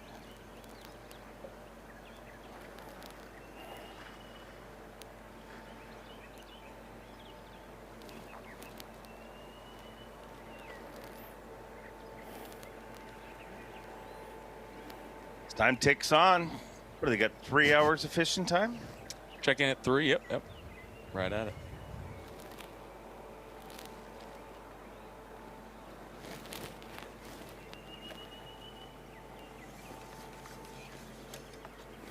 Still feel like we're gonna see some moments. Like, I can't see this tournament kind of just No, it's not going to. ticking down and Paul Marks wins it. Like, he may very well win it. For But sure. There's going to be moments. For He's sure. going to be challenged. For sure.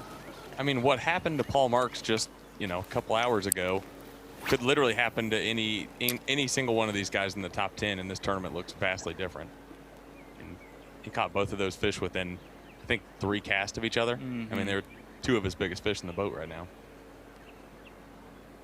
And remember, Cobb had a lead on him, a little over a pound, so. I mean, 2.9 back with a 2.8 in the, 2.5 in the boat. That's one fish like he's been catching all week away from being right there with him.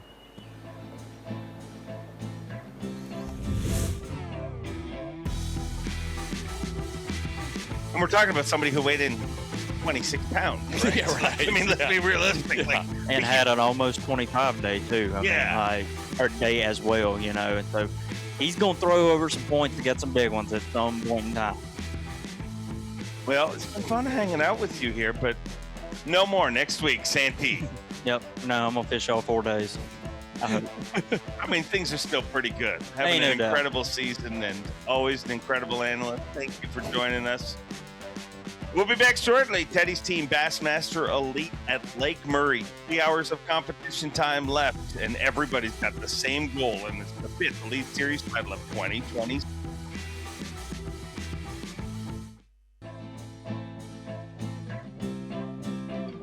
Sunday, only 10 anglers remain in this event. Tedy's team, Bassmaster Elite at Lake Murray. And what a week we have had here. An incredible week, and we are under 3 hours away from crowning our 5th Elite Series champion of the season. And right now, the tournament leader is trying to win just as many tournaments as he has had seasons here of competition. Paul Marks obviously took a win last year in his rookie season and has a lead right now, and our cast continues to change. And rolling in here is the self-professed People's Champion, Lee Livesey. Yeah, thanks for having me. I believe you are the People's Champ, though. I remember. I like it. The fighter says he's the People's Champ, too. Would you two fight for that nickname? I'm down. I feel like I can take Seth. I imagine you would. I mean, he's definitely going to get winded. Now to one of the best sight anglers on the planet, Drew Benton. Apparently he is the best because he's the only one that survived it and he's hooked up.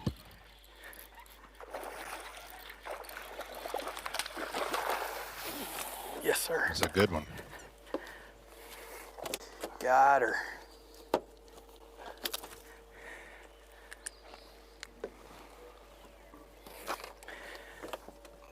It's a 4-pounder, I believe.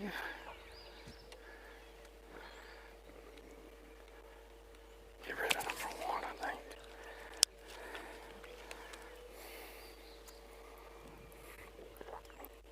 He's 4-pounder.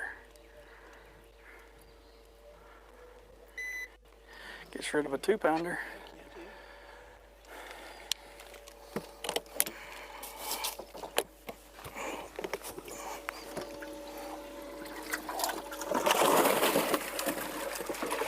We did it before. Came from 10th all the way to 1st. Good trade. In this very body of water. And you have to believe the next few hours. All right. That's what the morning is to the herring guys. These next few hours are to him. Correct. Yeah. And I think that one was a little bit bigger than 4, too. A lot of even numbers on Bass Track. You caught that one at the beach, it looks like. It's his birthday. We'll let him away with it. It's Drew's birthday? Yeah. It's my wife's birthday. Well, happy birthday. Yeah. Happy birthday, Taryn. And Drew. This guy's birthday every day, it seems. Trey McKinney really just pretty good at bass fishing by this point, we have to start to admit. Yeah, I agree with that.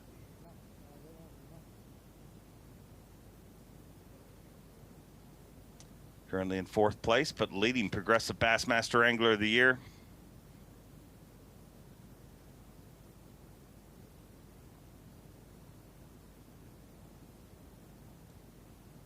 He is, of all the anglers we've covered, he's the only one we see anywhere where you see movement in the water. It's slick, calm everywhere. That's absolutely true.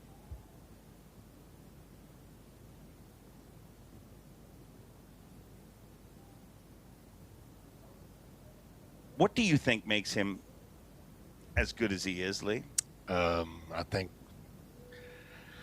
think fishing is all he knows, like in a good way. Like he's addicted to it. He practices harder than anybody, spends more time pre-practicing than anybody, and knows what he's going to do before he gets here. No, Ben told me how good he was like 4 or 5 years ago before I knew him, and I didn't believe him, but I do now. He's unreal. He really is. He makes it look very easy. He sure does. It's incredible. You look at his record. He's kind of had 2 bad events since joining the Elite Series, literally. Never been out of the top 2 in Angler of the Year. Never been out of the top 2 in the Classic. 2-time champion. But let's go over to Sam Hangy, who's fishing his very first championship Sunday.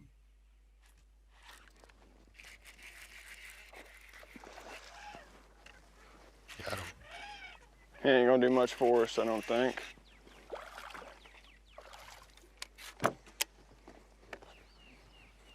Fun though.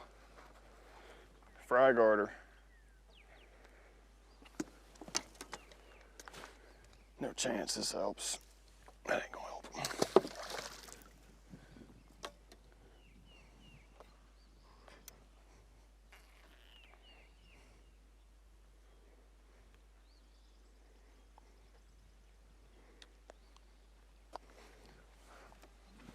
Obviously, everybody's got them in the boat now. Ricky no longer a secret. I knew there was one on that post. But he is. Female was with him too. By far, seemingly, from what we've seen, he's been the guy that's made it work more than anybody else. She knew, Yeah, no what, doubt was about she it. knew what was going Doing down. something a little bit different. Yes, he is. She knew something bad was about to happen. Definitely the thing that I feel like we should probably give more attention to. I hadn't been thinking about as much, but I mean, he's only 3.7 back right now. He's got a 2.11 in the boat, and we obviously saw what he's capable of yesterday in the afternoon. You know, similar to what you talked about with Drew Benton. Seems like his bite, as far as catching big ones, has Screwed gotten that better one up. later in the day as well. Okay. I'm not gonna be able to talk. I gotta focus.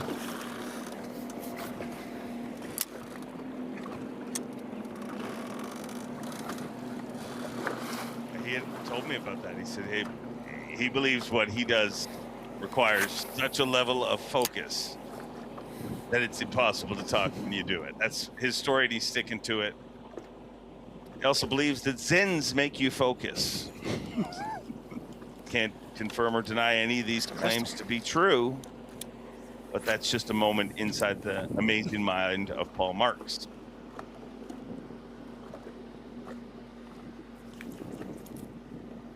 Thinks outside of the box a lot. We had a nothing conversation about, you know, people have dumb conversations. I have them for a living, but we had a conversation about what you would do to cheat in a fight if you needed to.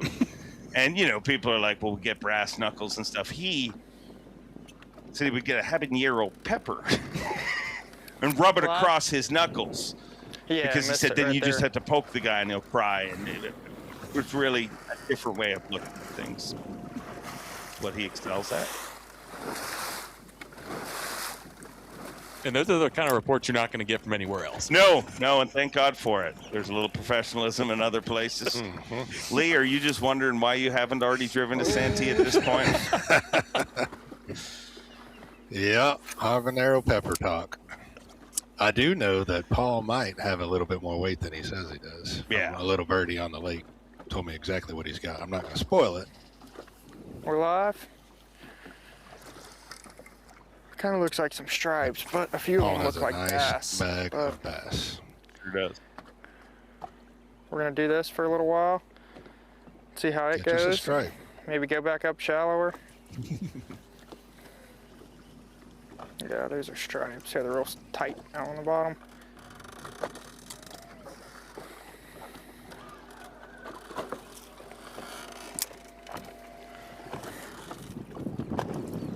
We're gonna run to the next spot. Oh, I need to get rid of one more. Need to get rid of one more. It's been a great day Better be though a out on big Lake one. Murray. Might be my What's new his favorite lake. smallest? 3/4 according to Bass Track.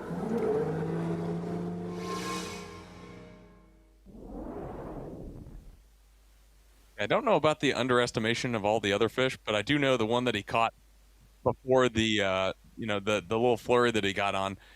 Anytime the angler says put it in as, it's almost always going to be more than what he says. He said put it in as a 5.5. It got put in as a 5-pounder. So we're at least a few ounces off just from what he said to put it in as. Looking at your Rookie of the Year leader in second place for Angler of the Year, Caleb Hudson. And what a season he's had. 3 Championship Sunday appearances and just 5 Elite Series events. And we've seen him fish a bunch of different ways. I mean, he has shown that he can be versatile. He can also do things that other people are not thinking of. And he can tell a friend as they drive by that he's sucking. That's the international language for not catching them, right? That is. Do not have audio with him.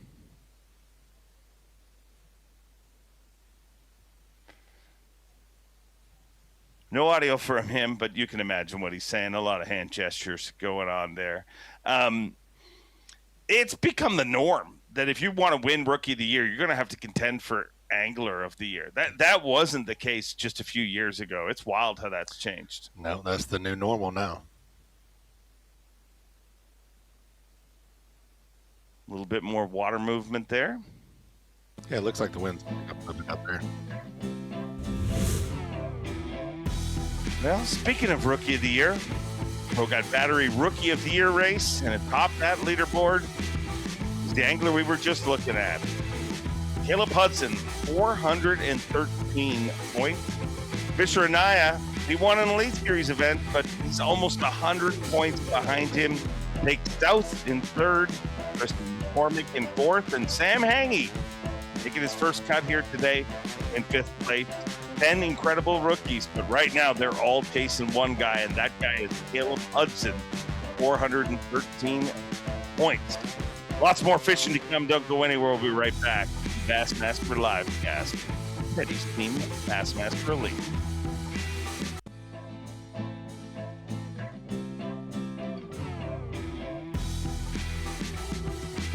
Bassmaster Elite at Lake Murray.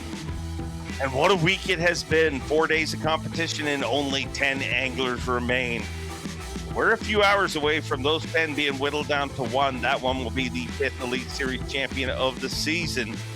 And they won't have a long drive. An hour and a half up the road. We're not going to leave South Carolina. We're going to head to Santee, which is going to be a fun tournament next week. Lee, you got to be looking forward to that one. I am. I'm actually 0 for 3 at Santee. I've never got a check there. It's the only place I've ever been to multiple times and not got a check. So I am zoned in on this one. Why do you think you've had issues there? I feel like it should set up well for you. 101, right up my alley. I have no idea. Well, I have faith you will exercise some demons next week. You're due. I am due. You're due. I am due there. Let's join a bass fishing demon, Jordan Lee. Found out earlier today. Not great at push-ups. It was a solid 11.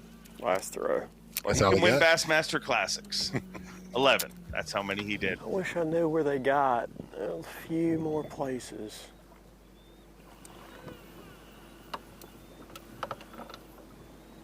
It's almost better when it's just all grass around.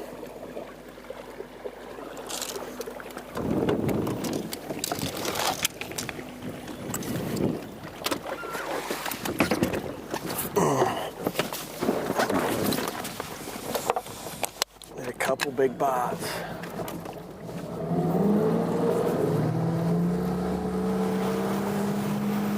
Fish right out here.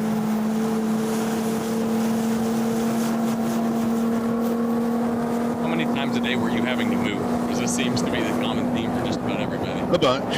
You know, it was a little bit different this go around. In the past, you've been able to live on a good point, or for me personally, but I jumped a bunch. Let's go over to your day 3 leader, Brandon Cobb.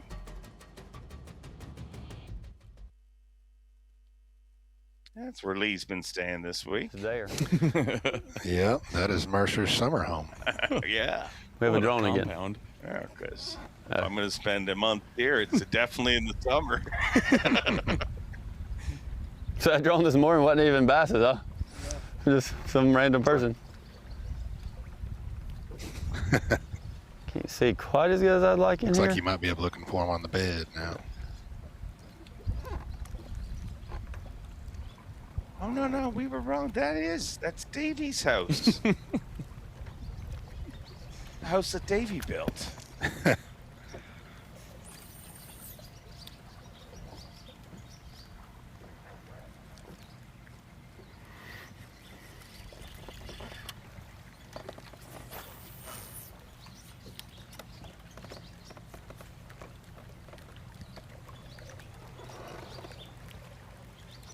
Mother's Day might be helping them in some ways. Like, it feels like there's less boat traffic than you would expect on a day like today. I agree. We talked about that this morning.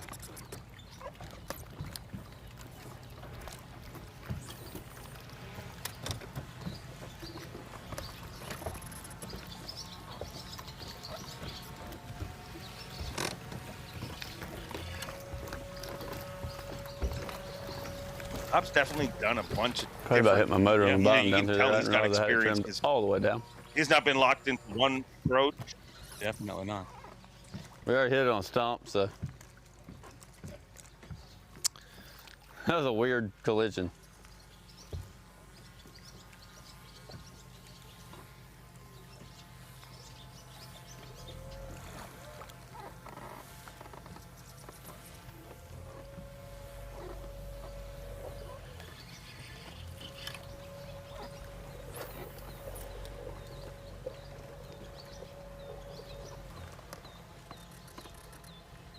Feels like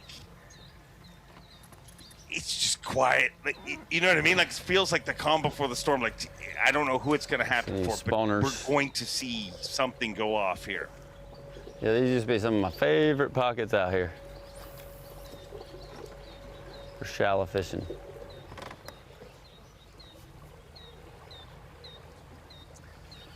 Yeah, when it's calm like that, this place gets weird after 11 o'clock, 11:30 or so. But then they bite again in the afternoon. Still distracted by that house. I mean, gosh, I would be insufferable if I owned a house like that. It's at least a 3-car garage, possibly more based on the other side. I've been studying this the whole time I've been watching. And they have 3 cars parked on the boat ramp. How many cars do you think they have? That's the other thing here. Everybody has boat ramps. Like, there is an insane amount of boat ramps. You see Great Water's kind of got like a, you can see, but it's got like a tint to it.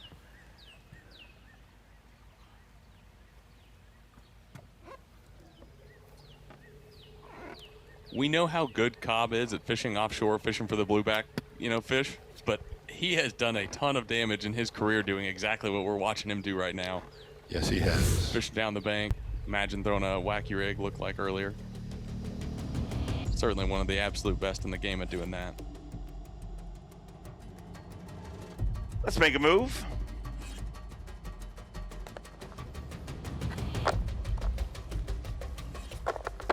Head over to Andrew Loberg.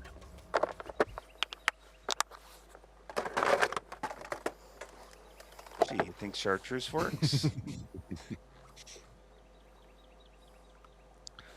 It does. I weighed every single fish on the same bait. The 6-cents flush and chartreuse glow this week. Not very many events you get to weigh all your fish on the same exact bait. Why do you think that is such a big player here, like that color? Because I feel like you could go a lot of places in the country and go throw a chartreuse fluke and never get a bite, but why is that here? It's something with the herring and just making them see it. But like all the herring lakes, I've always got them on the chartreuse real good. Whether it's Hartwell or here or Lanier, something with the herring. I think it's just them seeing it.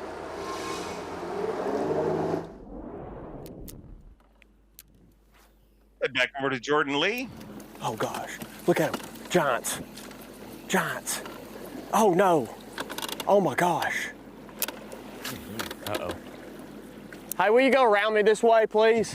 Thank you.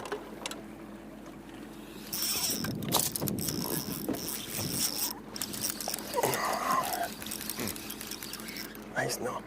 God, I got the smallest one of the bunch. Catching bass. God,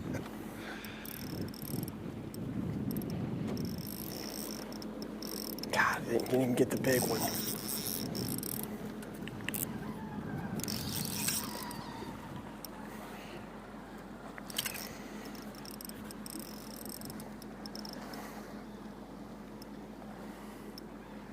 Kayak dude about ran over my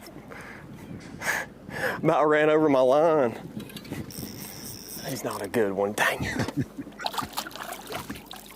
They're fat down here. Oh man. They'll come up chasing. Cole's a 296 though.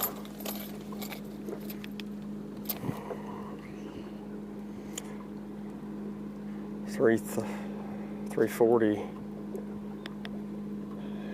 Number 3. Number 3.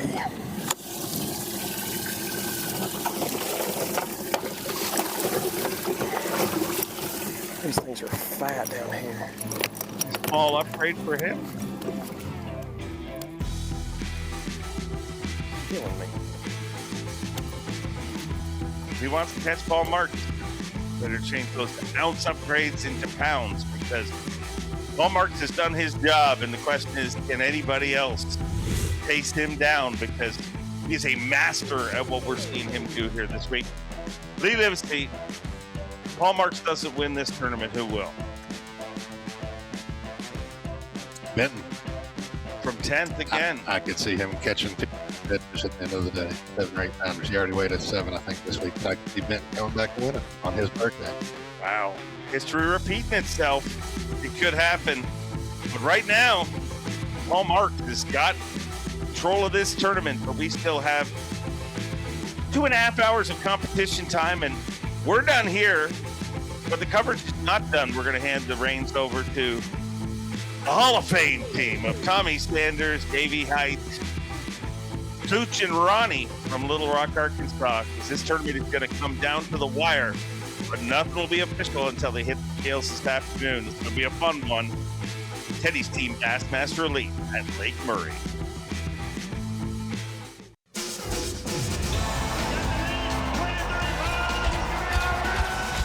You're watching a B.A.S.S. presentation.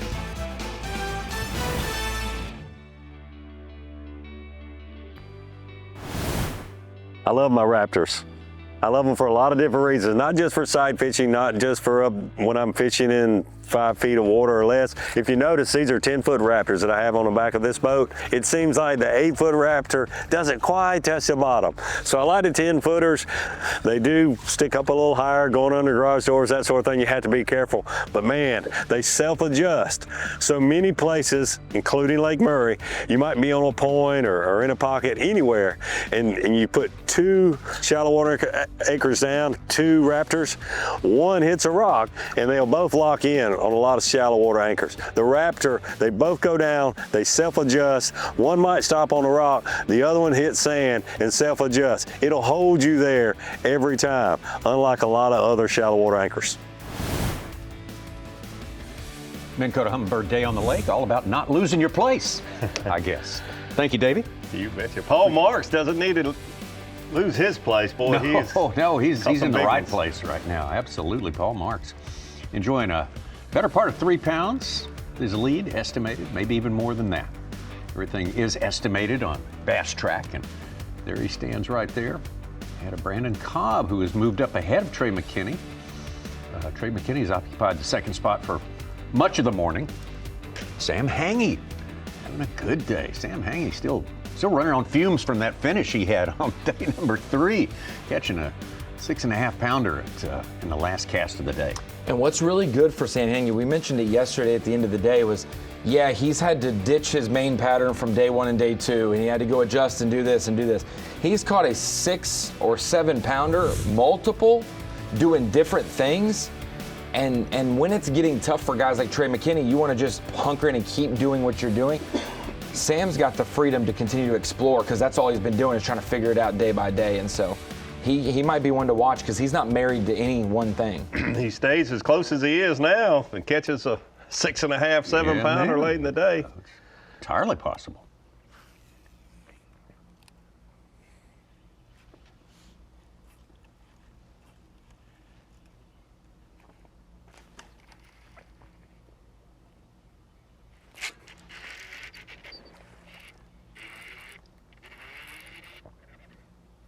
Did you see that bite?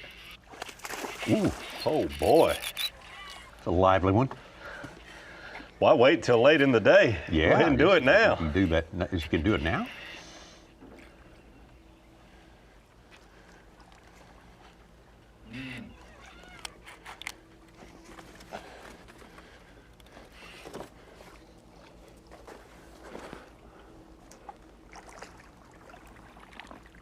Yup.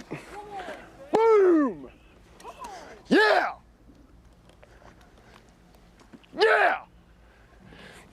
That's a good one. Thank you, God. Oh, thank you, God. Oh, thank you, God.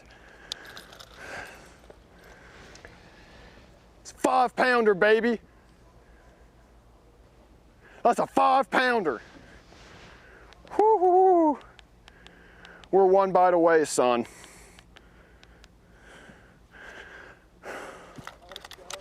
Come on. Yes. Did you see that bite? He bit it. I pitched up in there. I saw on scope he was coming out like 2 foot shallow. Twitched it, came up and ate it, set the hook and it ripped away, rocketed up to it and then just slurped it on the surface. I mean, this has been my week. Like, if it's going slow, I'm just gonna have a 5-pounder toilet bowl my lure out of nowhere.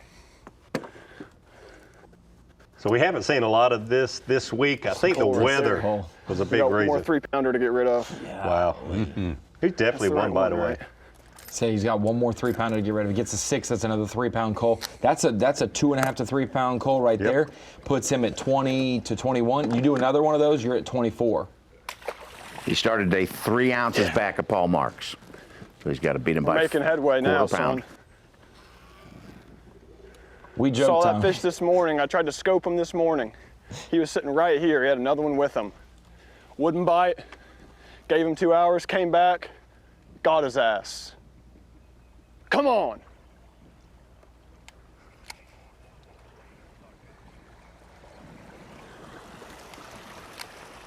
Yes.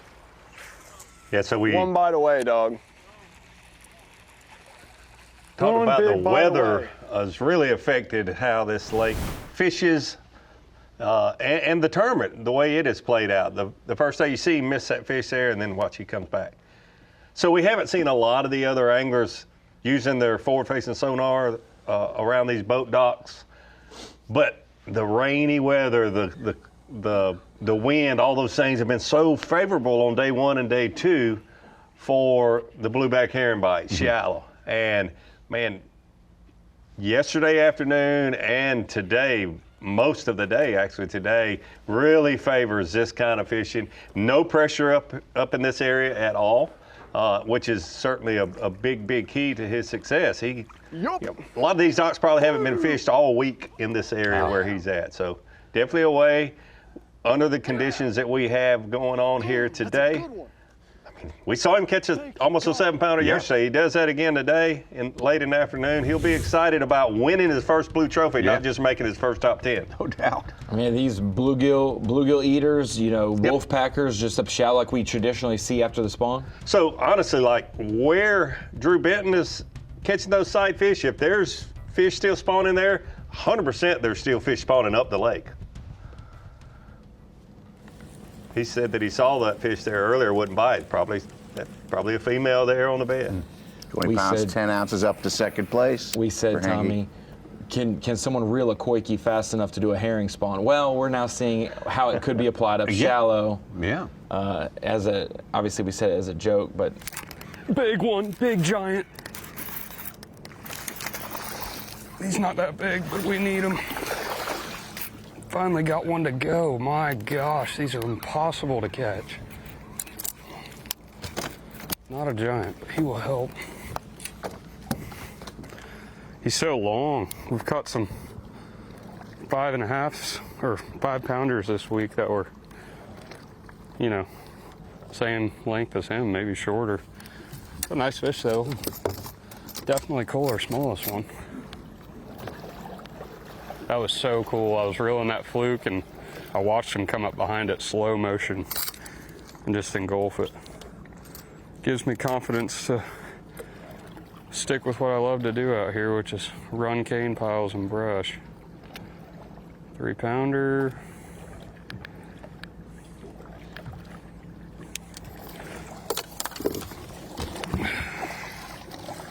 Look at all those leeches he's got. Isn't that crazy? Let's see here. It's one of those fry garters from earlier.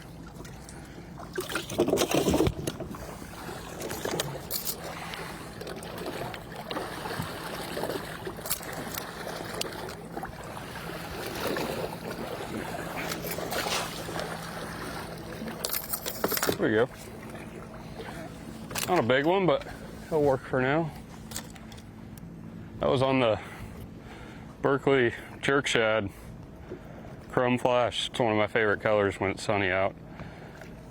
Color's a huge deal on herring lakes. You have to adjust throughout the day. If it's sunny, windy, cloudy, and whenever it's sunny and calm, that just, you know, just like anywhere, the sun hits right off that and reflects, and it gives a flash. Looks just like a little blueback skimming across the surface. And when these fish are as smart as they are now, you gotta do everything right. Can't tell you, we've probably thrown it. Neil Wagner smashed him on the first day of this tournament there. And pretty good feedback right there. Giving us some good information. Yeah. Does such a good job talking to us when he catches a fish. One of our 2 Tennesseans in the lineup today. Robert G.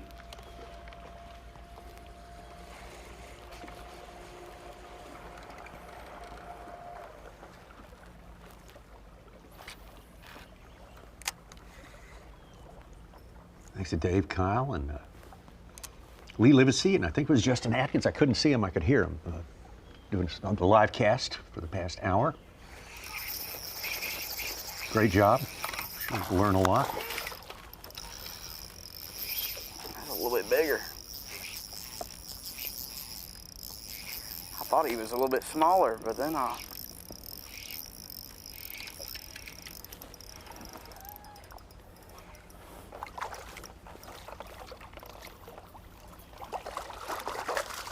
come here.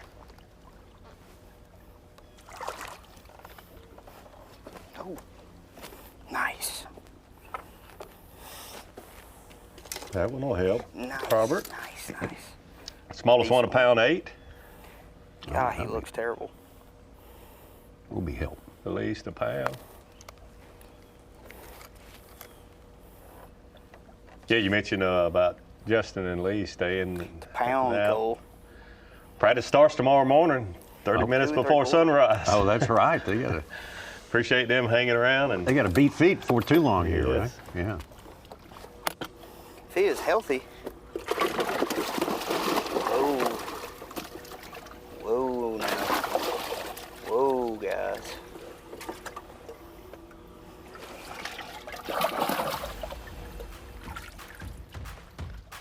How about the prospect of spending the day in the boat with a fun guy like Robert G. or any of our fans? How about Paul Marks, our tournament leader, or Brandon Cobb, certainly a legend here in South Carolina? You can do it. Bassmaster Ambassador Program is the way that it happens. Take the ride of your life. That's what they say. Certainly is a great opportunity if you just spot a tournament close to you or one that you plan on being at. Scan the QR code and get started with the registration. It's now open. Reserve your spot today for the Bassmaster Ambassador Club. A great way to learn it firsthand how the best in the business do it.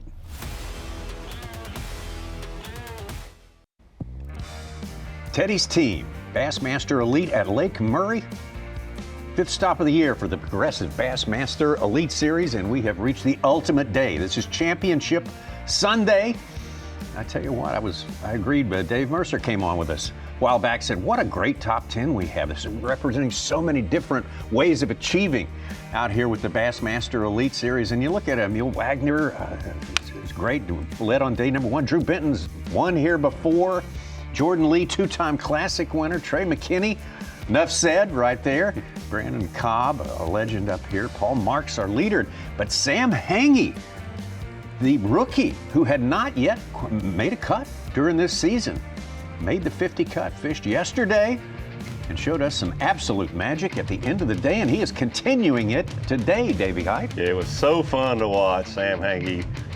10 minutes to go, probably only 2 minutes to go before he absolutely had to head in.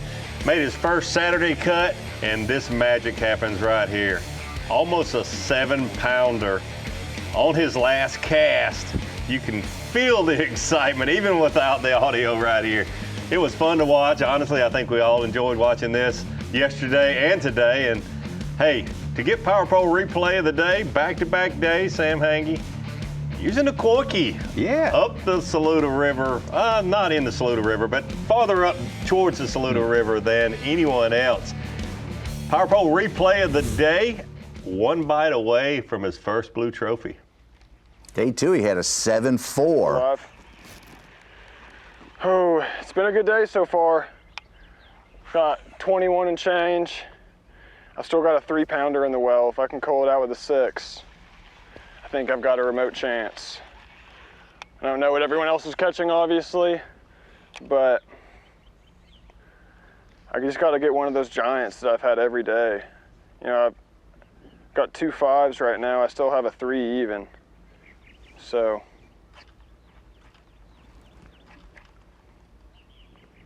gosh. Oh.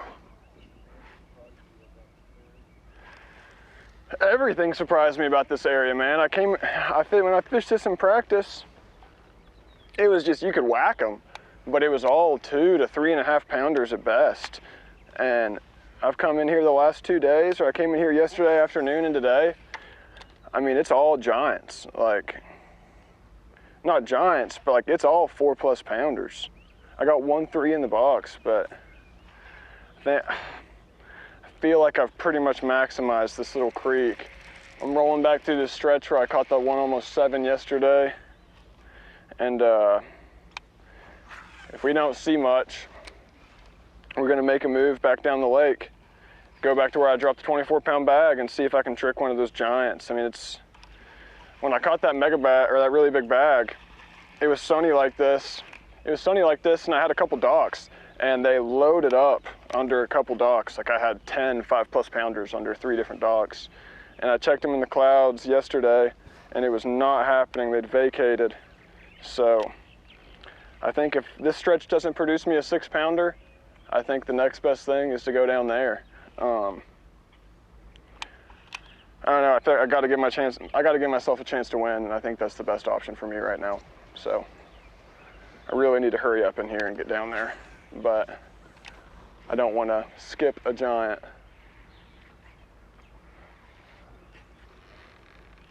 Sam Hangy, unofficially 20 pounds, 10 ounces.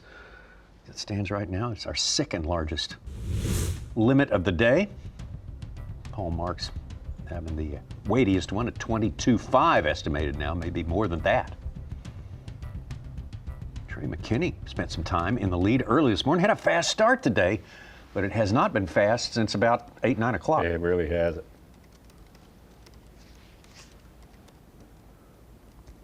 We like for these tournaments to stay close right up to the check-in time on the championship Sunday, and honestly, Sam is 1 bite away from being right there. Oh, boy.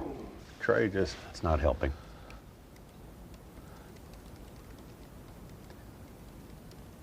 I wasn't sure if he broke off or just lost him, but it looks like he just lost the fish.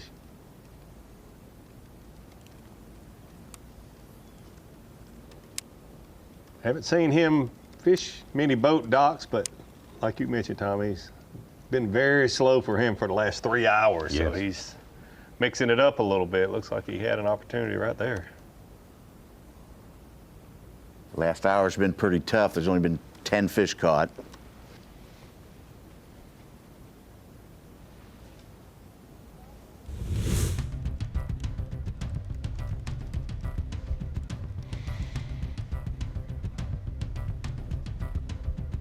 Well, he started the day with the lead, Brandon Cobb. Not a big lead.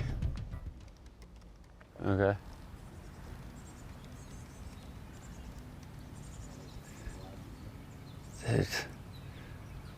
So I wasn't getting the herring thing to work. Came up looking. Just found some big ones on bed, but it's all pairs. And sometimes when they're rolling like this, they're very hard to catch. Found one over there. It's like a 4 and a 6. There's one here with like I think it's about a 3 and a 5. But I can't seem to, they're like actively spawning now. It's hard to get them to pay attention to my bait because they're more worried about each other.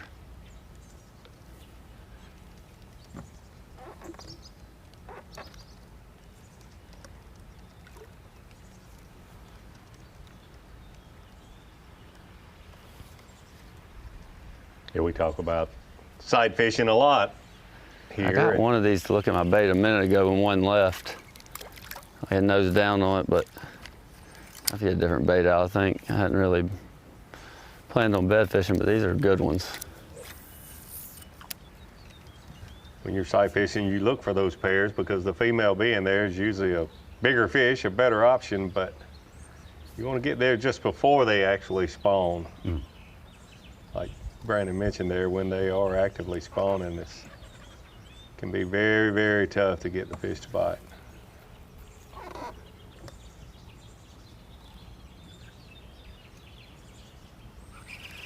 Get a different bait out real quick that I can see.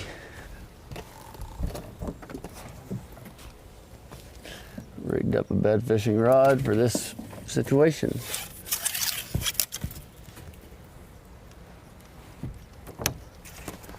Take this crawl off, put a white one so I can see it.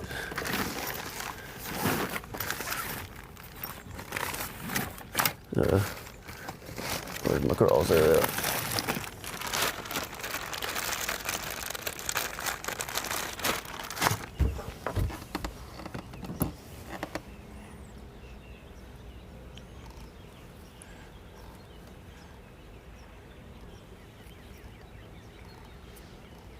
Probably a Zoom speed crawl, if I had to guess.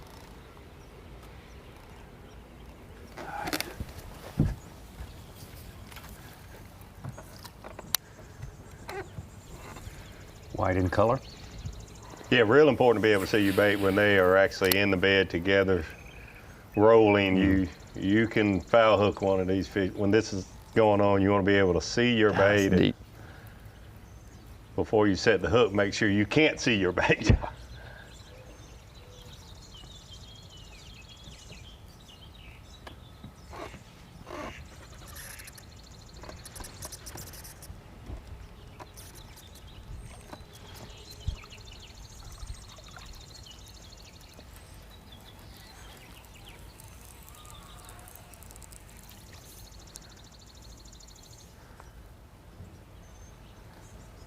Before the clock's ticking, you want to turn around fish.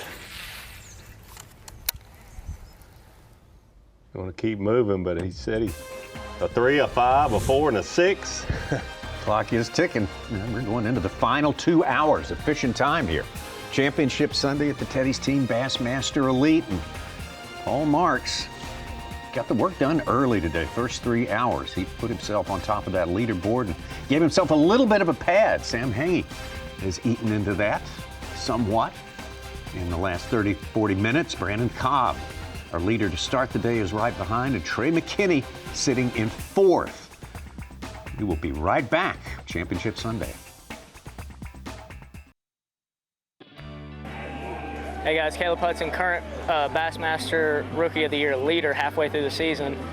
You know, kind of a new thing everybody is kind of talking about, you know, half forward facing, half no forward facing. I like it this way. You know, I like using forward facing as much as the next guy, but it brings a different taste to the sport again. You know, it's nice to get back out there and go back kind of old school.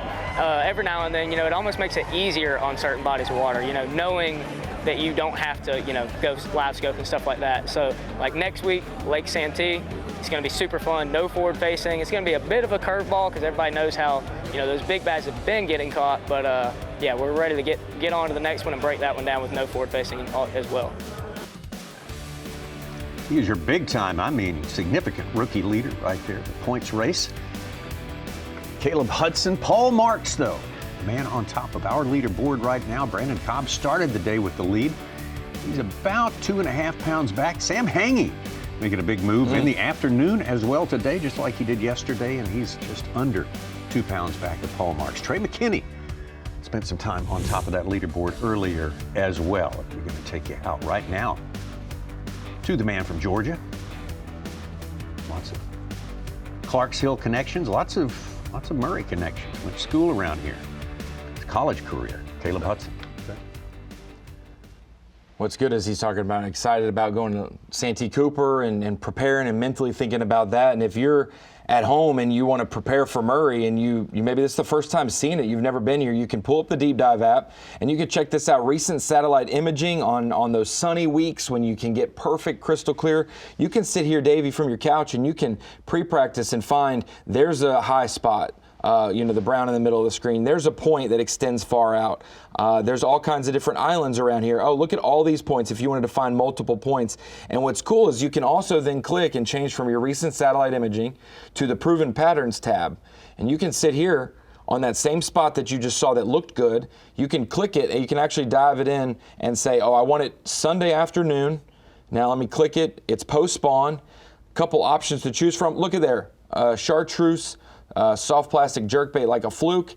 It'll show you examples of types of depth zones, points. If you've never fished one, here's some of the cadence that you might use, keeping your rod straight towards it. The gear that you may use, a spinning rod, 610, 7 to 7.4, a fast action spinning rod. So not only can you find the spots and see if the wind's blowing on them, see if the water clarity is good, you can then get suggestions if you've never been to a fishery.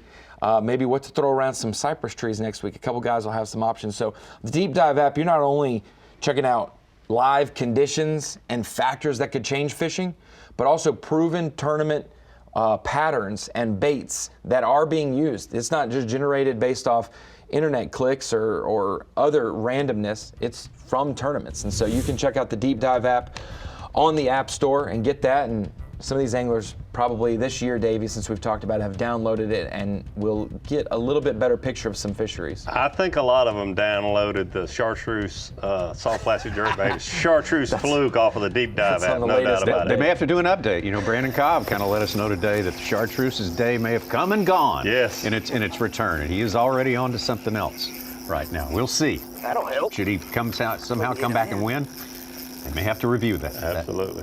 I didn't go up the Saluda to see if a Koiki up shallow was the deal. That's the latest iOS update. Could well be in the next update.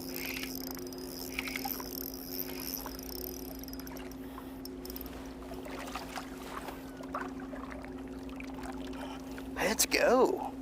That's a good one.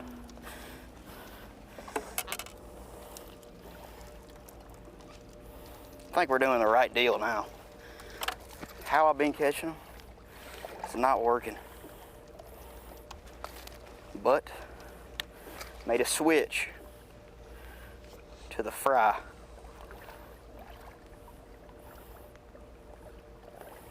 Number 1. 3.5. Robert G, did he mean fry garter? Yes, Yeah, he okay. was switched to looking for the fry and fishing for the fry garters. Big upgrade though. Small fish. Yeah.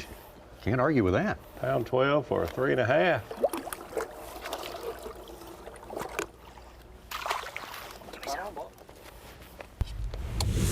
Gone from sneaky to fry.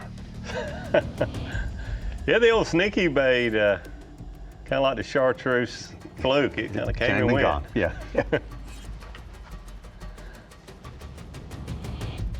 Let's see how things are running right now for Emil Wagner. Caught a good one not too long ago here. Yep, so we've actually got a fry garter all over us right now. And these are about the toughest conditions you're ever gonna get on a herring lake. You got fresh post-spawn bass. I'm fishing for the ones that have just gotten offshore. In my opinion, they're the biggest ones in the lake. They're out here in the cane, on the brush piles, and I'm throwing this Berkeley jerk shad over them, trying to get them to react. And when it's cloudy and windy, that's an extremely doable thing. Hence the first day we had those storms. I had 25 pounds. It was honestly pretty easy. Caught 22, I don't know how many times. And then fast forward to day 2, I was a little too stubborn, didn't go do what I did today, and ended up with 16. And then day 3, we got the clouds and wind again, had 22. And then today, we've got sun and slick, or not slick, but just about slick, which is the first time we've had that, and it's a Sunday. So the fish in the cane and offshore are incredibly hard to catch. I mean, it doesn't matter how good you are at herring fishing, it's dang near impossible to get them to go. unless they school or you get real lucky or something like that. So I've ran a bunch of really good cane. I put a bunch of work in here, pre-practicing, graphing around, looking for it, and hit some of my best stuff, and you can't even hardly get them to budge out of the tree, let alone commit to eating your bait. So we've kind of just junked around today. I still caught 2 nice ones on a fluke.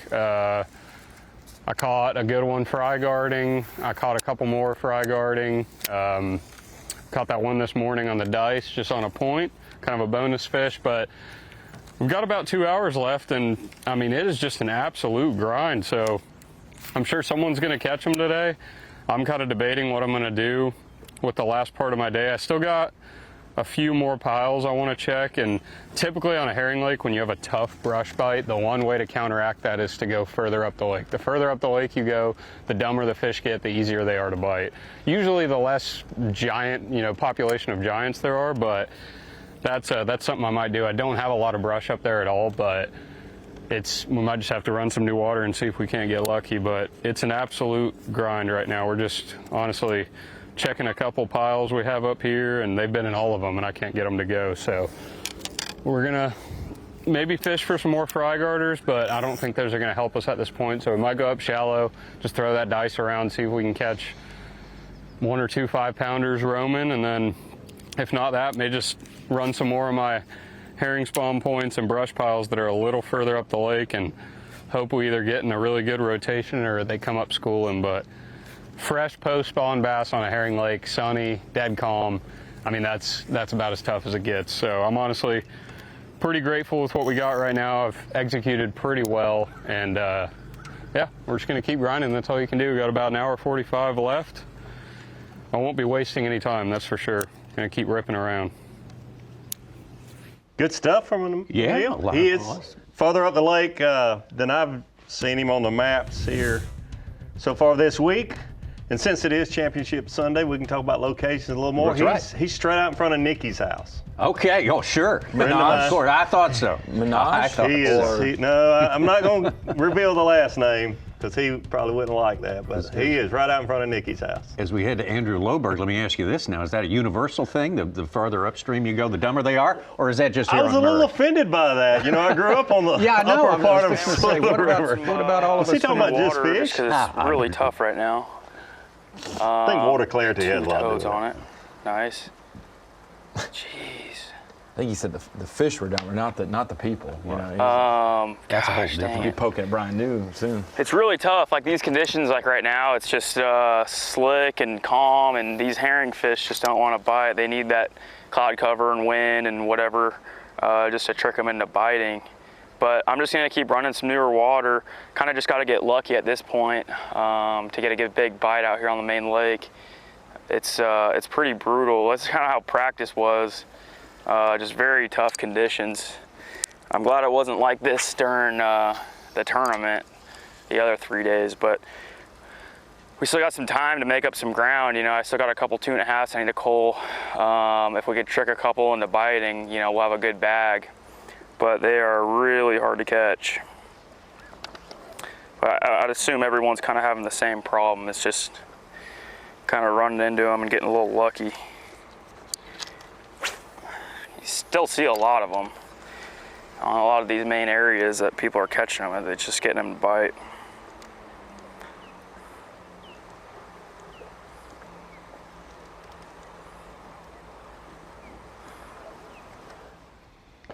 We anticipated this afternoon, and I still say, of course, Paul Marks, it wasn't quite noon, but definitely had already got high skies and very little wind when he made his move that gave him the lead that he's got. If someone can catch a couple of good ones here in these couple hours of tough conditions, they could certainly win this tournament, because it's going to slow down as we get closer and closer to the 3 o'clock check-in. Yeah, I think Emil was definitely talking about the water clarity. You have less visibility the farther up you go. So they are less. They can see less. Yes. Not necessarily dumber, but easier to trick. Easier to trick. That may or may not have anything to do with being dumb. Easier to trick. T.H. Marine Bassmaster Pick'em Challenge. That's the third of the fantasy games, a series of 7 matchups, head-to-head matchups. You just pick the winners of each one. Perhaps here's a theme. The Palmetto Bowl was Patrick Walters versus Brandon Cobb. Brandon Cobb won that one. Paul Marks and even Wagner. And the blueback herring experts, that one's still going on. Pick your winners. There it is, Lake Murray. That's our playing field for Tedy's team, Bassmaster Elite. Here, the 5th stop of the year for the Bassmaster Elite Series. 48,000 acres, 41 miles long, 14 miles wide at the widest point, and just an absolute fantastic bass habitat. I'm surprised we're not seeing any more recreational. I don't want to jinx these folks. Maybe they're all eating with their moms. They mentioned that at halftime. They're probably after lunchtime, brunch time, luncheon time's over. It's probably going to be a bigger crowd out there. Right now, we're in about the last hour and 3/4, 40 minutes of fishing time for these 10 anglers who've made it all the way through the qualifying rounds and have got a shot at the win. Brandon Cobb. I thought he had it that time, and I was scared to jerk because I didn't want to foul hook him while he's pecking at it. Did it again. Found 2 pairs on the bed right here with the right size, 3 and a 5-pounder, he said. It's a smaller one, but I'm gonna grab him just because I sight fish him. He's smaller than I thought, but that one's like 5. I don't even know if it'll call, but hopefully it will. And then I can get it out in the mouth. In the mouth. That one's way bigger, but I don't know if I can get it to bite. But my only chance to get this one out and see if it will. Please be bigger than 255. Yeah, good. It is 3-pounder. It's 3 even. All right, so we get rid of that one.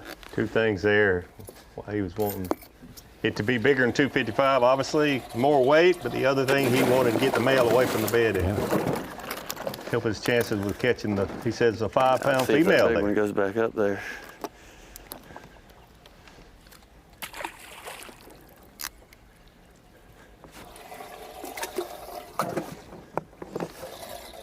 Didn't help much, but it will if that one goes up there.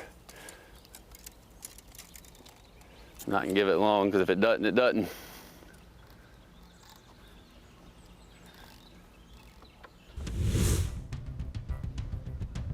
Well, we'll have to check back in and see if, absent the male, we get a little more luck with the 5-pounder. Cobb started today 1 pound 7 ounces ahead of McKinney and Marks.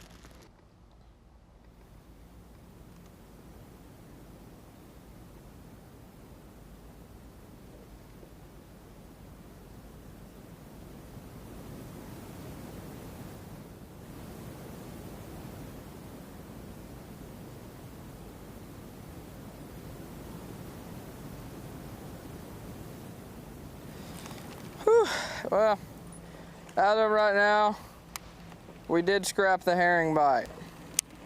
Gone. I don't know. All my fish were just adios, amigos. I don't know where they went. They just scattered. I don't know what it was. Like, I never found really any schools. I found found areas with fish, but heck, that doesn't do you anything. Couldn't catch them because they're not tight, you know, they would never get close together. You, instead of drawing 15 or 30 up, you draw 5, 2, 1, and it just doesn't work. Like, you can get a few bites, but when they were schooled up good, we caught 18 pounds, like, bap, and we were ready to roll. And then I guess that sun got high, or what it was, weather got hot, and they just went to garbage. And now we're trying to figure out, I lost a 5-pounder on a dock not too long ago. Nothing, I don't think I done any wrong. Maybe put too much pressure on him, because when he come out of the water, he smacked the water and come on. But we're gonna run some docks still weighing. Still playing, that's a thing. You never can tell what might transpire at any minute. Anywhere on this lake you could catch a 6-pounder under a boat dock right now. Not saying it's easy, but it could happen whether you're up the lake or down close to the dam like some of these anglers are. Hallmark's the leader. We're live. Getting kind of tough on me. Wow. That's Giant what you like to just missed see it. coming out of a cane pile. Wow. That was her. Guess we'll run to the next spot now. Come back to this one. Holy smokes, that was a giant. Gotta keep running. Find a big one. Really need to cull one out of there. Feel like I'd have a chance if I can cull him. Whew. That was her right there, though.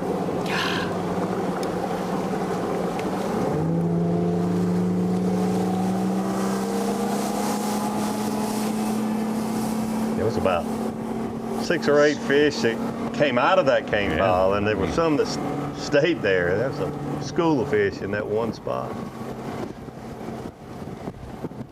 Oh, I'm gonna let it rest and no doubt try to hit it again if he has time.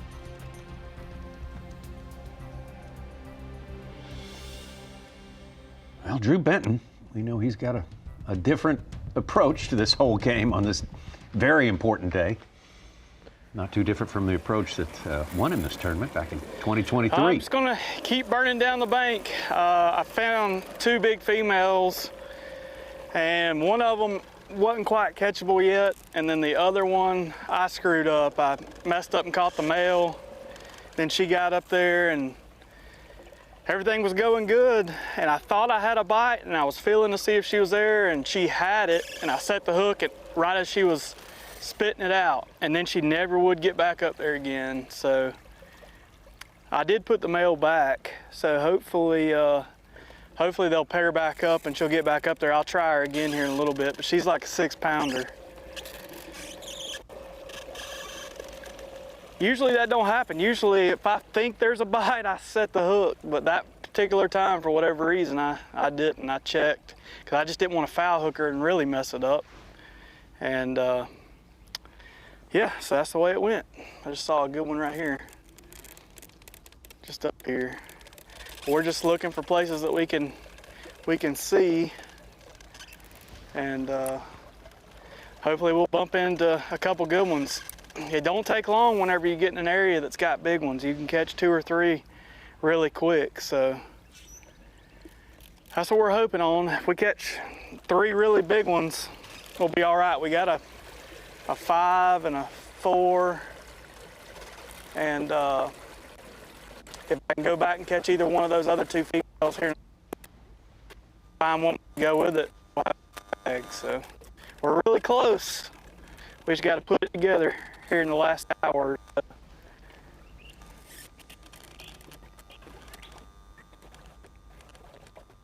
Tommy, you mentioned how similar things are to when he won here, 10th place starting the day, calm the final day. What's really surprising to me is I have not seen him any this week in the area where he won. Yeah, is that right? He is not at all. He is not a bit of long it. way from there. Huh. I'm sure he checked it in practice, but he has not been there during this tournament. Well, that tournament ended on April 23rd, 2023. It was a couple weeks earlier. Yes. Could have something to do with it. Drew Benton seems to think there's time for something to happen. With the way he's approaching things, we'll see about that. Say he was a factor just making it into the top 10. I don't know that I disagree. Paul Marks, though, is factor number 1. Got the lead over Sam Hangy. Sam Hangy, the rookie, stampede this week. Changing his whole world here on the World of the Bassmaster Elite Series in one tournament here. Brandon Cobb, now down in 3rd place. Sixth stop of the year for the Progressive Bassmaster. Fifth stop of the year. I keep wanting to jump ahead to next week. We'll be on that one soon enough, believe you me. Next Thursday we start at Santee Cooper. But this is stop number 5. And leading on Championship Sunday is Georgia's Paul Marks. Second-year Elite Series angler, already has notched a victory. Did that in his rookie season here in the state of South Carolina last year. A true rookie, Sam Hangy, is hanging in there at second place after putting a furious charge on in the final moments of day number 3 yesterday. And a pretty good little interlude this afternoon. And a solid morning. Paul Marks winning on Hartwell. Herring spawn is what he focused most of his time on. If he would, a lot of fishing left to go, but if he would win here, would he be the new blueback herring king of the Bassmaster Elites? Yeah, could be. Let's catch up on everything else that we know, the Strike King Midday Report, and we'll kick it off with the man who started the day in second place, just 7 ounces back of the leader, Trey McKinney, and he got off to a fast start today. He really did. Got off to a great start in the area where he caught a couple good ones late in the day yesterday, and lo and behold, they were schooling around the boat. Very similar to Jordan Lee yesterday. Not exactly how he caught them the day before, but he got back in that area and they were schooling, which is a good thing, but the bad news is when they're schooling all around the boat, that means they're not really relating to anything on the bottom and they're probably going to disperse, and that's exactly what they did. But boy, did Trey McKinney take advantage of it while he could. Had 19 pounds in no time this morning. It was like, oh boy, he might hold another blue trophy over his head on Sunday afternoon at Dreher Island, but still has a chance to, but things came to just a halt for him about 10 o'clock, and he has not upgraded since. Once upon a time, Tommy, 19 pounds at Murray by 9 o'clock was a good bag. Sure. Yeah. But when you're catching 24, 26, 10 is the big bag this week, 7-pounder showing up, 19's nothing to settle on. Well, Brandon Cobb took over the lead on the strength of his day 3 fish weight, 26 pounds and 10 ounces, the largest 5-fish limit so far in the tournament. 3.75. Absolutely. Started the day on top. Not catching as many fish this morning as he did yesterday morning, but he said the size is there, so I'm fine with it. He had 3 fish that he said I wouldn't be ashamed to take those fish to the scale this afternoon. I just need to replace 2 of them, and he hasn't been able to do that. He has switched up. All of his fish yesterday came on a Zoom Super Fluke. Did the same thing this morning, catching those fish on the soft plastic jerk bait. We saw him earlier in the week throwing a square bill, going up on the upper end of That might be a little bit bigger. No, not all the way to the Saluda Rivers, but up that way. But he scrapped that yesterday, and it paid off. He stayed down on the lower end, stayed close to the Lake Murray Dam quite a bit, and it certainly has paid off for him. But with these conditions, after about mid-morning, he has switched up to this, looking for some on the bed, and he has found a 3 and a 5-pounder. Just caught that fish, was almost 3, right at 3 pounds, and hopefully we'll see him catch the 5-pounder. Said he had 12 to 13 more places to check. I don't know how many of those he's hit so far today, but we'll see what he continues to do for this final hour here. Sam Hangy, the rookie, who has not made a cut all year long, made the 30 cut on Friday, made the 10 cut yesterday with some late hour heroics. And he's been shaping up this afternoon a little bit. Honestly, with 15 minutes to go yesterday, there was no way you could have told me that at 1:30 local time on Sunday afternoon at Lake Murray, he would be 1 fish away from holding a blue trophy over his head, but he is literally that right now. He definitely has a shot to catch one like that, or one like he caught yesterday or the day before, those right around 7 pounds, and hold his first blue trophy over his head. I mean, Tommy, to think that in the last hour of the day, he caught a 4, a 3, and a 6-12, and today all 4s except 1 more 3 to get rid of for Sam Hangy. All right, and he's being left alone. Sometimes that helps with a winning combination. Paul Marks has not probably been left alone today. He's probably got too many boats following him to be totally left alone, but he has started out doing a lot of different things, taking advantage of low-life situations while they were available, which wasn't long. Yeah, he really took advantage of that this morning. Did not go to the shallow points, flat bars, saddles like you've shown us some on the deep dive app, Ronnie. He chose to go to the Lake Murray Dam and crank riprap, caught a good one, and then he went to another point with some riprap, caught another good one. Then he went to the spoon, which we have not seen that so far. Catches a good one doing that, and this is where he really made his move and took the lead. Boom. Mid to late morning, pulled up on the place, catches this hydrilla gorilla, and then another one not too much smaller, just next cast. Very, very strong. If you remember that 2023 Drew Benton sight fishing seminar, to win this event, he caught a couple key fish to start his final day on a square bill, up on points. Sure did. The early morning portion of the time. So you can have a go-to bait, just a chartreuse fluke all week, Tommy. That's your main game plan.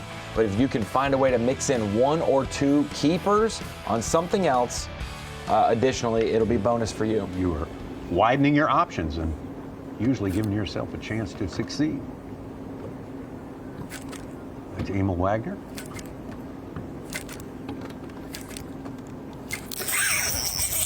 Giant one. 5-pounder.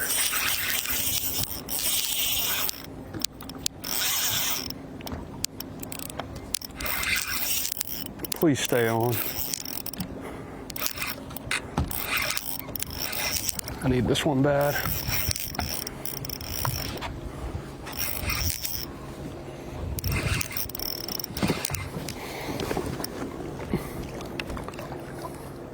Big one.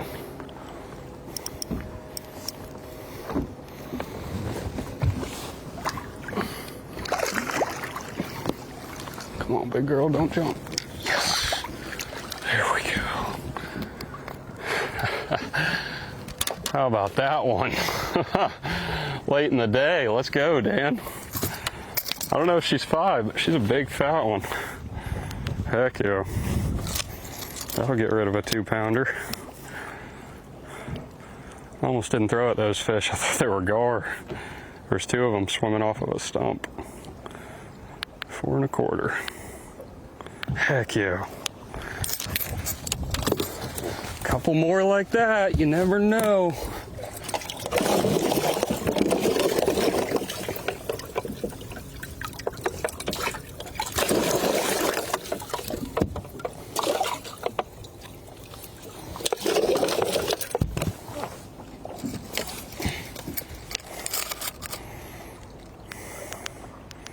Can't believe she bit it.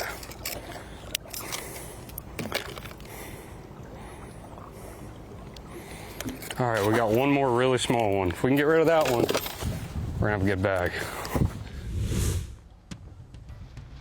Well, Emil down there, 9th place and almost 11 pounds back. It's going to take a miracle, but who knows? Well, that cut it. That fish would show up in there. Yeah, well, you're right. It's not quite that much now.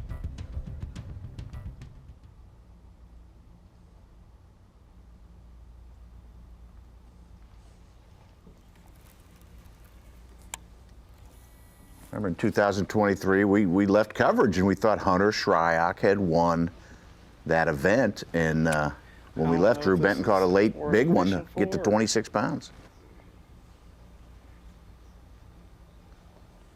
But we have coverage today all the way up to weigh-in, so that won't happen.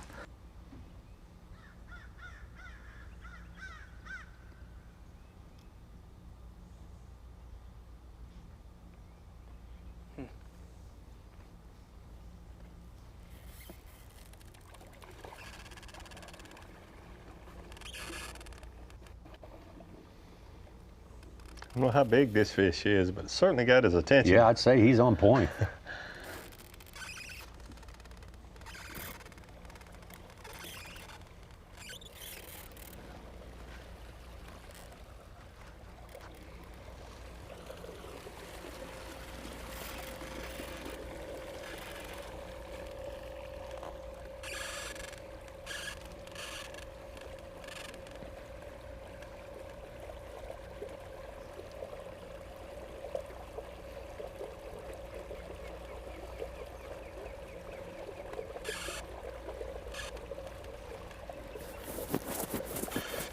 Two-time winner with the Bassmaster Elite Series.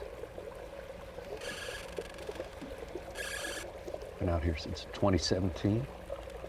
Murray and Conroe, was it? Where did he win? Travis. Lake Travis, yeah, in Austin, Texas. Somewhere in Texas. Yeah. And it's odd, Davey, after he won last time, he spoke that, I didn't know if I belonged here. I needed that second win. That first one, was great, but need the validity of a second Bassmaster Elite title. I would say it's proven he belongs here. Oh, yeah. He got too many top 10s to not belong out here.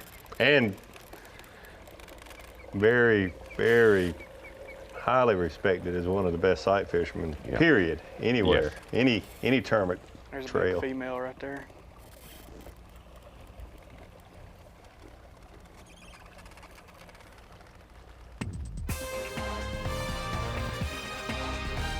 Search continues, about an hour and 15 minutes until weigh-in time here, check-in time, weigh-in shortly thereafter, and Paul Marks continue to hang in there.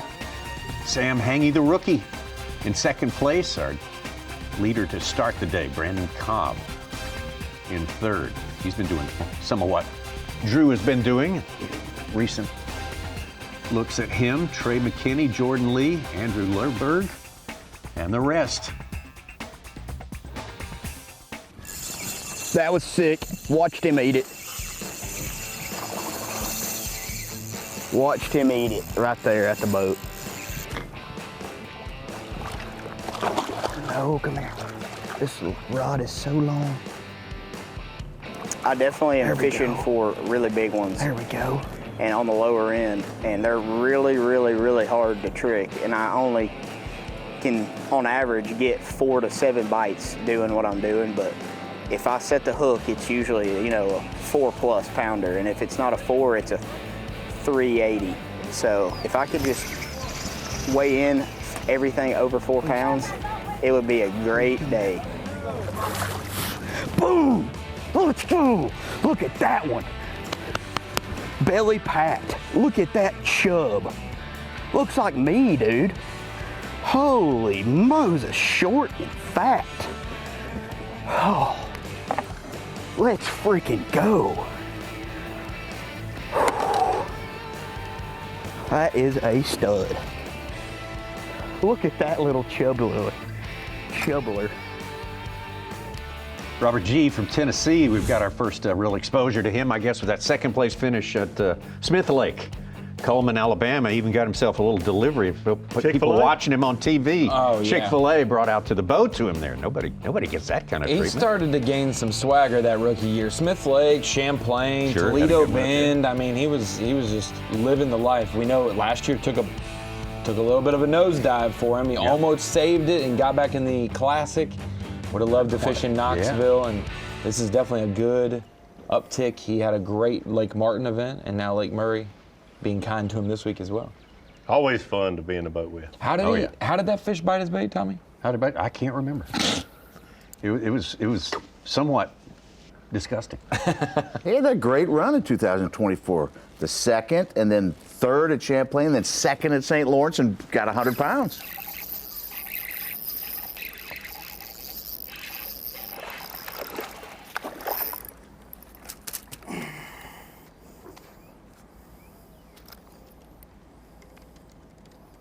See these anglers adjusting with the conditions. A lot of them fishing boat docks for the first time this week. Yeah. Or several of them. Shouldn't say a lot. There's only 10 anglers out here. They've only got 2 20-pound bags on Bass Track right now. There's no way it helps. Cobb's close and Jordan Lee's close.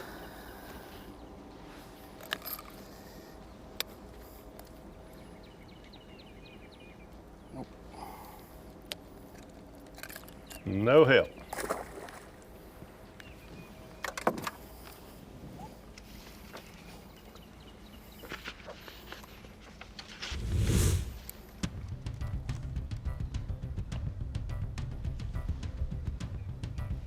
From Lohberg, let's get out to Caleb Hudson. Been a slow day for Caleb. It really has. Not surprising to see him in the top 10, but boy, it is surprising to see him struggle today like he has.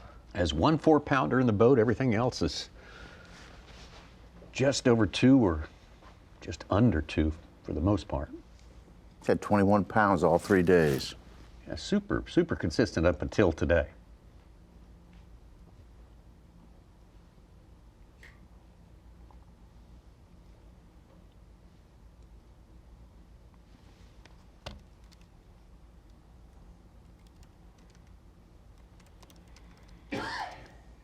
Another small one there. Yeah, the other rookie anglers wanting for him to stump his toe a little bit so they could tighten this thing up.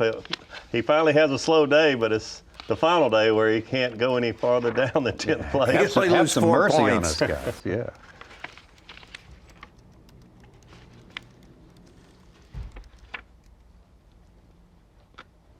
Five out of 5 cuts made on the Elite Series. His best was Muskogee. That one is going to help the cause. Yeah, 3 top 10s for Caleb Hudson, Martin, Muskogee, and here. That's impressive. Yeah. Rookie season, 3 out of 5 tournaments, making the top 10. Hadn't missed a cut, like we said. 7 anglers still holding steady, 5 events through the season. Get back to Drew Benton. We'll see how many of those 7 last after Santee with 3 left. I think that's be a challenge. That's the event that's gonna. This must be the male. Be the switch up.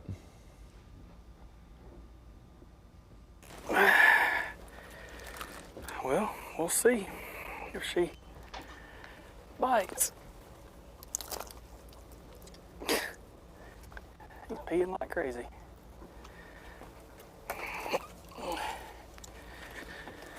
Because he's going to be bigger than my smallest one.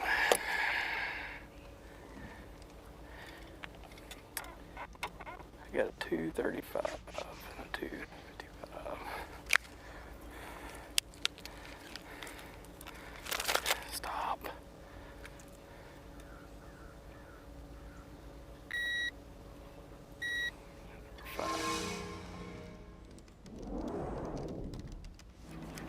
Oh boy. Take a look at Robert G's graph. Definitely around a bunch of fish. Mm-hmm. Well, I was trying to catch that fry garter, but I don't think it ain't been really too wanting to bite. Like it didn't even act like it would try. So I'm gonna have to just move on. I'm running out of time. I don't need to be wasting my time. He does look like a nice one, but oh my gosh. I found a big school of them. If I can get these to bite, could be good.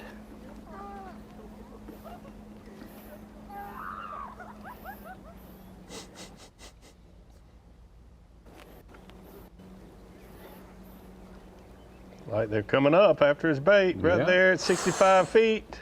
They're kissing it. Get it. Ah, that one looks like it's. Oh, they are all over it. 45. Above it and below it, beside it. Dude. Mm.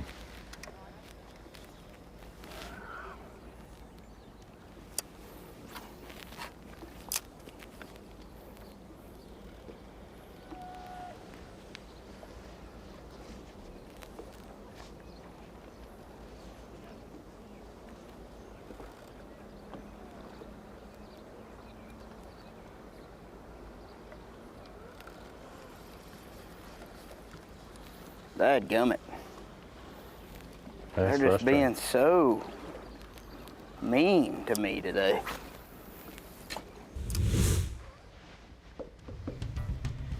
Pair of sixes would have helped him tournament a winning lot. fish right there. A group of 5 of those. Yeah.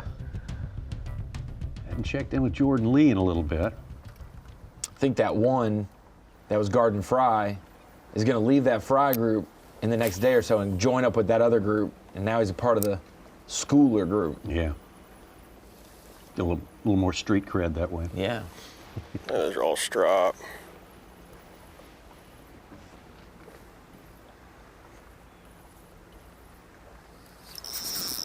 bass, and they're all on the surface. They were coming up to his bait. Skinny.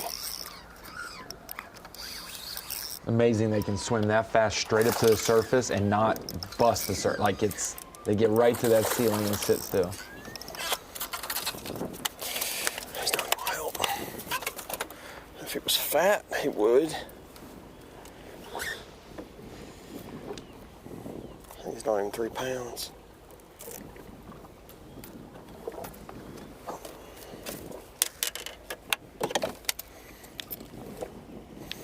They're all over that. I've got a 320. It's weird, they're like skinny in the creeks. It's not even close. And in the main lake there, you can find them a little more fattened up.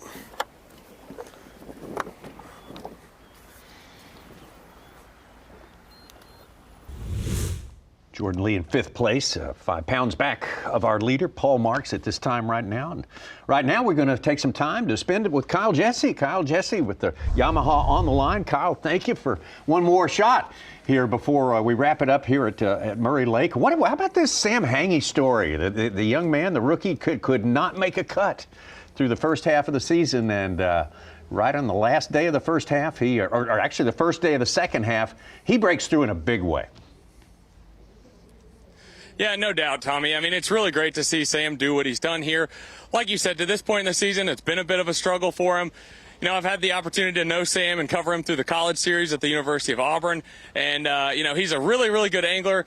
You know, great to see him, you know, come through last year at Okeechobee at the EQ. And then the late day heroics. I mean, let's be honest, regardless if he's able to pull this thing off or not, absolutely electric yesterday, you know, kind of doing the same thing today with a 5-pounder. Still a little bit of time to go here. Maybe he can do it again and not only make his first semifinal Saturday, not only his first championship Sunday, but hoist his first blue trophy as well.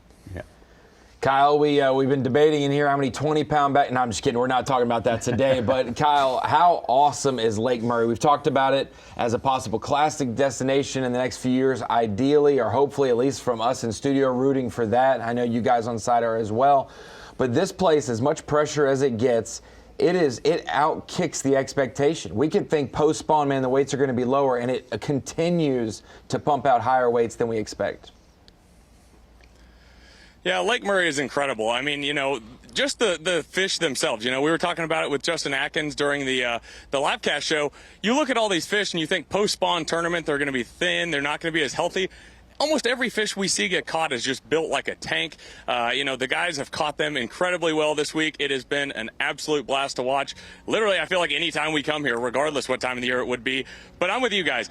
If we came here in the pre-spawn for a classic, everybody I've talked to, obviously including Davey as well, thinks the weights would be unbelievable. If you look at the team trail results around this part of the country, really any time of the year, but especially in the pre-spawn in the winter, that'd be awesome. I'm with you guys. I think that would be a great idea. So I got 2 quick questions for you, Kyle. First, what is the biggest surprise to you about the Murray tournament overall, whether good, bad, or indifferent? What surprised you? What happened that you didn't expect to see happen? The other thing is, are you going down to Santee tonight or tomorrow morning? I think I know about where you're staying. And then are you going to have the Mountain Dew boat with you? And if so, you're probably going to be busy doing other things tomorrow. Can I take the boat out on Santee Cooper Lakes and try to catch a fish or two? Davey, as far as the Mountain Dew boat, I'm actually not taking the Mountain Dew boat to Santee Cooper. I'm actually going to bolt back to Alabama for a couple days, try to spend this evening with my beautiful wife. Happy Mother's Day to Caitlin. But, you know, when I get back, obviously the Mountain Dew boat, I assume, will become attached to the back of my truck. So we'll see what the plans hold there. It should be a great tournament at Santee. As far as my biggest, surprise, I said it on day number 1, and I do not mean this in a negative towards him whatsoever, but you come to Murray, obviously you just expect Patrick Walters to be inside the top 10. Still finished 29th. Great event here, great points. Had a great event, but you know, I think you looked at the fantasy fishing rosters coming into this event. So many people picking Patrick Walters. I just assumed for sure he was a lock for the top 10. Again, not a negative towards him, but he is so incredibly good here. So I think that would probably be my biggest surprise. But in addition to that, I mean, just the variety we've seen. You know, obviously we knew the blueback herring bite was going to be a big deal here. But seeing guys like Sam Hangy go up to the bank, Drew Benton making the bed fishing deal work for as long as he has, I think just the variety of different things we've seen, and then, you know, the guys making changes today, that's also been another surprise as well, because I figured by Championship Sunday we would pretty much exclusively see blueback herring guys. But, I mean, this tournament has been absolutely awesome. I'm excited for weigh-in today. Well, Kyle, you have to produce each and every week out here, and you do exactly that. Good stuff. The live cast has been fantastic this week. Enjoy your presence. Enjoy everything you do for us. I think he avoided my question whether I could take the Mountain Dew boat out or not. He never answered that. Yeah, you fill it up, you could take it out. Hey, I'll put gas in. Hey, I pay my fair share. Yeah. Paul Marks still hanging on to that lead there.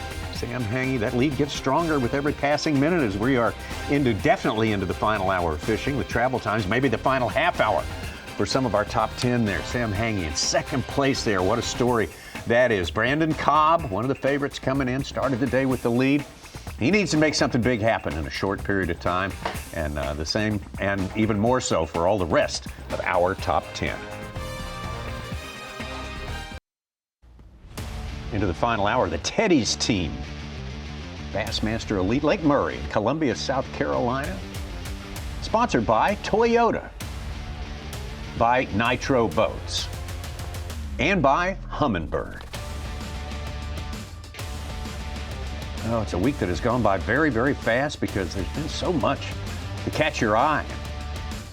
Develop an appreciation for what a great fishery this place is, for one thing. I mean, it is just... it's solid every way you look at it. I appreciate you saying that because it's easy to not appreciate what a great fishery it is if you're around it a lot. But if you look at places all over the country, this is something certainly that the local people should be proud of. It is a tremendous fishery right now. And beautiful, clean water, a lot of recreation on this lake, just a lot going for it. Robert G's been doing everything he can to gain some traction throughout this day. He's taken multiple approaches. He's been around some fish.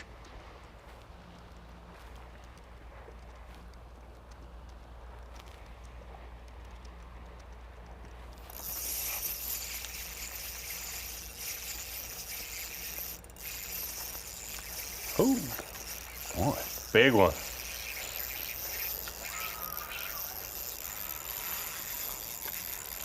That's a good one.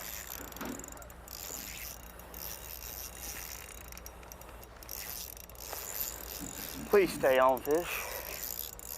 Please stay on.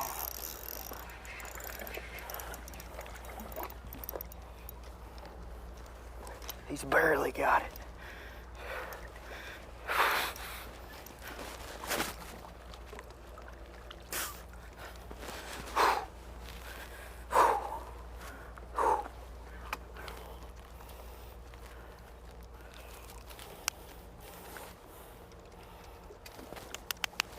Let's go. Never give up, man. I've had a struggle of a day.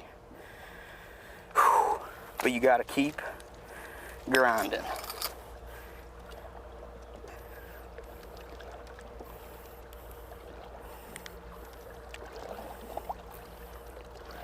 Number 5, 4-pounder. 4-pounder.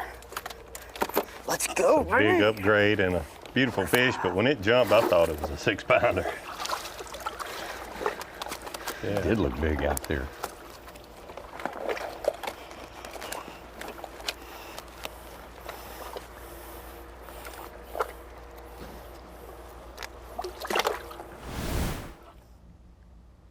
So right here, ought to move him up a spot, possibly jump over Drew Benton.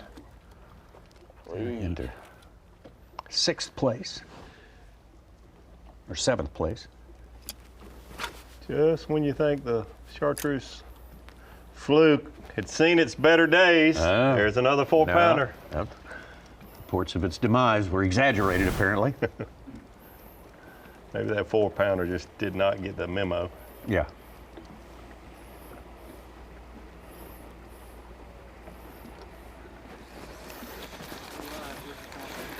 It's getting up. It's coming up. I think this last hour might be huge for my day. If I can get them to fire on some of my cane piles and schools, I could have a big bag. Every one I catch off of them are 4-pounders.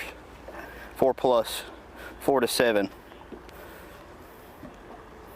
If I can just get them to fire. Today they hadn't been firing, but the winds picked up. Come on, see it. It just stinks. You can't throw in it. You have to throw everything weightless. Come on.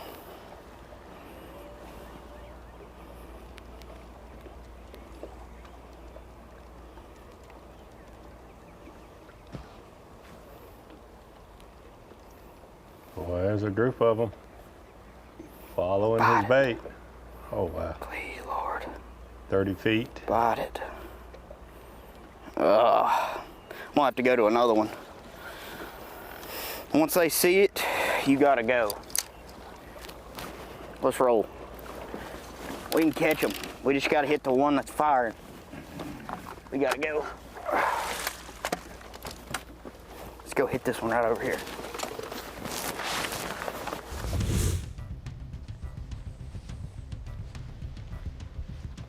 All our anglers are losing patience with the groups that won't. They know you might as well move on. With time running out, you don't have time to wait them out. Yeah, it's humbling, but All right. like you said, best yeah, we're move on. back. We left the creek, we caught all our weight in today, and we are back in the area that I caught them on day 1 and day 2. When I was in here on day 1 and day 2, it was real muddy, and I was only able to fish the first couple docks back there and caught some, God almighty, caught some real good ones, but it was too muddy to fish all the rest of these docks back here. So spending the last hour just checking all the docks that I wasn't able to hit because it was muddy, because it's kind of cleared up a little bit since we've had a few days from that rain. So we're about to spend the rest of our derby back here and see if we can coal one more time at least. Got a 3 and change we gotta get rid of, like have to. I'm doing everything in my power to get rid of that thing.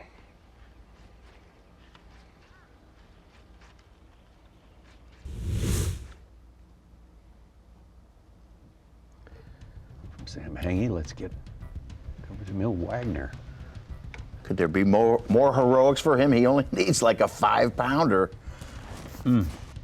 Yeah, I was just thinking, it really, I'm fine with whoever winning, but it would be great to see Sam catch one that at least makes him think that he's going to win with about 10 minutes to go before he dares to think he could win with what he has now, but he's named the number that he does need. Wagner hooked up. Not gonna help.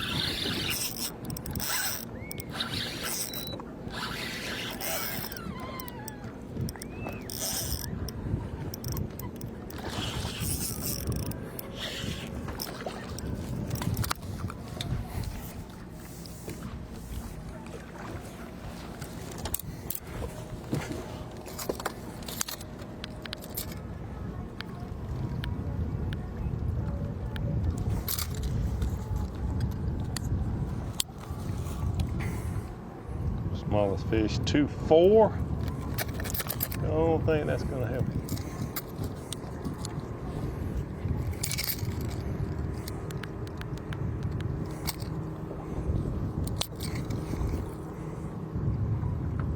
Gonna be close. Nope.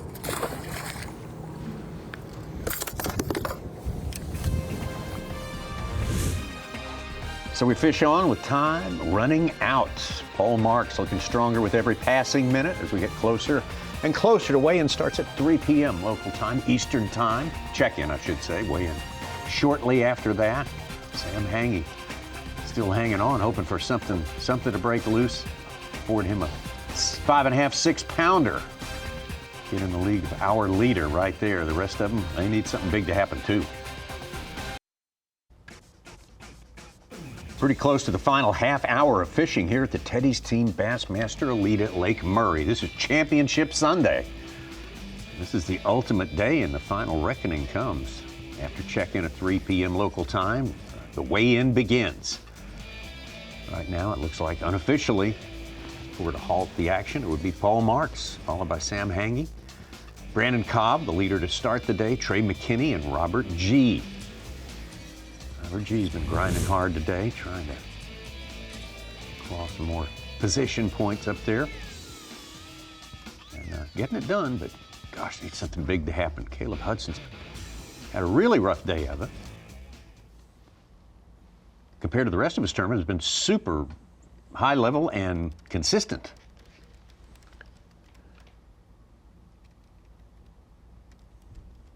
So because it is Championship Sunday, we can give away some locations here in the afternoon. I don't think anybody's going to go rushing to the spot if we talk about where he's at. That's Baum Island, Lake Murray.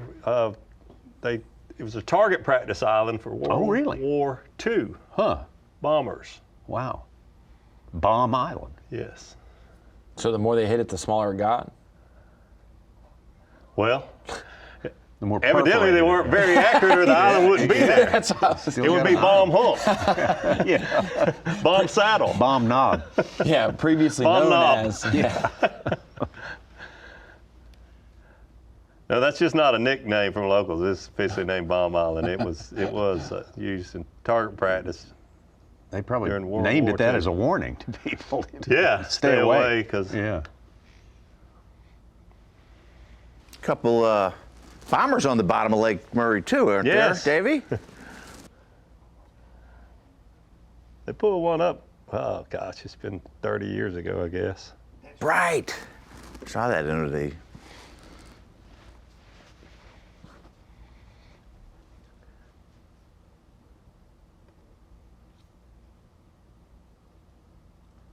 It's also where about 1 million purple martins roost every summer on their migration back to South America. Yeah.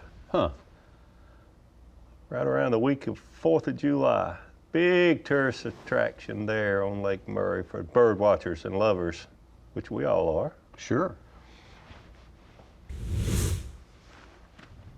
I guess it's like camping for them without a martin box, right? Yes.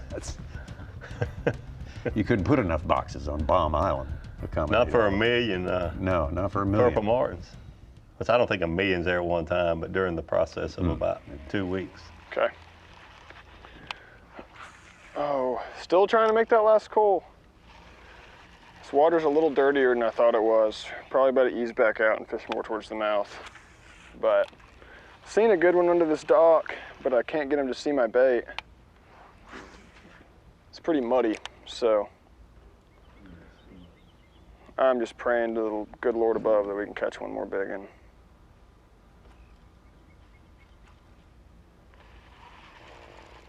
Where he's at, the water's We probably got to too make a move.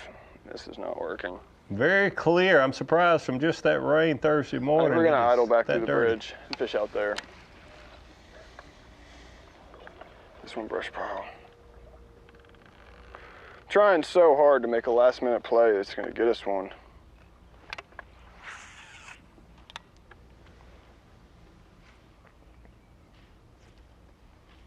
He's among the few who have the building blocks fish to threaten Paul Marks.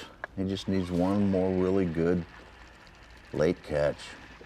Like he's done in 2 of the 3 previous days. I guess he had a big one all 3 days, though, right? Just Had a 7-4 on day 2, then that 6-12 yesterday that we 7-4, saw. 6-12. Day 1. No one big Yeah, one. 19 pounds. I don't remember him having a individual.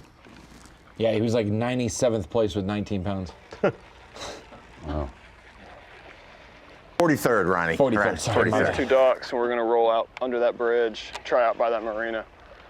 Caught some big ones out there day 1 is where I caught my weight. I never even came back here, but I hammered on them.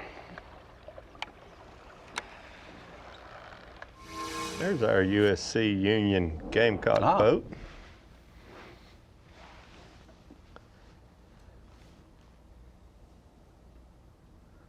Caleb Hudson hooked up again.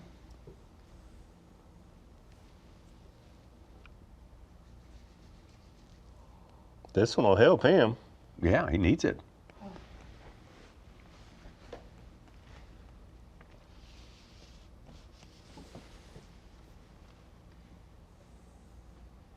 It really does seem like, and this is no knock on Caleb, because making 4 days of fishing or a pattern work for 4 days is incredibly difficult.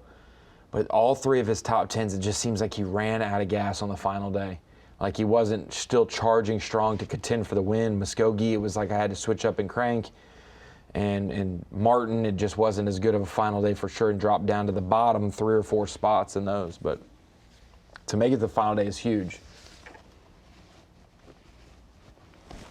Yeah, there's a lot of guys in that rookie class would swap places with him in a heartbeat. But you're right, Muskogee in particular, he just ran out of fish in the area. Well, just to think the vibes of him being in the top 10 after day 1 and Sam Henge being 43rd, and at the end of the event, Sam Henge's contending for the win, and he's in the top 10 too, but he's just like feels probably miles away from the victory because he's having a really tough final day. Didn't quite make the final when he fished college bracket there at Tim's Ford. Yep. Got close, made the semis.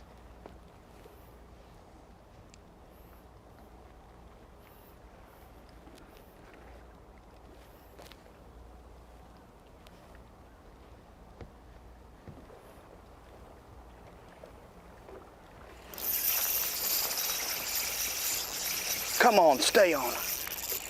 Let's go. Come on, stay on, baby. What'd I tell you? Please stay on. Please stay on. Please stay on. Please. Please stay on. Please.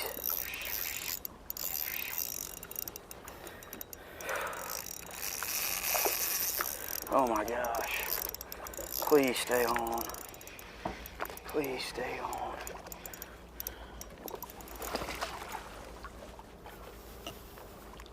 Boom! Let's go! Let's go.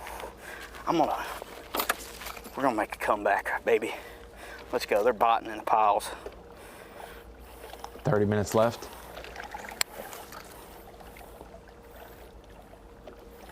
Let's go. Number 2. It's another 4-pounder, baby. 4-pounder. He is. Jumped up about 5 pounds in the last 30, 45 minutes. Right. He's right here. Going out those 2 3/4 for 4s. Said earlier when he was catching them a little earlier today, this morning, he said, I got to slow it down to nothing. I've got to, everybody wants to burn them through there, and I've just got to. All right, we got to go take to it a another lot one. slower. I don't know if that's still They won't bite after 1. the process. We got to go to another one. They literally, for some reason, they've been biting terribly today. And literally when they're biting good days, on a good day, you can only catch 1. So I figured if they're not biting that good, for me, out of the piles, I can't catch 2 out of it. Better just go hit another one with 4-pounders. Bass gave him 20 pounds, even, up to 4th place. More money. He has switched up this morning. He spent a lot of time up shallow 5 feet and less, and now he's running from cane pile to cane pile. Don't know how many he has marked with fish on it, but the last 2 have produced 4-pounders. Everything's getting more fast and furious as we get now literally within 30 minutes of check-in time for some of these different travel times that we have for our anglers here. Well, that certainly increases the anxiety a little bit more. Sam Henge certainly seemed to put up with it very well yesterday. Let's see if he can remain cool, calm, and keep going. Make something happen in the final minutes of this championship Sunday.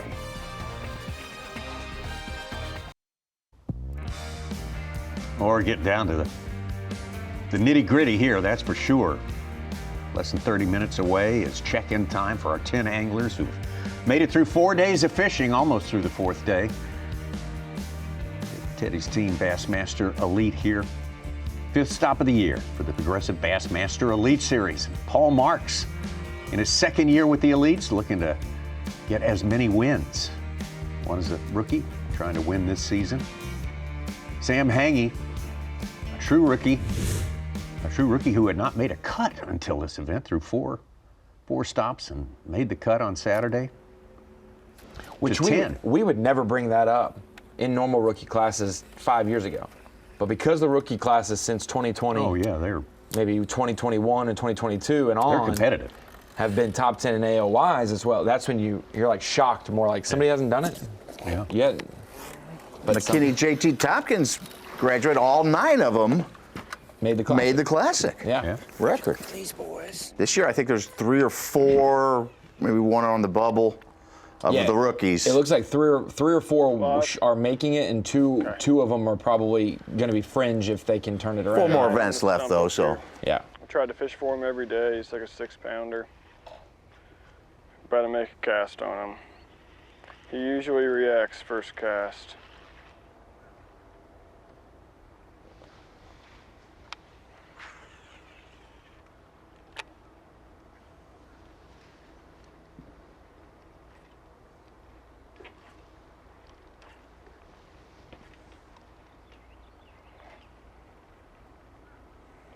Dang it, dude.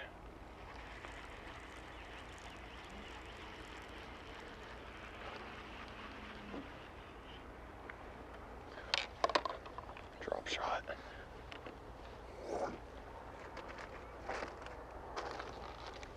I've got too much crap in here.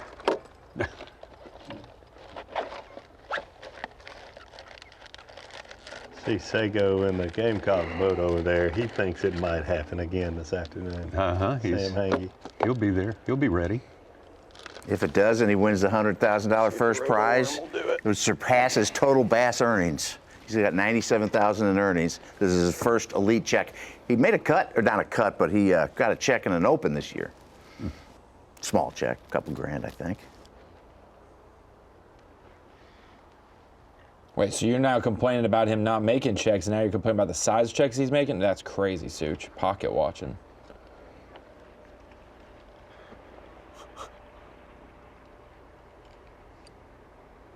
That's pretty good for finish 20th at Eufaula, getting $3,900, almost 4 grand.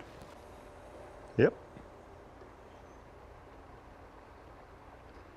About the same at Sam Rayburn.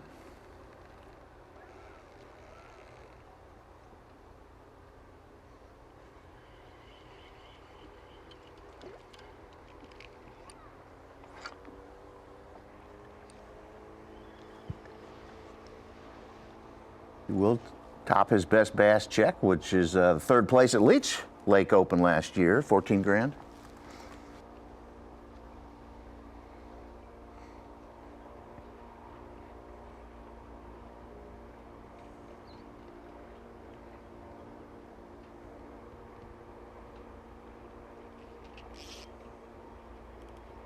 Whoever wins will be our 5th different angler to have won on Mother's Day, and the 6th the Currents. Yeah, Tucker Smith last year, Will Davis in 2023. Aaron Martins did it twice. Havasu in 15 and Gunnersville in 09. And the other one is Steve Kennedy, the West Point in 2011. Don't have to buy your mom flowers after you bring home a trophy. Or you got to buy twice the size bouquet. I mean, she knows how much you just made. Candy. And a big old box of chocolate. All got them dotted up. They want you to take them on a trip after that.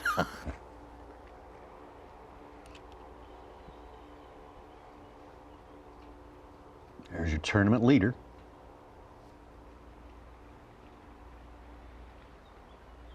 Hallmarks like Robert G. hadn't been spending a lot of time in any single place today. He's been on the run since the very start of the day.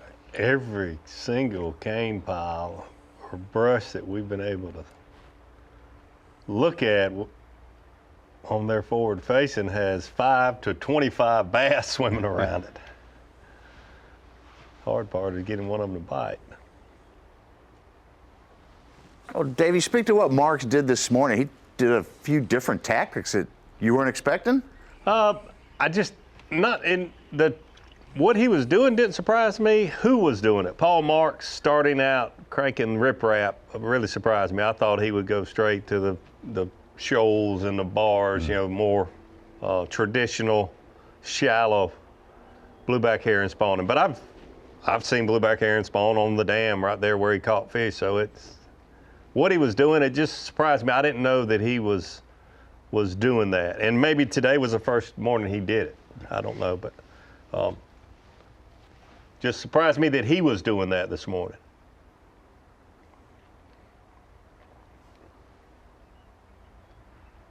Good move, because I think 2 of his 5-fish limit were those first 2 that he caught. Yeah, they were square solid. They were super solid.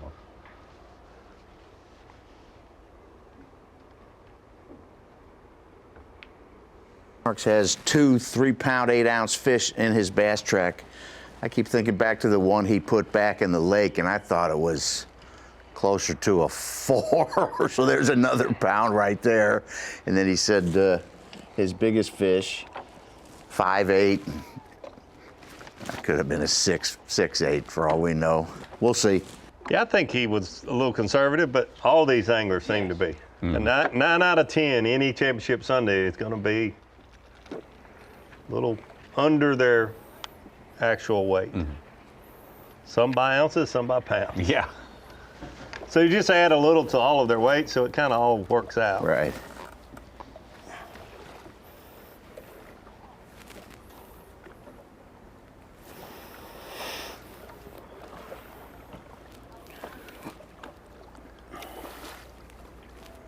I do know where Sam Hankey and Robert G are. They don't have but about 5 or 10 more minutes of fishing time. I was going to ask you. You got fired up on that one.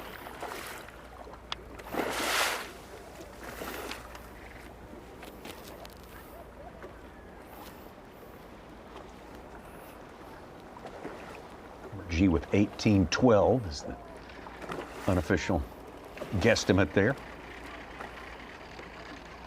Got the same for Brandon Cobb, who started the day with the lead. This fish might eat. This is the one we need. It's getting about that time, Sam. Come on. Even more of a put up or shut up time than yesterday.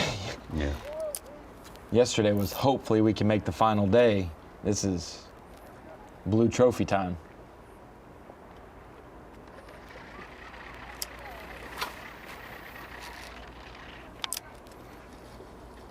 Wasago is in perfect position for him. Everything's set up perfect. Just need to get the one that he needs. For the magazine cover shot, Davey? Yes, absolutely.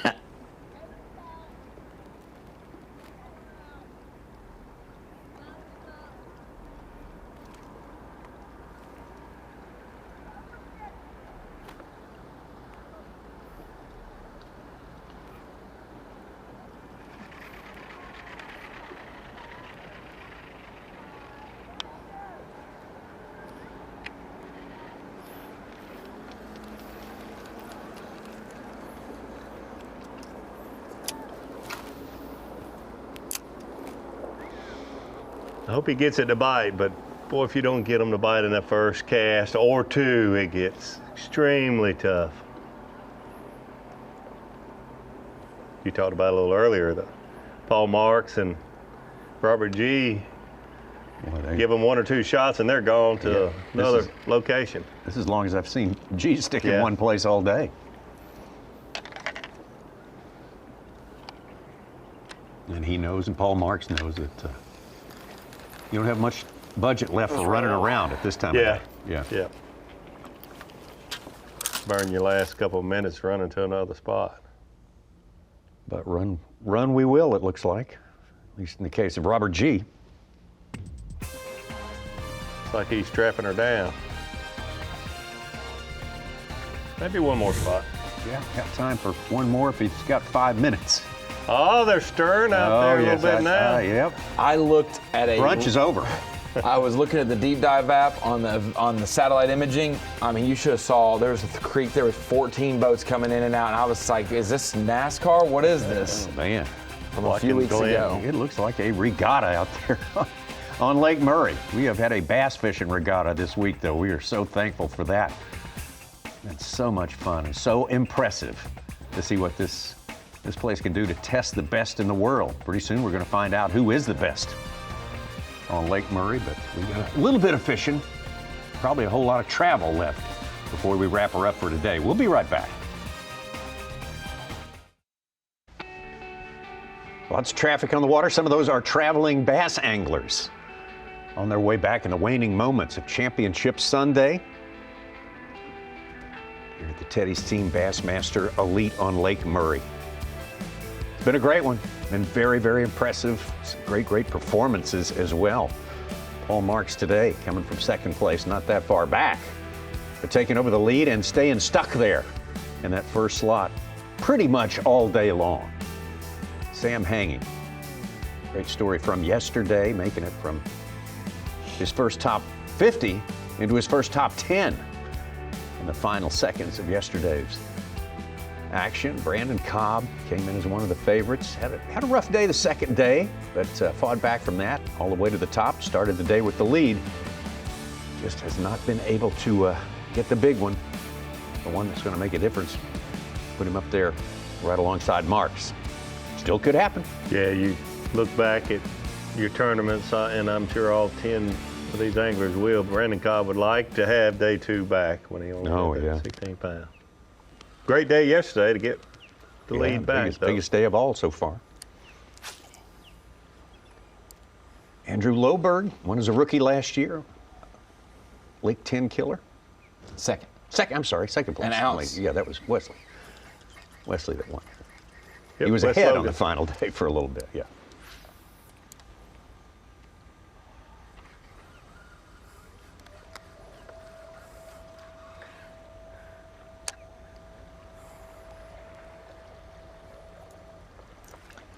I believe I covered Andrew Loberg at Lake Mead in 2015 in a college event. Oh, wow. I think. You pulled the Mountain Dew boat to Lake Mead? That's off to you. I pulled it behind a Delta Airlines flight. Yeah. I just said it and now I'm wondering. He's just slightly younger than me. I'm not sure if he started the next year or if he was that year. Grebe. Yeah. Loberg's 32, Ronnie. Oh yeah, he's the same. He's the same age then. He might have been in that event.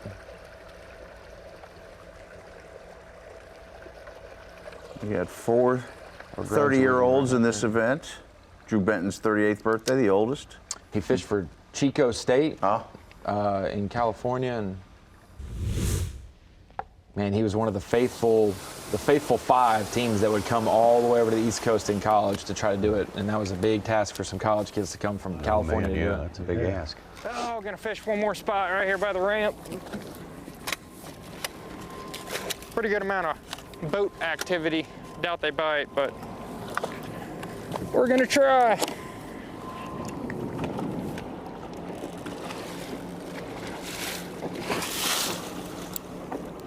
Yeah, it'll be rocking and rolling out there in another hour or two.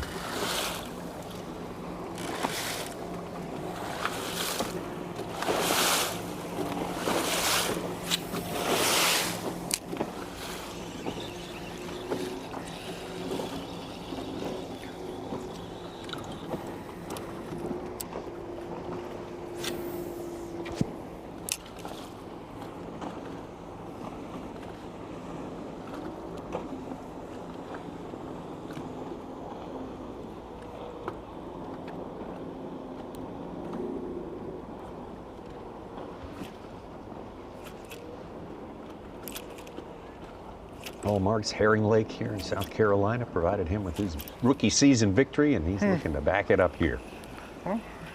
As a second-year lead. Was that April or May? April? Late April. Late April. About a year ago, just a little over a year ago. That drone shot you're seeing of that small boat, that is Paul Marks' boat, as seen from a drone we have flying over the takeoff during Island State Park. Yeah, right in front of him Nervous, there is the but I'm Sure so Island. calm. Calm. Whew, what a day though. Those were some toads I caught. I hope they're gonna be enough. I really don't know.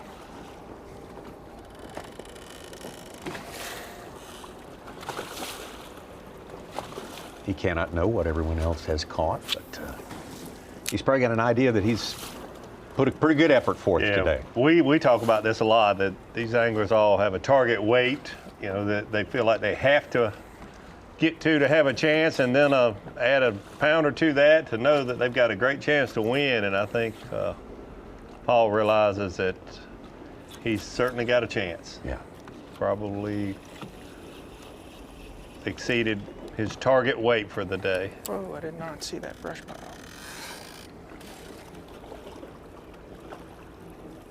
Thought he was fishing the brush pile.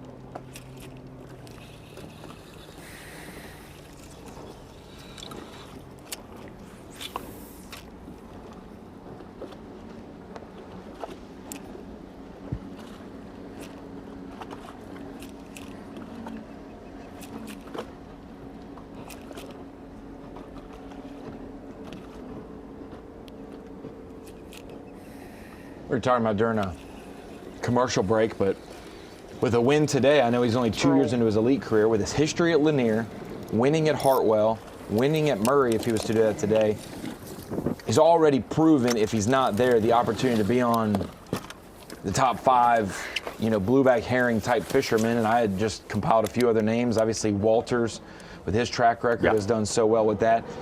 Casey Ashley, a Davey Height, and this is not in any specific order. You'd have to think Emil, his Lanier experience, and then a top 10 at Hartwell, losing to Paul Marks. A top 10 here, possibly losing to Paul Marks. Like, you got to have the finishes and the reputation to kind of be known as a guy like that. Like Denny. Denny didn't just like to flip a jig. When he flipped a jig, he won with a jig. He did, you know, the results were with the attributes. You could be a frog fisherman and never win a tournament on a frog, and it's like, how can you be one of the, you know? Yeah. Marks is not that anyone he cares about top 5 lists, but man, strong. Oh yeah, he is. Definitely. Cobb would be in that group. It was an awesome week. I feel like everything went perfect. I had a few mishaps where I missed fish, but fishing the way I am, it's just going to happen. You can't hook every one of them and catch every one of them. So it was a great week. I freaking used the Gamakatsu, whatever it is, offset worm, and talk about locking some big largemouth on there. Go around? Yeah. I mean, throwing a spinning rod, 15-pound Seaguar Tatsu, absolutely horsing them in, catching toads.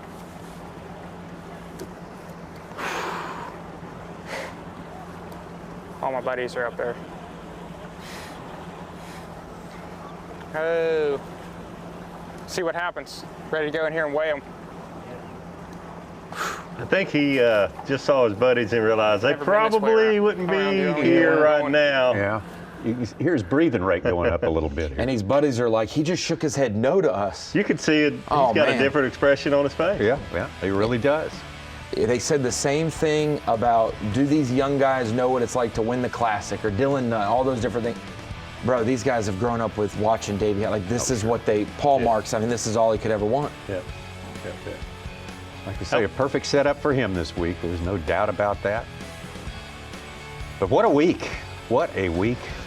We had, we had high expectations for sure, but I can say they exceeded my expectations, and I lived there for half of my life right on the shore of Lake Murray, and keep up with it. Obviously, it's a good lake. But the number of 7-pounders, the number of 20-pound plus limits, and the constant 3, 4, and 5-pounders that we saw caught here this week is absolutely incredible.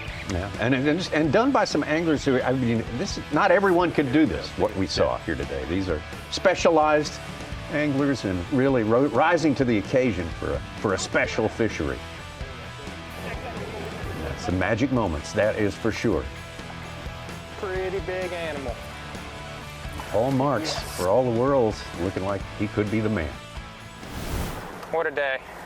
I hope it's enough, because that was freaking badass. I mean, herring day fishing, like, it's like a dream day.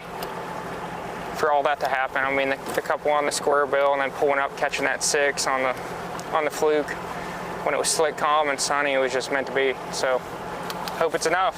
It was badass. That's all there is to it.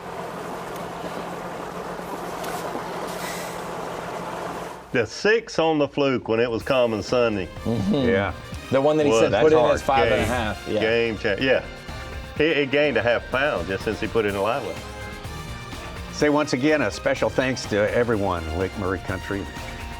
All the help we've had putting on a fantastic, all the state of South Carolina and whoever else who is involved in making this a great lake. Hats off to you all as well, the anglers of this area, the bass fans in this area who've turned out for the weigh-ins. Weigh-in 3 p.m. coming up next. We will see you next week, Thursday. We start down at Santee Cooper Lakes for the second stop in South Carolina, but that's it for today. The weigh-in is next.